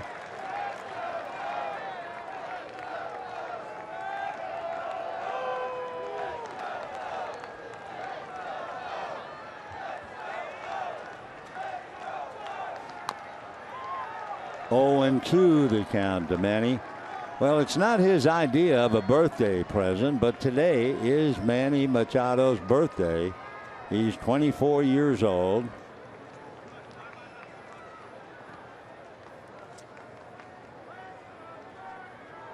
Oh, and 2. Way outside.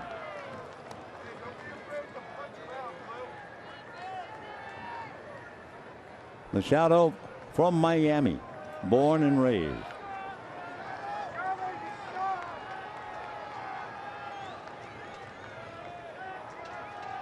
One ball, 2 strikes. Time. When Machado's in the game, you're always very much aware that he can change the game with 1 swing. He did it last night. Pulled foul. Still 1 and 2.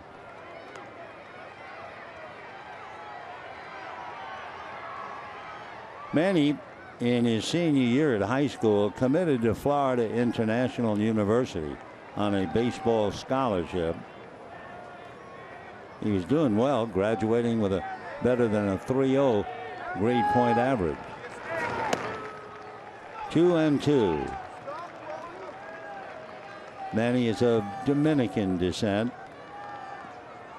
A lot of people, when they first saw him, thought immediately of Alex Rodriguez. 2 and 2. And another foul ball. No chance. Randall coming over, but it's back in. 2 and 2 to Manny Machado. He was raised by his mom and his uncle. His uncle's name is Brito, and he spent his high school time at Brito High in Miami.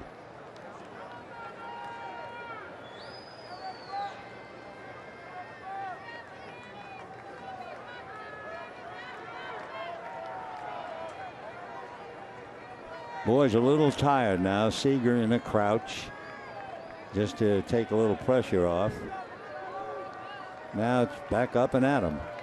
2 balls and 2 strikes. Ball 3, and Howell in a follow through almost fell down. JP, of course, really gets his back into his pitches. That time, almost embarrassing moment. 3 and 2 to Manny Machado. And ball 4. So Machado walks. The batter will be Davis, who struck out 4 times, who struck out 8 times in the series, and who walked in the 10th inning against Avilan. Howell's second walk. He walked Wieters in the 11th. We're in the 12th, and it's a 4-4 tie.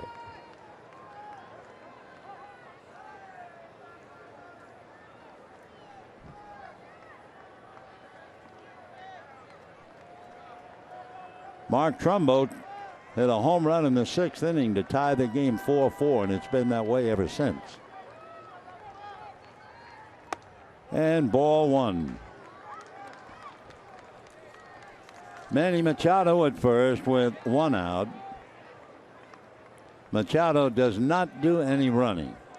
His record says he is 0 for 3 as a base stealer. That's going to go foul the other way. 1-1 the count to Chris Davis.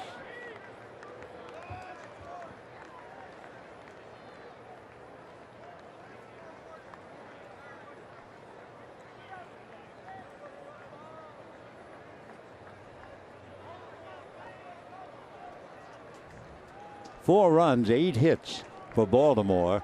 4 runs, 14 hits for the Dodgers. You realize it was a day game, but in Baltimore now it's 7:32. All of a sudden it became a night game. 1 ball and 1 strike. 1 out. Machado at first. 12th inning, 4-4.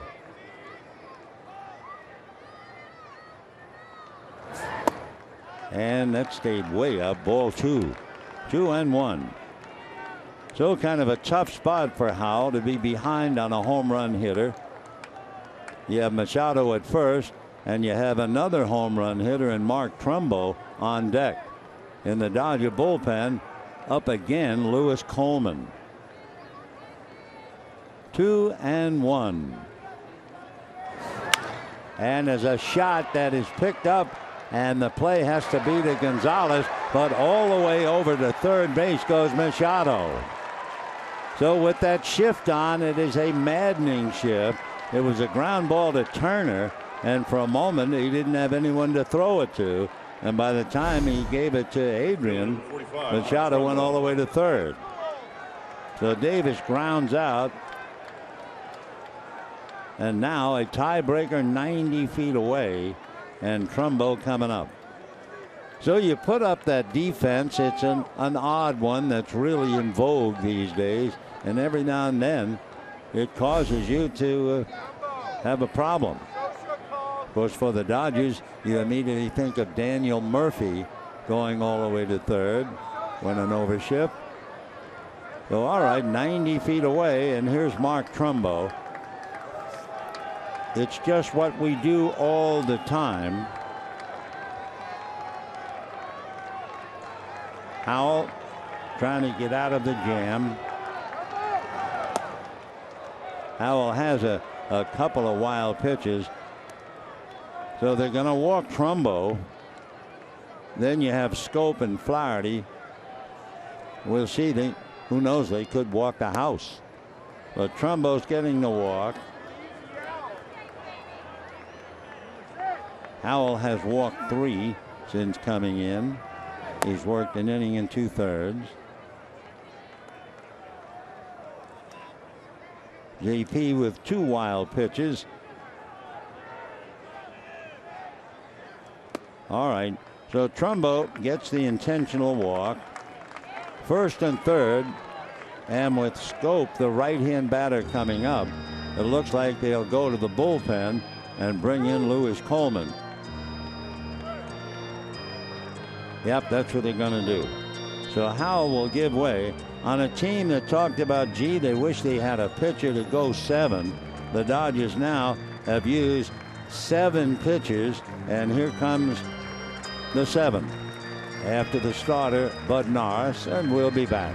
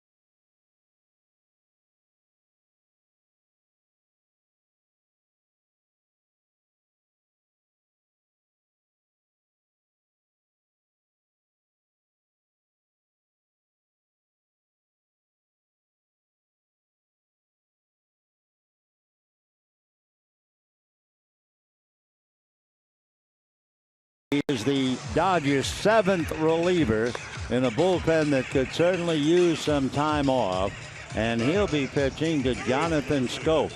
By the way, with 34 strikeouts, which is a new Dodger Stadium record combined, 17 on each side, you might also wonder the Dodger Stadium strikeout record by a single team. It occurred 3 years ago. Cincinnati, 20 strikeouts. Well, each team with 17, they're bidding for that. Meanwhile, you have Machado at third, Trumbo at first, 2 out, and here is Jonathan Schoop, 0 for 4 and hit by a pitch. 0-1 to Schoop. Jonathan started the game hitting .301.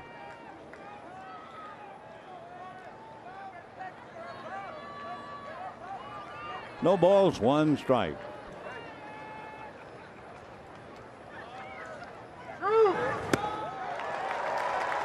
So Coleman coming in and throwing by way of third base.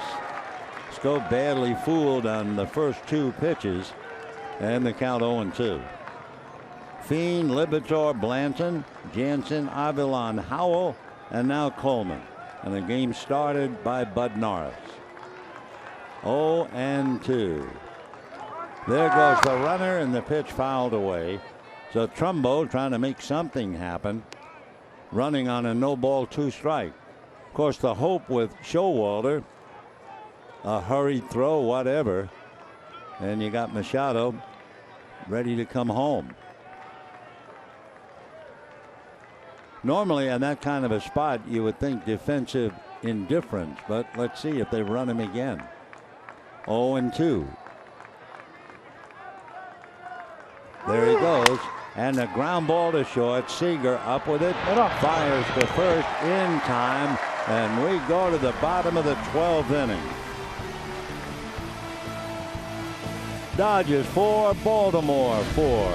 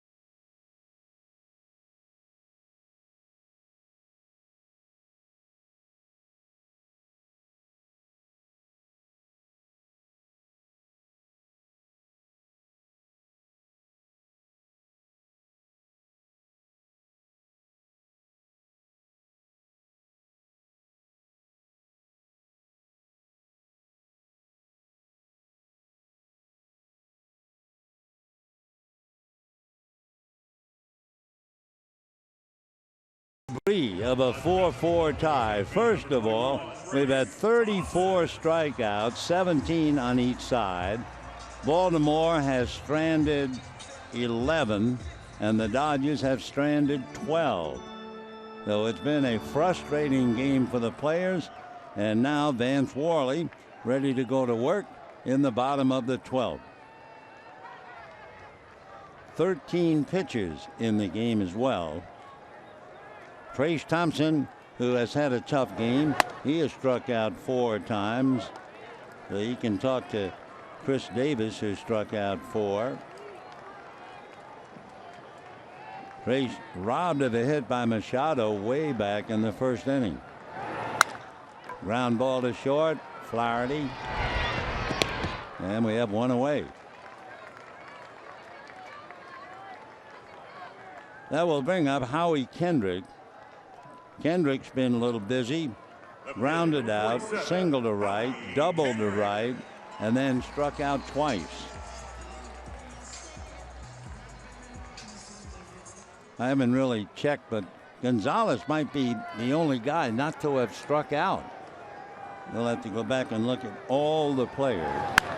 Foul ball for the Dodgers. Utley, Seager, Turner, Thompson, of course, Kendrick. Van Slyke struck out while he was in there. Ellis struck out. Puig has struck out twice.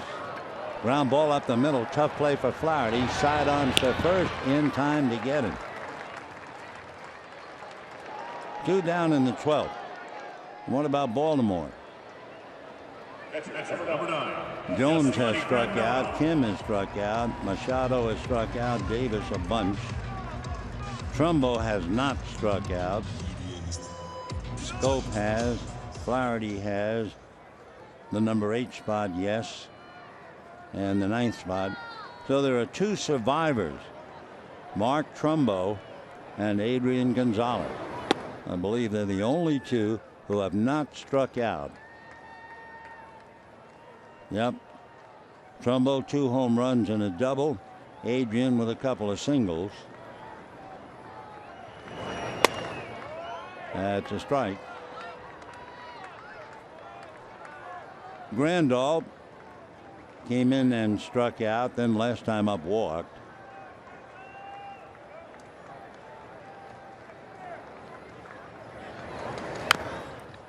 Foul ball.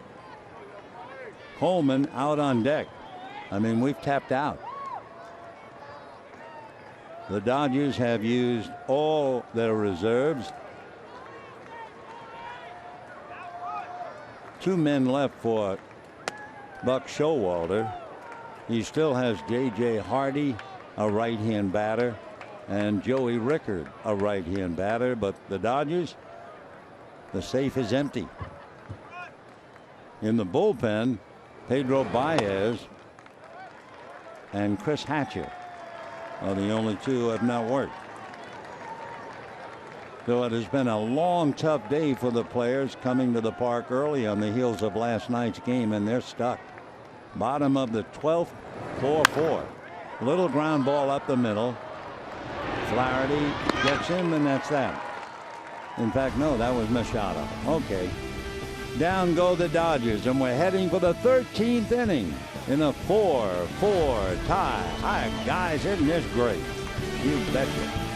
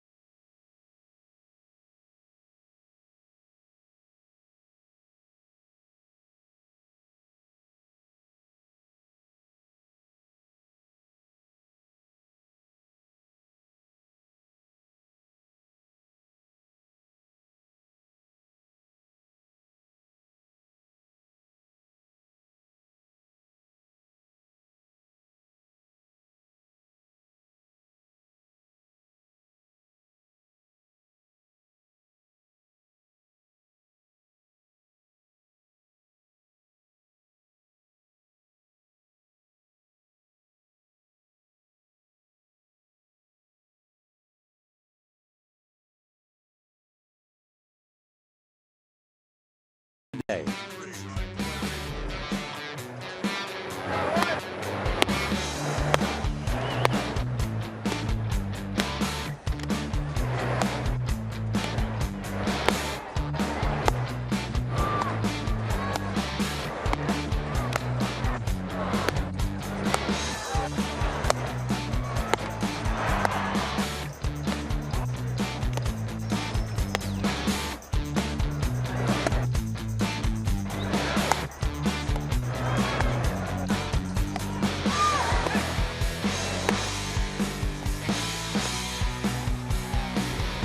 I'm so sorry you missed it. What an exciting afternoon. We go to the 14th inning. 34 combined strikeouts, a Dodger Stadium record. It had been 32.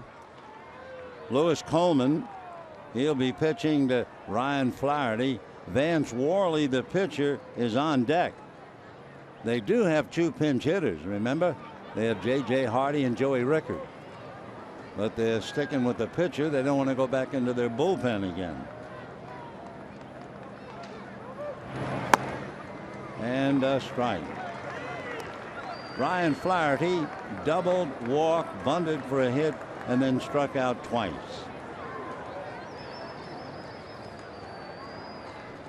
Oh, and 1. 1-1.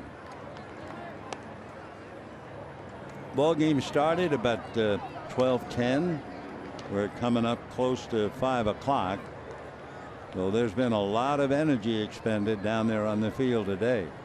1-1.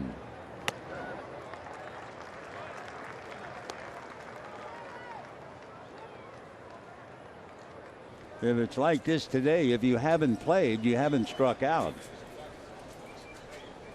1-2.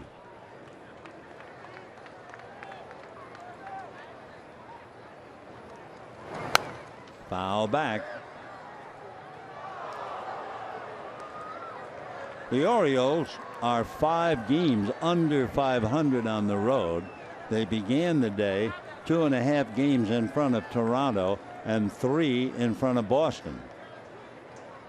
So they want to get home where they play very well and play the Angels. Still 1-2. The Dodgers are 1 game under 500 on the road. They're 11 games above 500 at home, and they have 4 left on this homestand with San Diego. Chase Utley having a standout day, a 5-hit game. In case you joined us late, Seager doubled in the 7th. He's hit safely now in 19 straight. But you realize, despite the fact this game started at 12 o'clock, we're coming up to 5. A lot of folks coming home from work. We play catch up. Tough day for Roberts and for Showalter. And now they've called Worley back to the dugout. Joey Rickard is out on deck. 2-2 the count to Flaherty. So we'll have to check and see who's up in the bullpen if Rickard indeed comes up to bat for Worley. And it's Michael Givens. 2-2. And a fly ball into left center. The outfielders converge, and it is Kendrick. So Flaherty, a long fly ball for an out and 1 down. And sure enough, after calling Worley back, that means Rickard is the batter. Worley is out, and they will have to go to the bullpen for Givens. So Rickard, who played the outfield in the series, batted in the 8th inning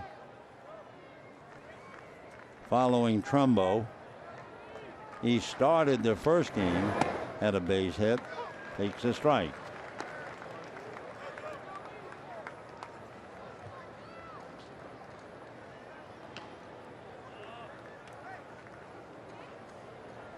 So Alvarez, Niemann, and now Rickard, and he finds a base hit.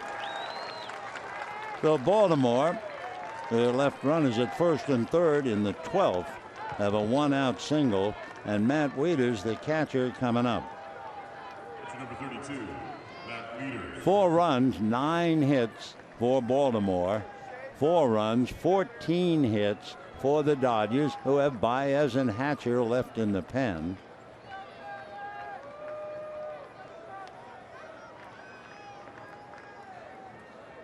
Wieters, who came in a double switch, 0 for 1, walked, however, in the 11th inning, struck out in the 9th.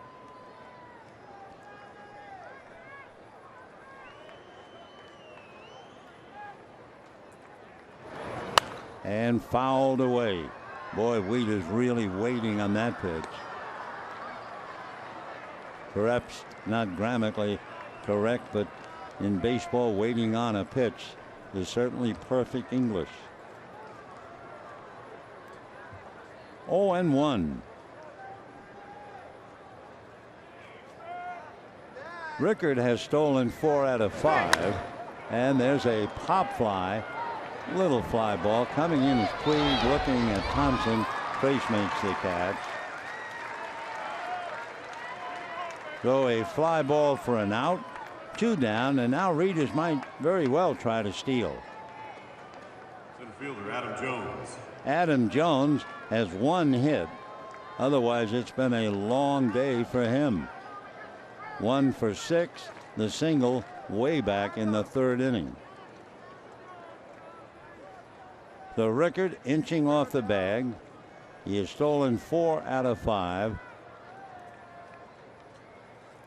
And looking at Rickard's record in the minors, he stole as many as 30, so you know he can run.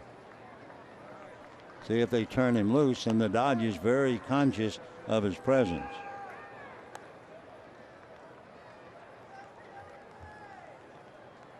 So Coleman has to contend with Jones at the plate and Rickard at first.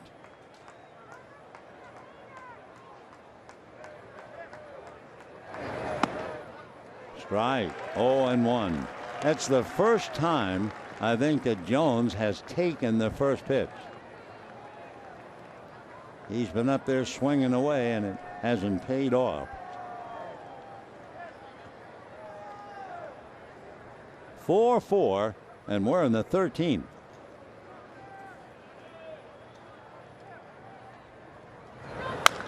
Ground foul. So Jones now in a hole. No balls, 2 strikes. 2 out, runner at first. Rickard hasn't tried to go. Jones with the left-hand hitting Kim on deck. So Coleman trying to put him away. 0-2.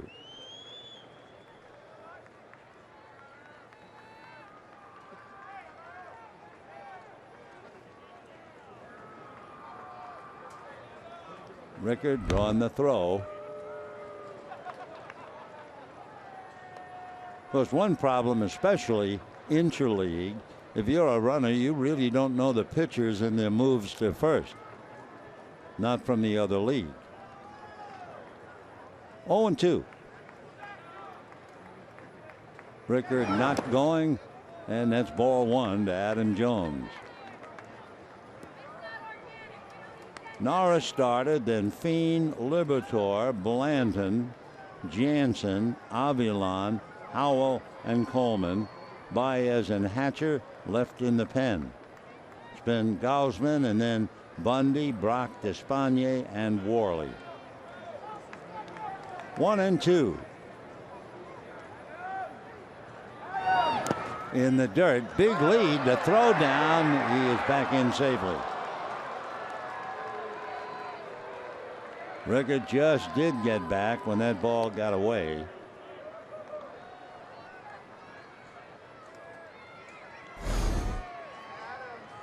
That close. All right, 2 balls, 2 strikes. Rickard has not tried to go. And Jones with 16 home runs waiting.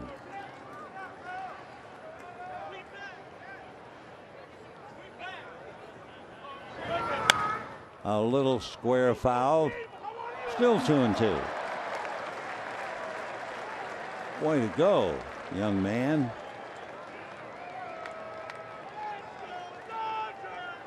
Yeah, high fives.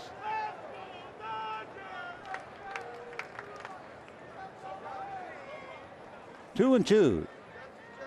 Up and at him, Jones.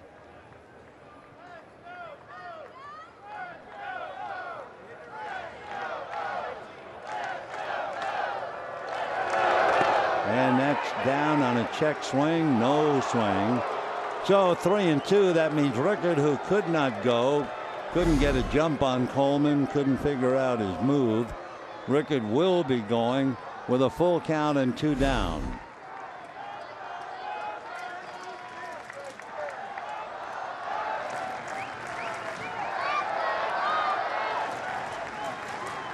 13th inning. 3-2 the count. Rickard will be going from first. Adam Jones at the plate. There goes Rickard. Ground foul.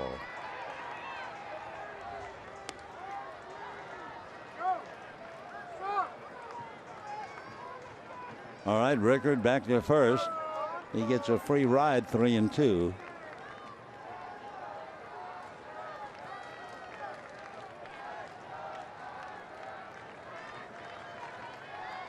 Had 13 different pitchers. That mound is really torn up. Rickard goes. A fly ball down the right field line. That's a base hit. Puig over to get it. And all the way to third is Rickard. They're going to call him in. The throw to the plate is out. Chase Utley was the relay man from Puig to Utley to Grandal. Wow, what a gamble. So the Dodgers come up with a superb play. First Puig, who hit the cutoff man. Utley, who made the perfect play to Grandal. No chance for Rickard. And we go to the bottom of the 13th, 4-4.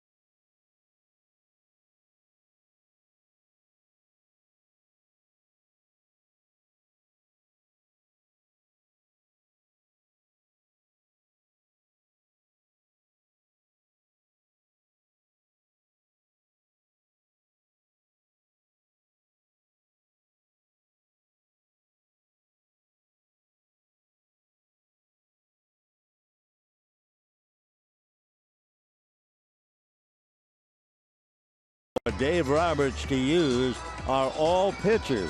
Baez, Hatcher, Kazmir, and McCarthy. And Hatcher has gotten up in the bullpen. He does not have any available players, but fortunately for Dave Roberts, he had a right fielder named Puig, and Puig hit the cutoff man. Remember all the criticism that he has gotten. We have Scott Kazmir now pitching as a pinch hitter, and he might try to bunt.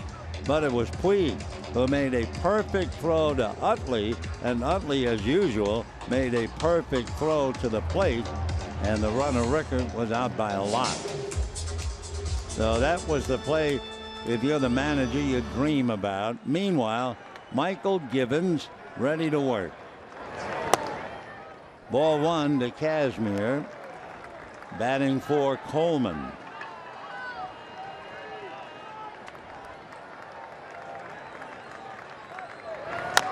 Big chopper to third. One away. The one out in the 13th inning. Kazmir used as a pinch hitter. Right fielder number 66. Yes, and here's Puig. So after all the criticism, all the terrific mental talk about not paying attention, not hitting, well, today he was to perfection. The perfect throw to Utley, the perfect throw to Grandal, and the Dodgers are still tied. That's a strike on one. Puig came in as a pinch hitter for Casey Fiend, and he has struck out twice and lined out. He lost a base hit on a good play by Flaherty. who's the middleman on the load up on the left side. Little nubber, fair ball. And that'll do it for Puig. 2-3 if you are scoring. And if you are scoring, I truly commend you. So 2 out. And here is Utley, who, as usual, handling the relay from the outfield, turned and threw an arrow to Grandal, so that Rickard was out by plenty. Utley having, for the second time in his career, a 5-hit game. He was 5 for 5 back in 2007. He's 5 for 6 today. So isn't he remarkable? 9 years later, 37 years old, he's still doing everything right on the money. 0-1. If we go to the 14th, it's Kim, Machado, and Davis. Utley trying to keep it alive with Seager on deck. Little slider in there. Strike 2. Givens, the pitcher, was taken in the 54th pick of the 2009 draft. 5 picks later was Nolan Arenado. 7 picks later, it was Trace Thompson. So Michael spells that first name M-Y-C-H-A-L, like Trace's dad, from Tampa and Plant City. Fastball, a little fly ball to left. It's going to be his 6th hit. So Utley twice has had a 5-hit game, and now with 2 out, he winds up with his 6th hit of the game. Wow. Next on number 5, Corey Seager. So imagine, Chase Utley has 6 hits and 7 at-bats, and here is Seager. Struck out twice and walked, doubled, walked intentionally, struck out again. When he struck out, it was the 34th strikeout of the game. Strike. His double in the 7th inning, extending his streak to 19.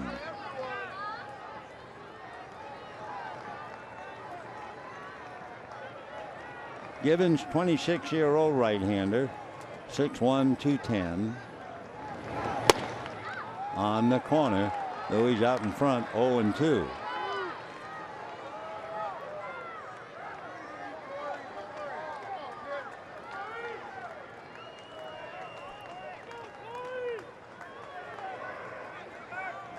There goes Utley, and the pitch missed at the plate.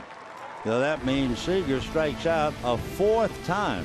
What a day. 35 strikeouts in the game, and we are heading to the 14th despite a 6-hit game by Chase Utley.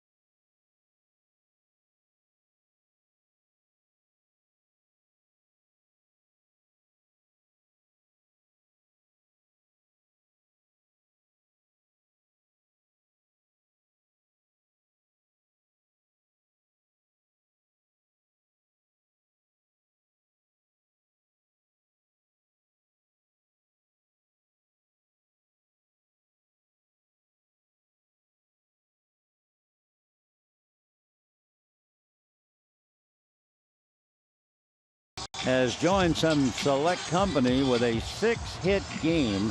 The last Dodger to have 6 hits, and of course that was a home run splurge as well, was Shawn Green in Milwaukee back in 2002 in May. So Utley, another great performance. A 6-hit game, but to no avail as far as the outcome. And now Chris Hatcher.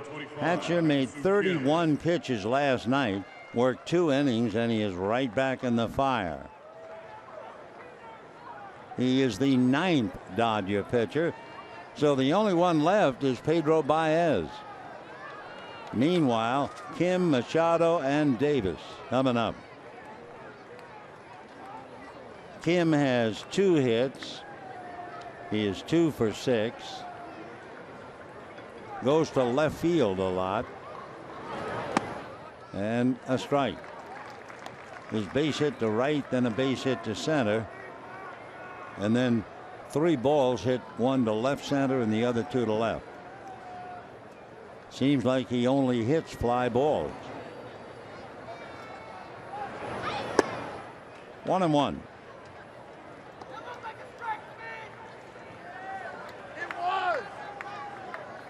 Kim started the second game. Had a double and a walk. They let him swing 3-0. The count 1 ball, 1 strike.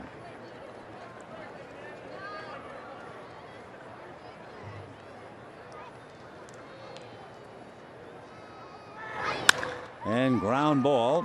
And Utley is at the other end of it. 1 away in the 14th. Now Machado, how many times can you face one of the premier hitters and get away with it? So far so good for the Dodgers. Machado flied to left, hit into a double play, fly to center, struck out twice and walked. So 0 for 5. The average from 325 has dropped down to 319. And finally, the last man standing, Pedro Baez, gets up in the Dodger bullpen. Remember, Hatcher, 2 innings and 31 pitches.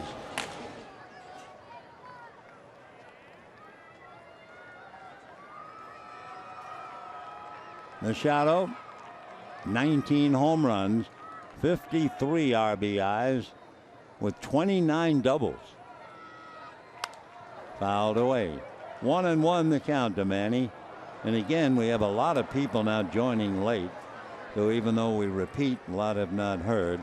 This is Manny Machado's birthday. He is 24 years old today and getting older. 1 ball, 1 strike. 1 out.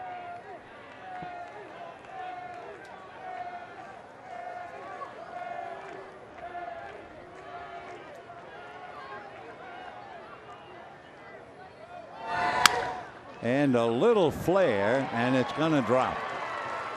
So Machado bloops one into right field. So with 1 out, here comes Chris Davis with a man aboard. First baseman Chris Davis. Chris Davis struck out 4 straight times. Since then, he walked and grounded out.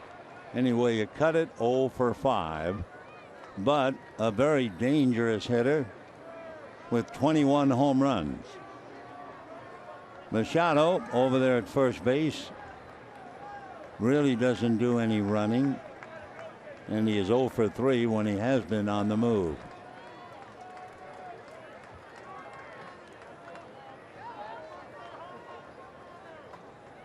Four runs, 11 hits for the Orioles. 4 runs, 15 hits for the Dodgers. Strike 1. What a parade. Norris, Fiend, Libator, Blanton, Jansen, Avilan, Howell, Coleman, Hatcher.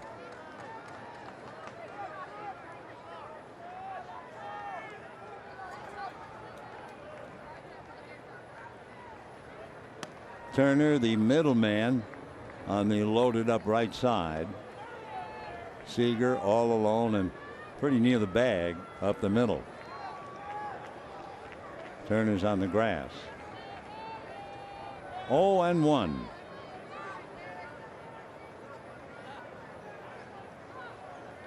If you get a ground ball to the right side, it's an orthodox double play. But for instance, if Seager gets the ground ball, it'll be very awkward for Utley to come all the way to second to get the throw. So if there is a ground ball to Seager, if he can, chances are he try to take it to the bag, because Utley is way over. 0-2 to Davis.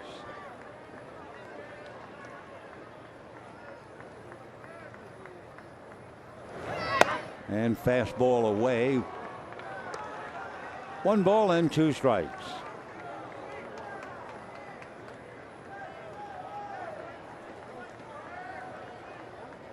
Dodger game is now 5 hours old. Not that anybody cares. It's been quite a battle. 1-2.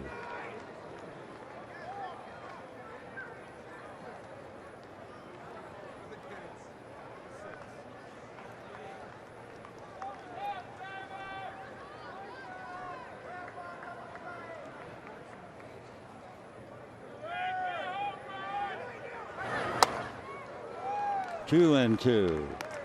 Boy, Hatcher might be a little tired. 2 innings, 31 pitches last night. But if that gun is right, he just hit 98.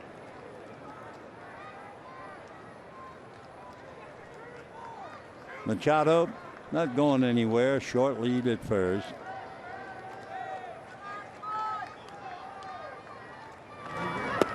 In the dirt. So 3-2 with 1 out. Considering the fact that Davis has struck out 4 times today and has struck out about 119 times, you don't expect Machado to go. Remember, Trumbo's on deck. Even so, they're going to let him know they're keeping an eye on him.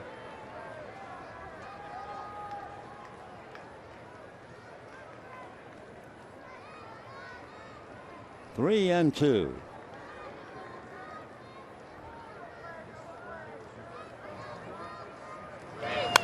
Foul back. It's the modern way to play the game, but it's a strange feeling to look down. There is nobody at third.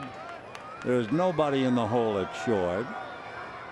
But the count's 3-2, so he's not going to try something a little different. But boy, oh boy. Isn't that a gap?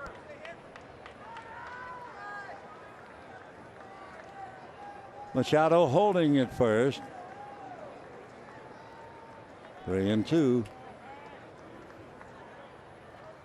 And a drive into right field. Puig is going to have to play it on a hop. Machado's not going anywhere except to second base. So with 1 out, Machado singles to right. Davis singles to right.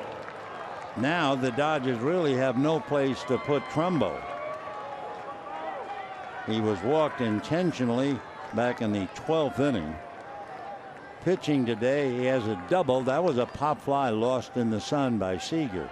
Then he homered in the 4th, homered in the 6th, flied to left in the 8th, flied to center in the 10th.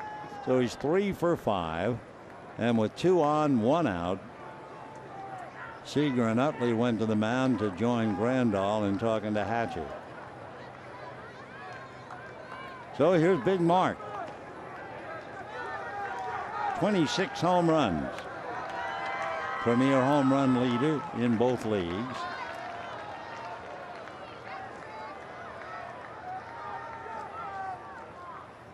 Fastball for a strike at 98. Boy, Chris is really pushing it after working last night. Machado tough to score, I'm sure, on a base hit. And Davis at first. Machado can afford to take a pretty big lead. That's another strike. Trumbo has not struck out today. He has struck out 96 times.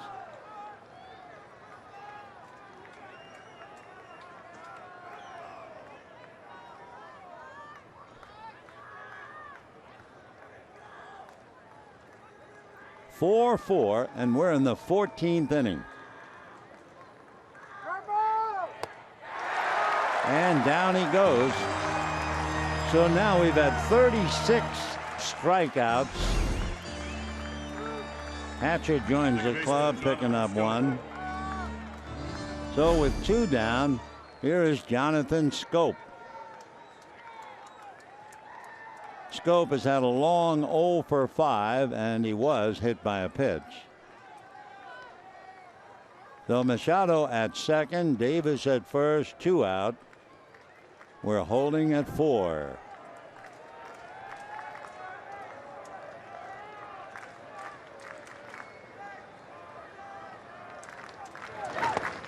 And ball 1.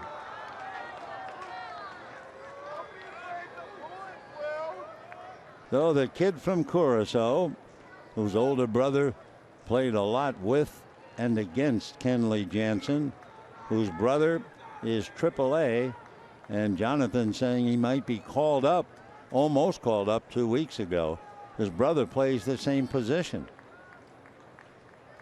1 ball and no strikes. And there's a ball hit into left center. Here comes Trace. A diving try. Can't get it. Kendrick has to pick it up. That's going to cost a second run because Seager's throw is going to be late.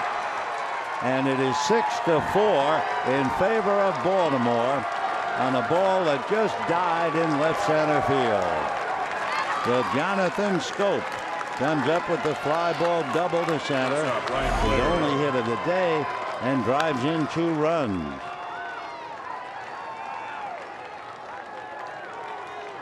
So singles by Machado and Davis. Thompson came close, but not really close enough, and it meant the additional run.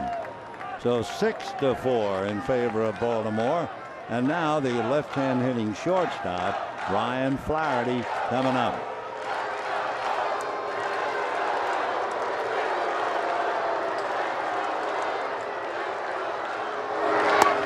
Oh, and 1 to count to Flaherty. He doubled, walked, bunted for a base hit, struck out twice, and flied out.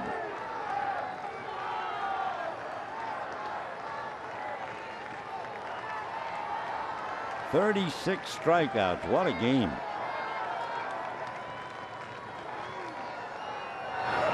And that's high. 1 ball, 1 strike. J.J. Hardy comes out of the dugout.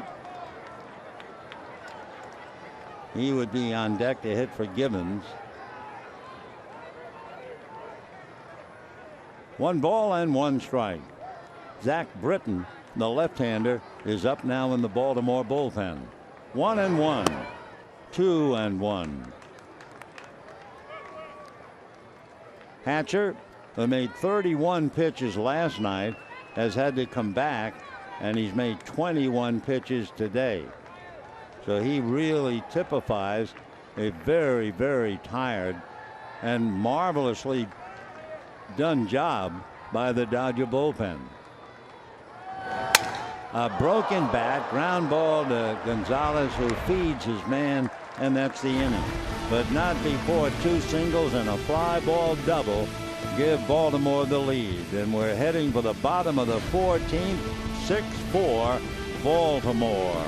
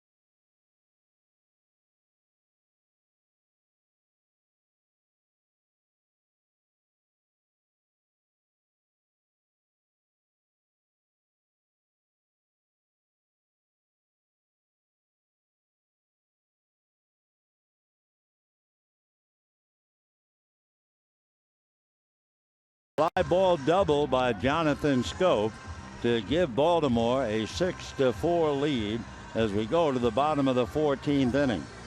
The Dodgers in extra inning games have won 5 and lost 3.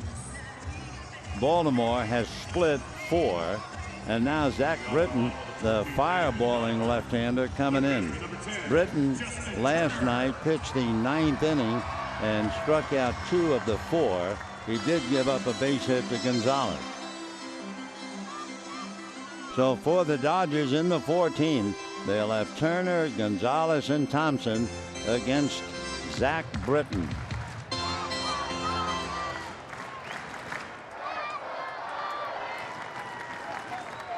Turner homered in the first inning, takes a strike, and the count 0-1. Zachary Grant Britton by name. He's big, 6'3", 195. He'll be 29 a couple of days before Christmas from Panorama City. 1-1.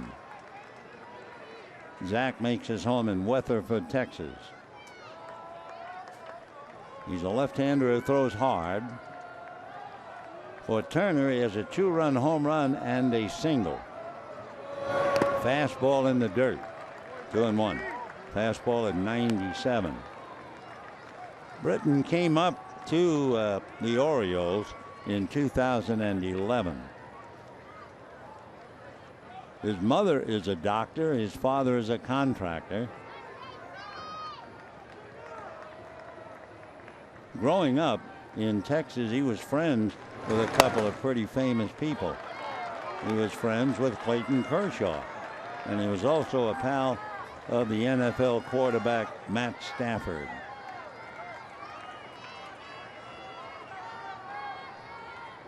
2-2. Fastball, chopper to third. Out in front is Machado to make the play in front of Flaherty. And we have 1 out in the 14th inning. That'll bring up Adrian Gonzalez. Adrian Gonzalez.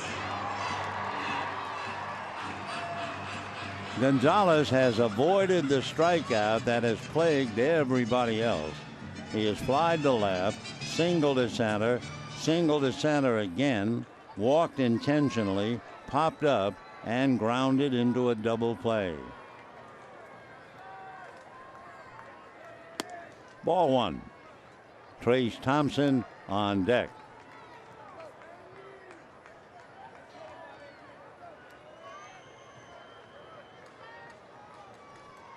One ball, no strikes.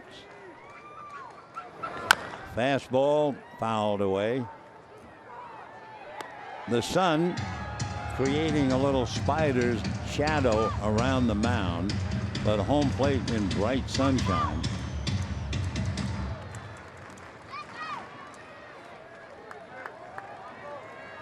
One out, 1 ball, 1 strike. 6-4 Baltimore, bottom of the 14th. Fastball, line drive, base hit to left center, and it's going to go through by the time Kim gets it. Adrian jogging into second base with a single, 2 singles and a double now.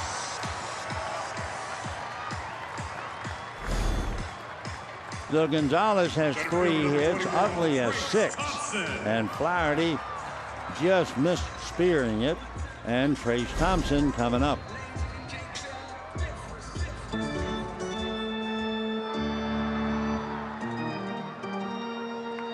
So Jones and Kim had the ball find the alley. 1 out. Trace Thompson grounded to third. Machado made a good play to get him. Then he struck out 4 straight, and then last time up grounded to short. 6-4 Baltimore, 1 out, bottom of the 14th. Fastball for ball 1.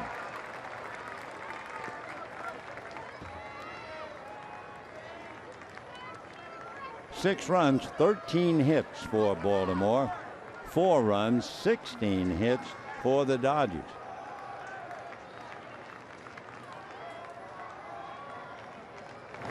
Fastball missed again. Britton is not quite the overpowering force that he was last night. But even last night he gave up a single to Gonzalez. This time a double, 1 out. Howie Kendrick on deck. And ball 3.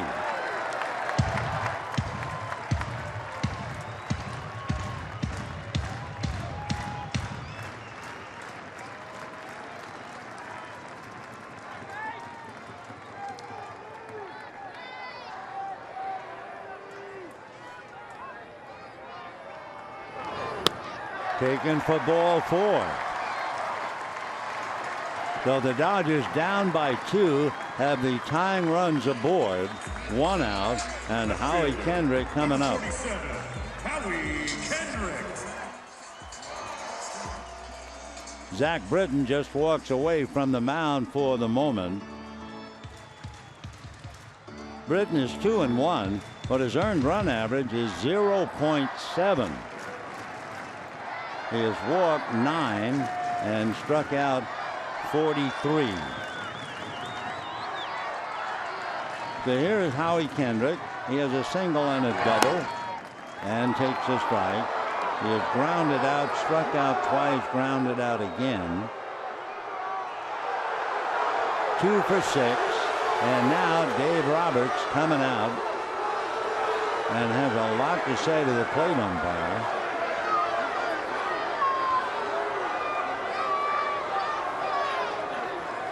Pat Hoberg, the plate umpire, 0-1 the count. Hoberg has been an umpire since 2009. He lives in Iowa. Here's the pitch to Kendrick. Called a strike. Dave screaming at the top of his lungs about the pitch being low. 0-1 the count. Now you run out on the field and argue about a pitch, you're kicked out of the game. I didn't see Hoberg make any gesture, but Dave knows it. As soon as you come out, you can appeal certain things, you can talk about certain things, but you can't run out there and say to the plate umpire, that pitch was ball 1. Well, he knew he was gone. 0-2 to Kendrick. By the way, although they never get any sympathy, we're in the 14th inning. The game is 5 hours and 20 minutes old, and those umpires have been standing out there every minute. At least the players come into the dugout and sit down once in a while. 1-2 to Kendrick. Fastball, big chopper to short. They're going to get one. It was awfully close, but not at first. Boy, that play took a long time to develop, but they did get the man at second base. In fact, believe it or not, he's still standing here. I think the Dodgers might appeal. It was long in developing, very close. And sure enough, they're going to have a review. Flaherty's toss may or may not have gotten in.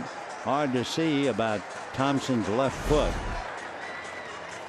So what a review. Can you imagine if the Dodgers win the review and have the bases loaded and 1 out? So this is a huge decision. It did take a long time. The ball wasn't hit hard enough for a double play. Well, it looks like an inch or two between the foot and the bag, but we'll wait and see. It's been that kind of a game.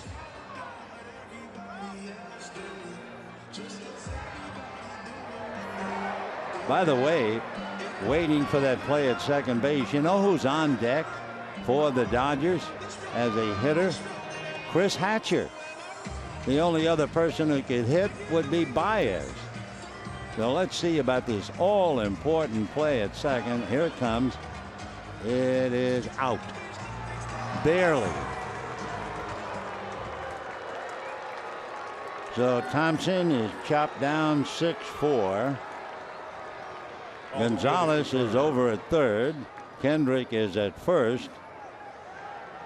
And the batter is Grandal, who will turn around to bat right-handed. So they got the force play barely. Bang, bang, inches. And now Britton with 2 out, working on Grandal, batting right-handed.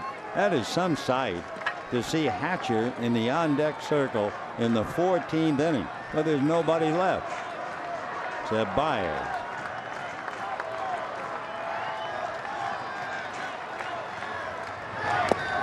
And ball 1.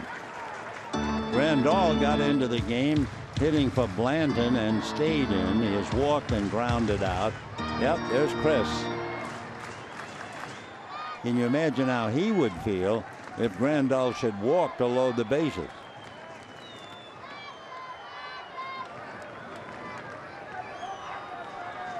One ball and no strikes. Fastball low, ball 2. Britton is not the command left-hander that he was last night. Hatcher, by the way, a converted catcher like Kenley Jansen. And Bob Guerin talking to him. And now they're going to walk Grandal and force the Dodgers to send up Hatcher with the bases loaded. The Buck Showalter decided better I look at Hatcher than Grandal. And so here it comes. Ball 4. What a bizarre game. So Britton giving up a double and 2 walks. And here's Hatcher. Chris Hatcher. Hatcher in his career appeared in 390 games as a catcher. Also a couple in the outfield. He had a couple at first base. All of those in the minor leagues. So now here he is. Bases loaded, 2 out, 6-4 in favor of Baltimore. Fastball for a strike. On deck, Yasiel Puig. So you feel badly for an American League pitcher because he never gets a chance to hit, but neither do relief pitchers very often. So here is Hatcher. 0-2. Hatcher has had 2 at-bats. He does have a run batted in. He is actually 1 for 2, hitting .500.